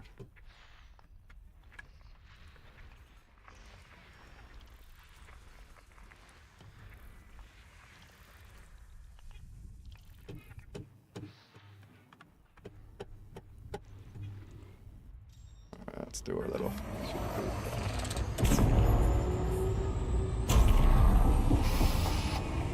No worries, Xenomorph. Thanks for your help in building up the Pleiades. It's very welcome, actually. It will be a big help to have that amount of steel and other materials available nearby. Especially once the Coriolis comes online and your population jumps up a bit. As the Coriolis station's side benefit is it has a pretty reasonable population jump that comes with it. And everything seems to suggest that the amount produced actually correlates to either population or some other factor, so you need to build up the system somewhat before you can produce big amounts of stuff.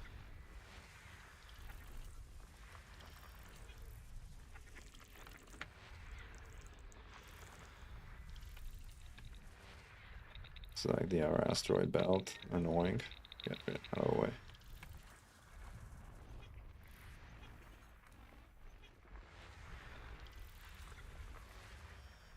Probably a binary. Yeah. Probably not a binary system. I think we got it. System scan complete. Let's see what this system offers. 4832. That's nice. This is 15.7. This is 65.50. This is the biggest by far. 4832 is no joke, though.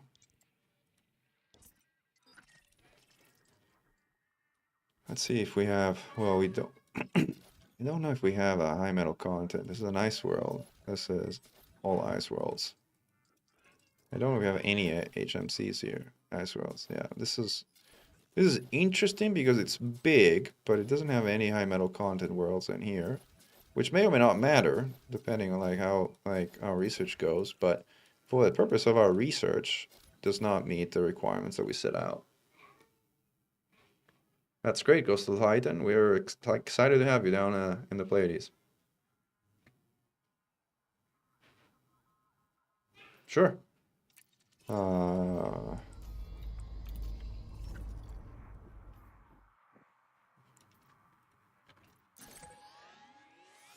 shall name it Pleiades Refinery 1. How about that? First one. I think you sent me a in-game request. I don't know if you're one of these two, but you tell me. Don't recognize the name. Sorry.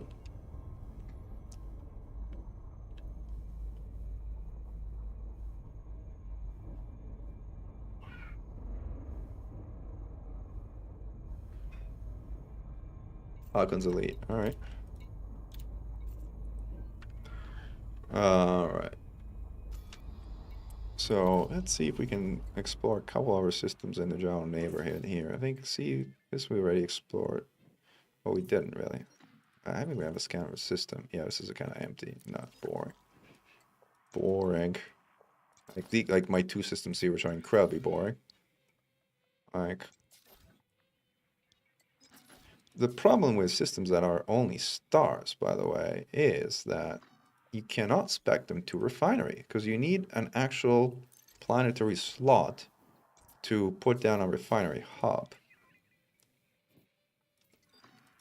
And did I scan the system? This is another boring system, yeah.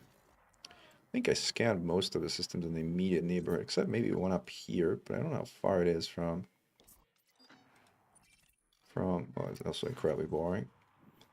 Let's see about HIP 117. This one I also have system data, but if I don't have a scan, it's probably not that exciting. Even though it's a named HIP system, I guess. Oh, wow. No. This is something else. These are all IC bodies, I think. I don't think there's any HMC. These are all ice balls. It's gonna look cool, though. This is a system that looks cool, but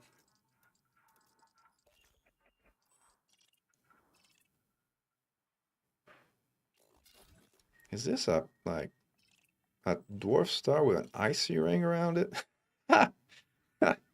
A dwarf star with an icy ring around it. That's something. An ice asteroid inside. Oh, that'd be a fun to build an ice asteroid around. Somebody will build a station further out in Hutton Orbital. Yeah, it's very possible.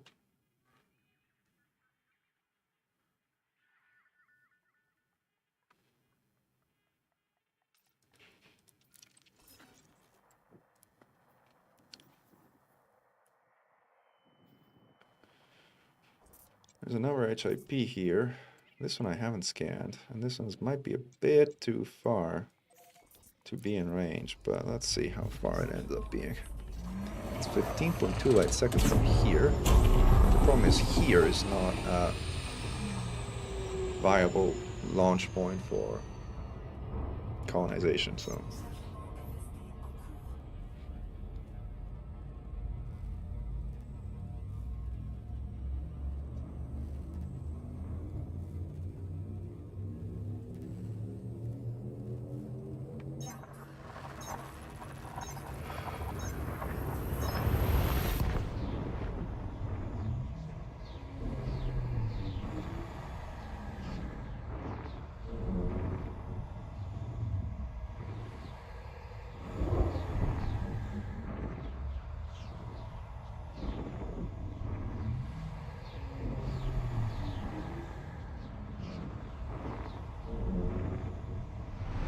check the system out.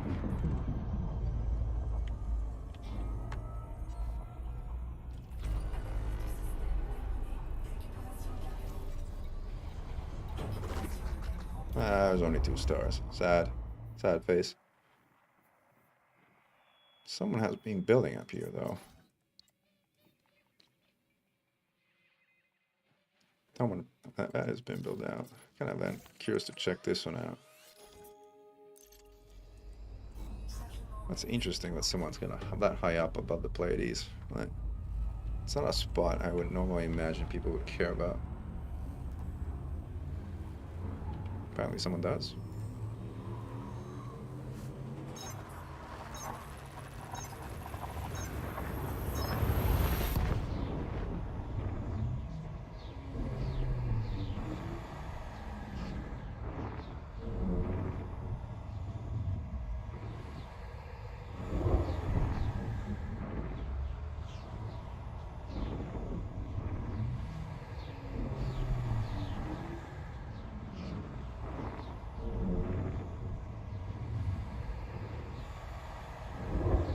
Wow, it is slow today to jump around.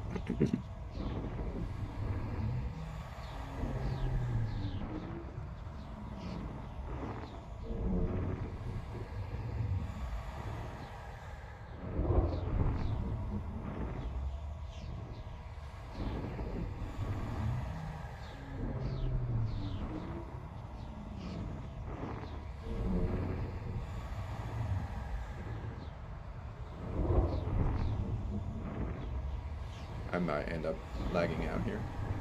No, I got through somehow. Miracle. Alright, this has at least 7 planets. Let's see what the system looks like. 24 bodies, more than I thought, actually. Okay. But still mostly icy balls raw. Not that interesting. What is this? Some ammonia planet or something? Huh. Just curious as to see like whether that's an ammonia planet or something. Like typically you don't see a gas giant or something like there. Class 1 gas giant. Class 1 gas giant. Obviously we're all behind the star.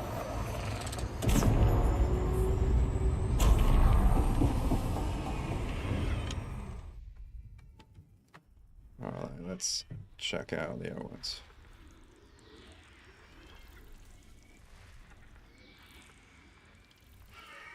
That place has a lot of gas giants. Alright, this is the one. No, this is not the one. Did I grab it? Was it a gas giant? Was that just a boring gas giant? Class 1 gas giant? Yeah, just a boring class 1 gas giant. And balls of rock and ice. This is an incredibly boring system.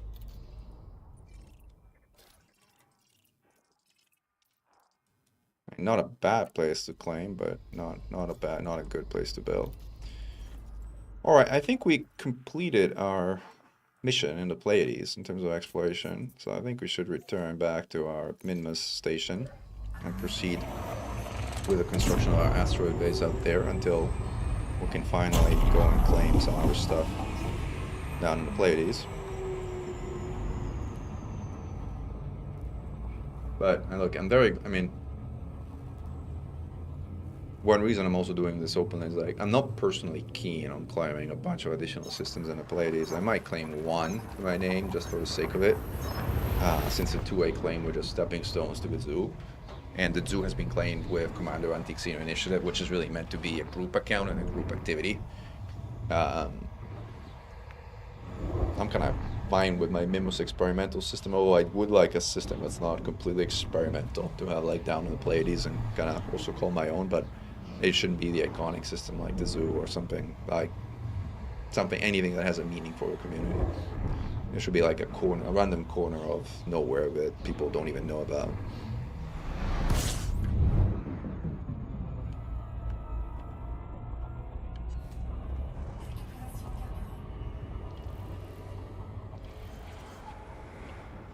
Chronic Storm, we can add new colonies. If you have already claimed the system, you can add more colonies, but you cannot claim new systems at this point in time.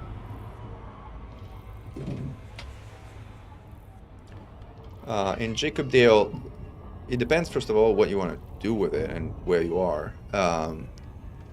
Again, we were discussing earlier, if you happen to be in the Pleiades, we would love for more refineries in the area because we are going to need this human amount of steel, titanium, and CMM composites. And the more people we can have producing them around the area, the happier we're all going to be. But I don't know where your system is, so I can't say whether that's going to be meaningful to our effort.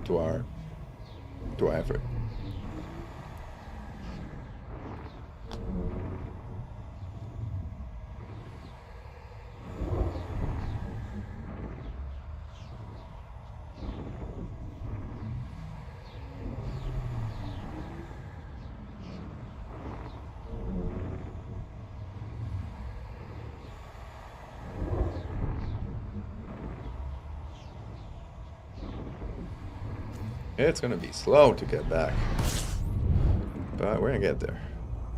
We're just one jump away. Good thing about these ships is they jump like crazy. The Pleiades logically, people are like, oh, the Pleiades is kind of far from a bubble and whatnot. I mean, it's like 200 light years, like 4 jumps away. It's like not that far. As far as things go in Elite Dangerous, it is really not that far.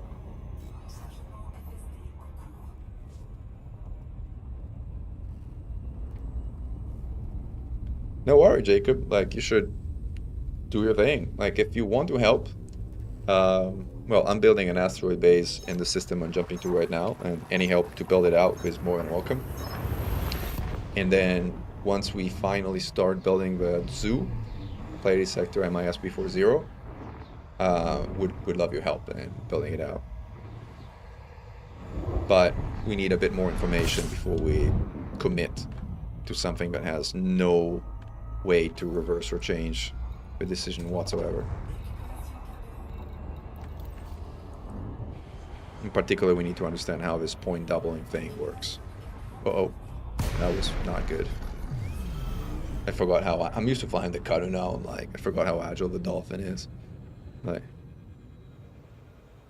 now we have to wait it out for the security cooldown. Sounds great, Jacob.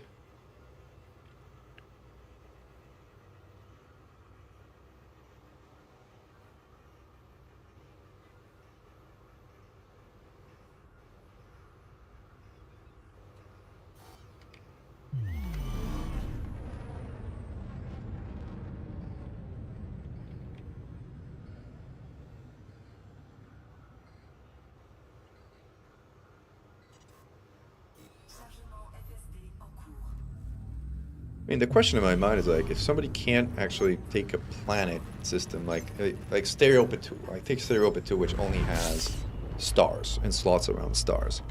Like, what would we ask people to build around those systems? Because you can't spec for a refinery if you don't have a planet spawn. And there are specific limitations with regard to the things you can build if you don't have access to planetary spots. So, yeah, the Dolphin is the best ship in the game as far as heat is concerned. It's truly in a category of its own.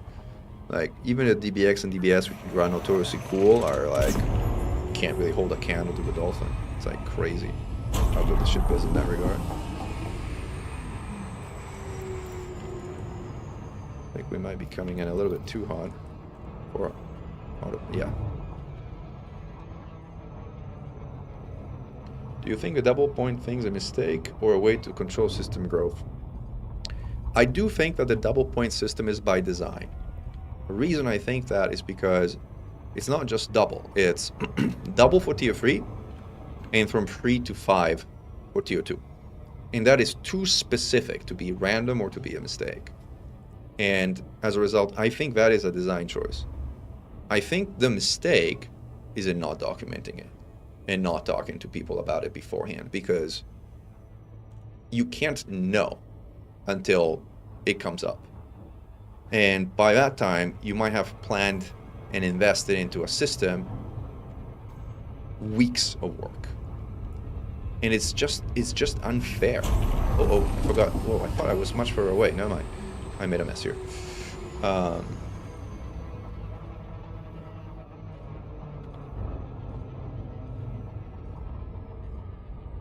And yes, it also complicates planning to the extreme, because like it makes build order now suddenly matter a lot.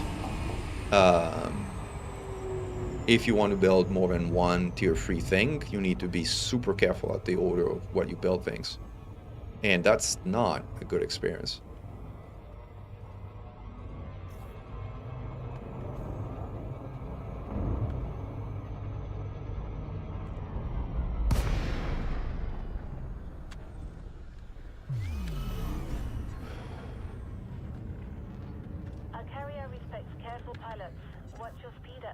And I don't know, Daftmath, if you're still on the stream, but if you are still on the stream, I kind of thought about it. And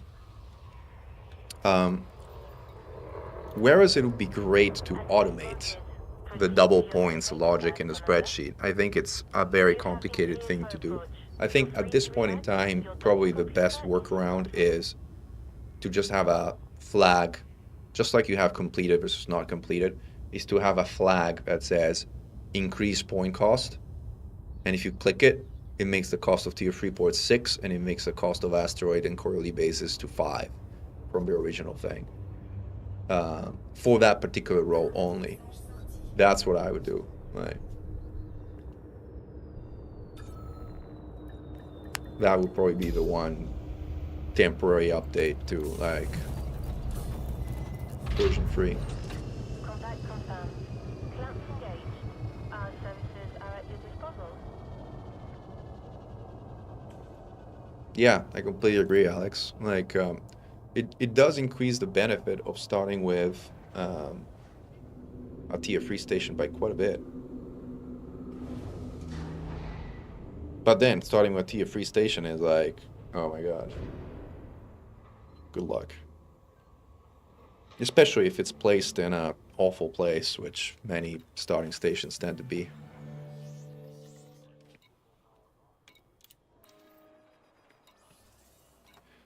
Alright, folks, I'm going to do one cargo load of steel for this asteroid base that we're still building out here. Before we call it a day. And if you have any questions or anything I can talk about, I'm happy to in the time being. If you want to help build this asteroid base, again, all help is welcome. We are in the usual system of Ariete Sector GBX B14 in the Xenostrike Force private group, which is open to all. Oh, the deco check. Yeah, let me actually do that before I see if I can do it before I undock and see if I'm still docked. If not, I will redock. It's not the end of the world. Thank you for a reminder, Becca, by the way.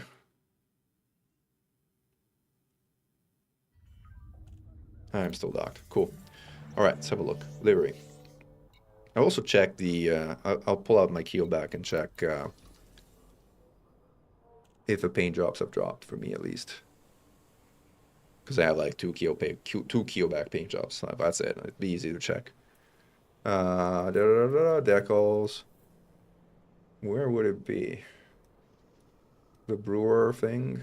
I don't even know what it looks like. This is Perils Pumpkin. I guess that's not it. These are the Ruby anniversary ones.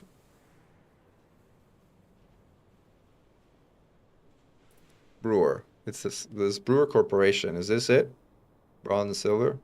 No, this is this is an old one of some competitive thing that I only got bronze and silver. The one we're talking about is like an on and off kind of thing. No, I don't think I have it. You guys see it?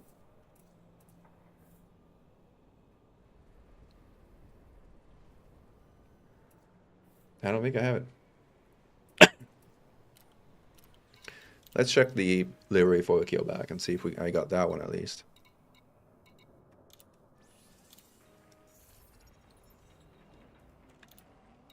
I think a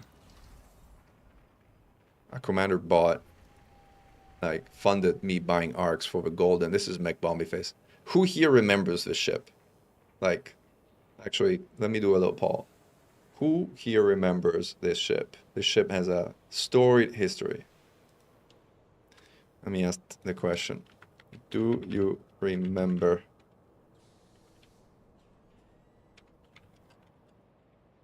Bomba Mech Bombie Face?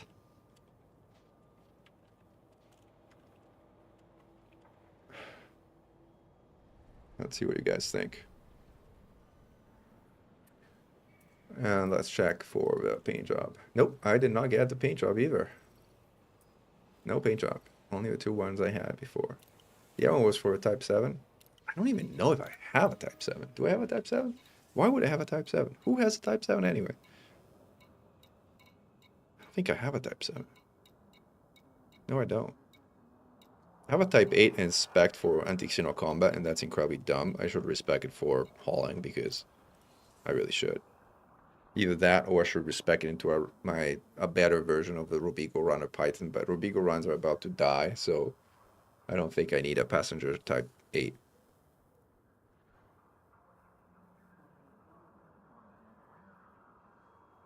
Did it work for you, Becca? Did they grant you the Twitch jobs after you reported the bug? I mean, honestly, it's also, you know, it's a keelback and a Type 7 paint job, and they're not that pretty anyway. I think I will survive without them. Well, good for you. I will probably be happy surviving without them. I don't think they are worth my time making the Twitch paint job report, but if it was to you and they're meaningful to you, great. It's always better to have more than fewer, no question.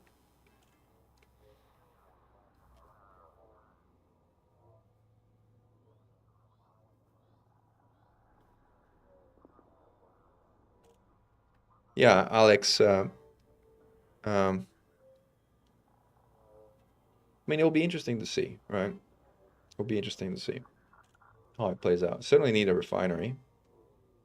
Whether, you know, that will translate to something that gets sold also at a quarterly, question mark. But if he has like 4 planetary ports, that's a lot of CMMs, even in a small population slot. All right, let's go back to a hauler. I said we're gonna do a load of steel, and as I mentioned, like if you are willing to help. All right, let's end the poll. All right, so most of you have not heard about Bomba McBombyface, which means you haven't been following his channel at least as far back as the last Titan defeat around Salt, because Bomba McBombyface, as you noticed, is a Keelback, but it's a pretty special Keelback. And the way Bomba McBombyface came to be is there was all this talk before the final bombing of Trujillo around Earth, where people were saying, oh, you need a super engineered ship, and you need a meta ship like either Crate or Python Mark II Shards, otherwise you're not going to survive, it's going to be the end of the world, and only the best pilots, and it's so hard. And there was so much of this talk, and I was like, guys, it's actually not that hard. So let me show you. Let me actually ask you, like, and ask one of these streams, what do you think is like the worst ship for Titan bombing that actually can do Titan bombing? And there were 2 options. There was Cobra Mark IV and the Keelback, which were universally said as the 2 worst. And people voted the Keelback. And so I said, great. Here's what we're going to do now. We're going to take a Keelback, unengineered, with no engineering whatsoever, straight off of a production line of Shinrata Desra, and we're going to arm it with a nanite torpedo, and I can't even remember. I think I put an enhanced anti-xeno missile rack in the upper medium slot.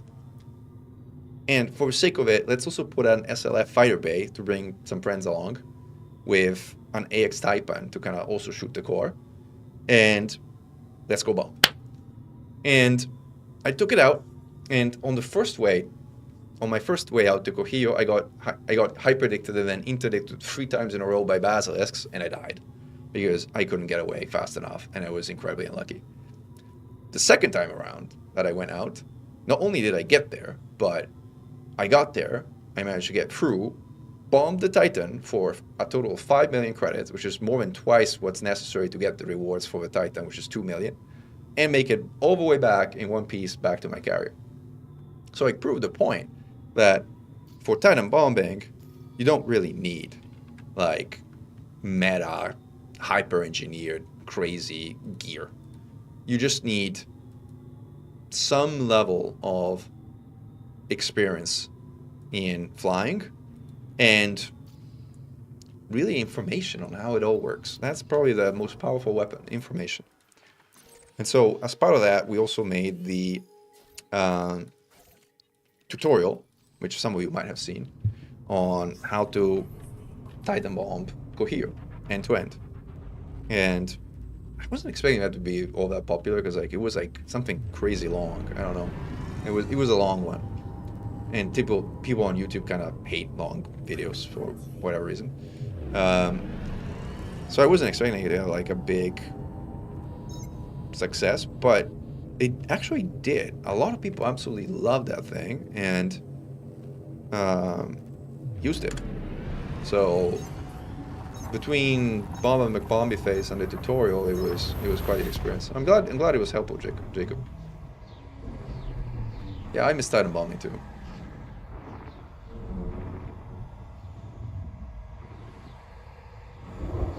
I'm glad it was helpful to you too, Pekka. Yeah, I want to say, I mean, look, people, like, I'm glad that people in general, at least, again, not everybody, some people, I guess, some people don't like what I do, some people don't like some of the things I do, some people don't like me, and that's all fair game. But a lot of people do, and I feel that a lot of people have appreciated the content we put out, but I have to say, the Titan bombing video has had the highest level of appreciation that I've ever experienced. Like, I mean, Anti-Xeno Academy, I would argue, it might be even more influential than the Titan bombing tutorial, but it wasn't as consequential for some reason, and people don't appreciate it as much. But the tutorial to do the end-to-end item bombing of Kuhio had a just outpour of appreciation from kind of everyone. Kind of eye-watering at some point. It was like also like a moment in general chat in Saw where people were like being thankful, and it was very touching. Let's go to Carson Terminal. Let's also see how we're doing on materials we need out there.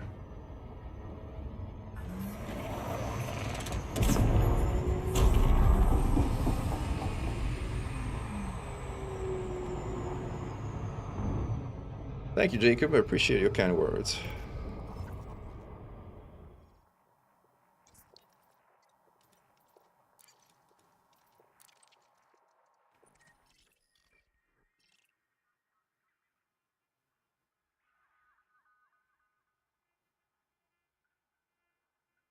Yeah, I think that's right, Bruno. I think a lot of people were doing their like the heckiest item bombing and having an end-to-end guide which more or less succinctly explained the key things people needed to know. Maybe it wasn't that succinct, but as succinct as I managed. We still have a lot of stuff to go here, guys. A lot of stuff to go. Oh, did I just crash into... Oh, come on. That's unfair. Autopilot. The heck you were doing?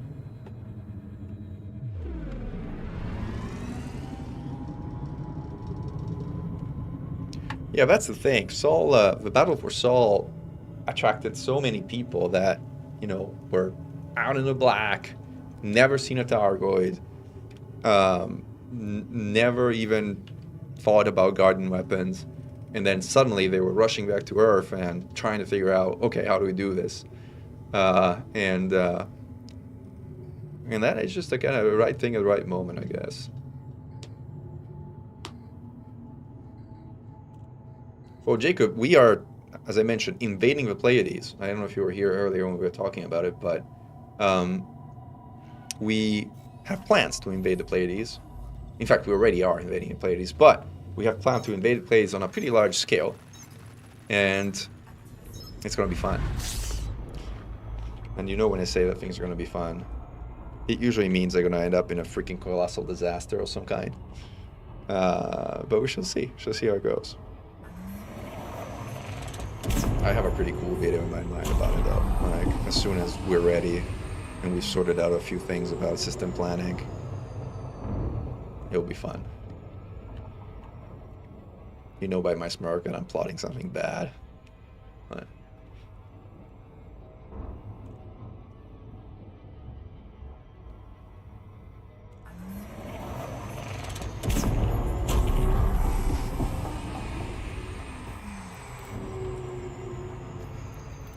Come on, engage, engage. Ah, I made it.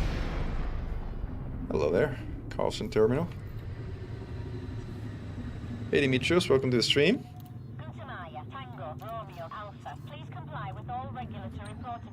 Do you know if there's a way to terraform Oh, no, I don't think there's a way to terraform planets. Yeah, no, terraformable planets are just worth more from a data perspective when you turn them in, but there is no way to actually terraform them, at least yet.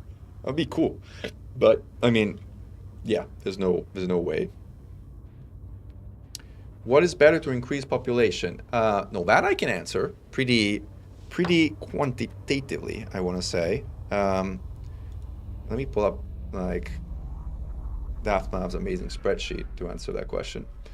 So, population increase has initial population increase and max population increase. Now, what we have no idea what the heck these two mean, but presumably it's something about the amount of people added up front and the amount of people added to the cap of the system. I think, at least, based on logic, but none of this stuff is really based on logic, so bear with me if it is incorrect. Again, there's a number of things that add initial population cap, like outposts, like, you know, Corey stations, but ultimately they don't do much as far as like the maximum population is concerned. I think the only things that actively increase the maximum population are the tier 3 stations. So Orbis, Ocellus do so, but the only one that does so in a meaningful way is a tier 3 planetary port, which is, if you're aiming for a large population, I think the only thing you should aim for is planetary ports as a thing. Like, everything else doesn't even come close. Note these are different from the tier 1 planetary outposts, which only increase the initial population but not the max population. I don't know if there's anything that besides these increases the population cap at all. I actually don't think so. Research station, like space bars, not even tourist settlements. I don't think those do anything. Yeah, none of these things do that. Like civilian outposts, hubs. Nope, nothing. Yeah, no, the really only way to increase population in a material way is to build planetary ports. That's the sad reality.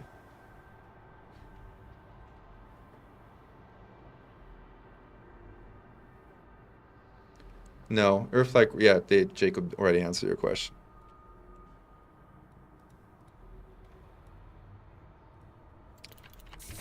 All right, let's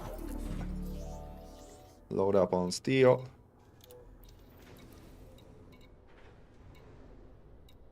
Oh, we have some insulating membrane. I'll pick some of this up because usually this is kind of hard to grab. Available only far, far away. Oh, okay. Supply has been restored to the 1.7 million that I remembered.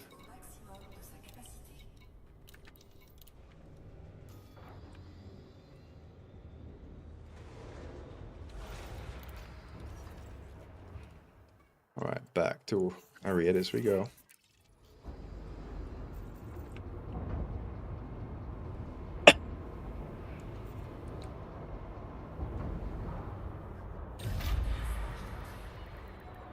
Ship is released.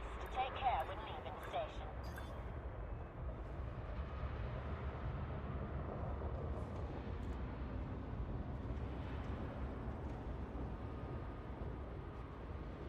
All right, let's see.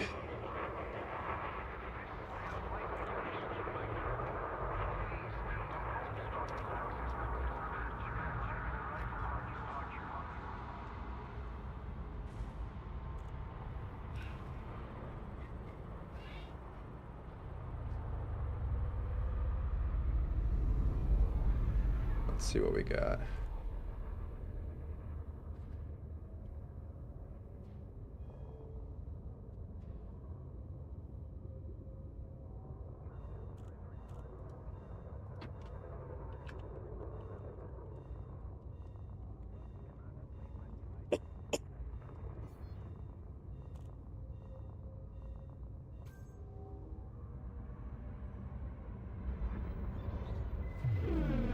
All right, ready to bounce.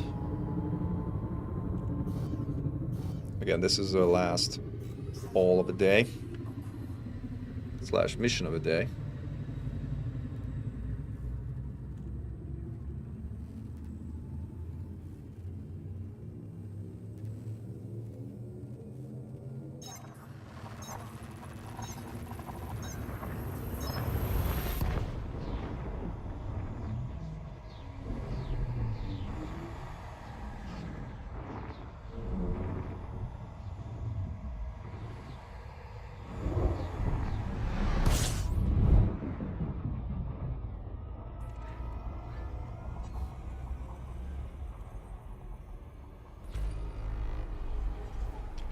Got quite a few things done today. Explored some good system in the Pleiades. Played around with overall construction down in Pleiades.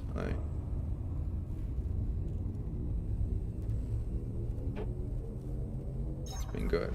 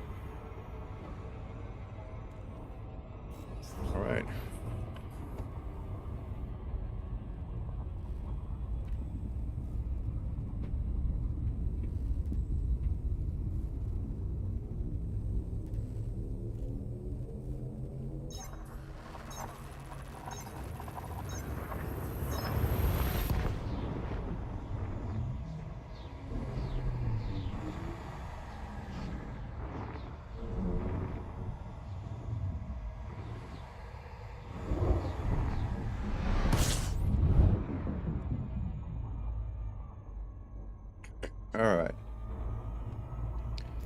Let's head back to the construction site. Not the construction site. That is the construction site.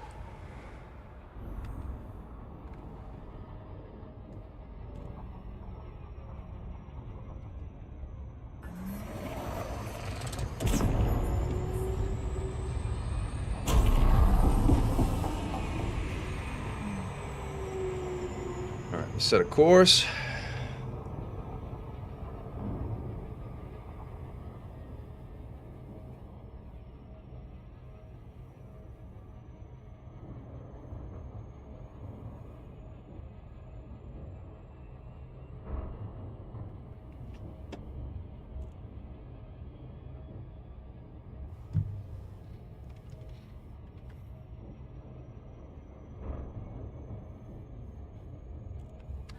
Oh, this is taking pretty far. Let's do another little push. Alright, I'm gonna crash badly into the ice rink. If I just keep going, I have to kind of do a deeper shame, otherwise it's gonna kind of be much slower.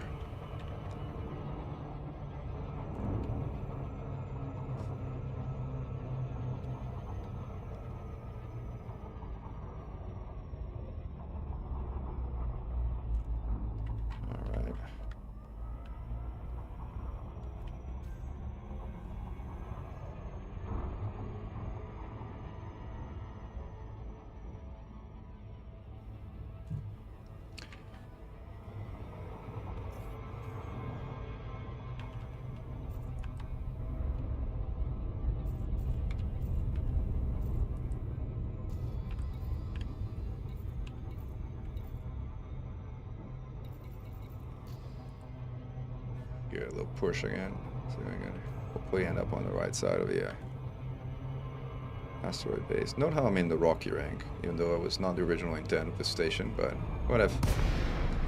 I'm also on the wrong side. But again, whatever.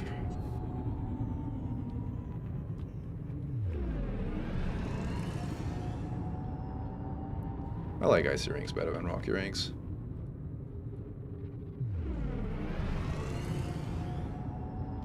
Oh, I'm flying the spreadsheet right now. Thank you for letting me know, guys. Let me get rid of the spreadsheet. It is a nice spreadsheet, I agree. Alright. Alright, sorted out the flying the spreadsheet issue. I wonder if I can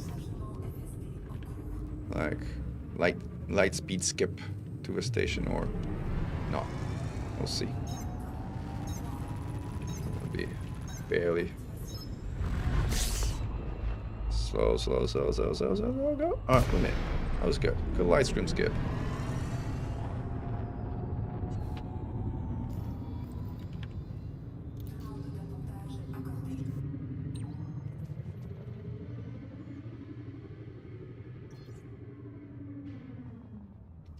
I don't think where you build things, Bruno, matters at all.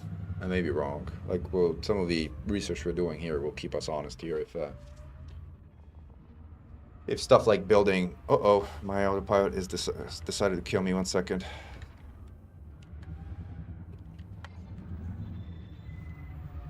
Yeah, I don't... We don't know. It's a short answer.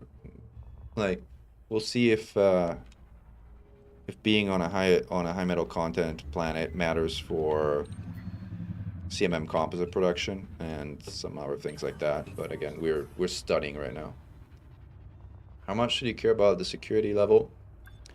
Well, I mean, it's up to you. Like, if you want to build a pirate base that like has security level 0 and is all like a den of villainy and contraband, then build a bunch of, you know, pirate stations and installations and go with it. If you want to build like a super high-tech military fortress, then I guess you want it to be high sec, but it's totally up to you. All right, folks, we made it here. Thank you for all those who have been participating and sharing information and trading good insights about the colonization stuff that we're all learning about. And thank you all for following and joining the stream. this will be all for today. Commander Mechan, over and out, and glory to mankind.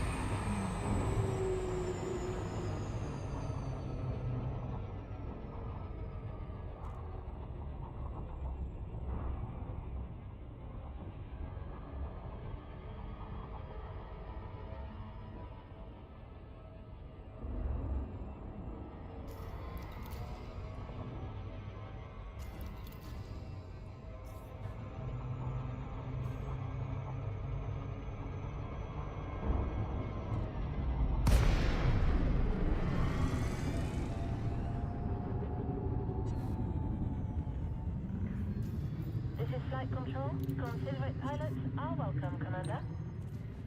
Permission granted. A landing pad has been assigned to you. Docking request confirmed. Assisted approach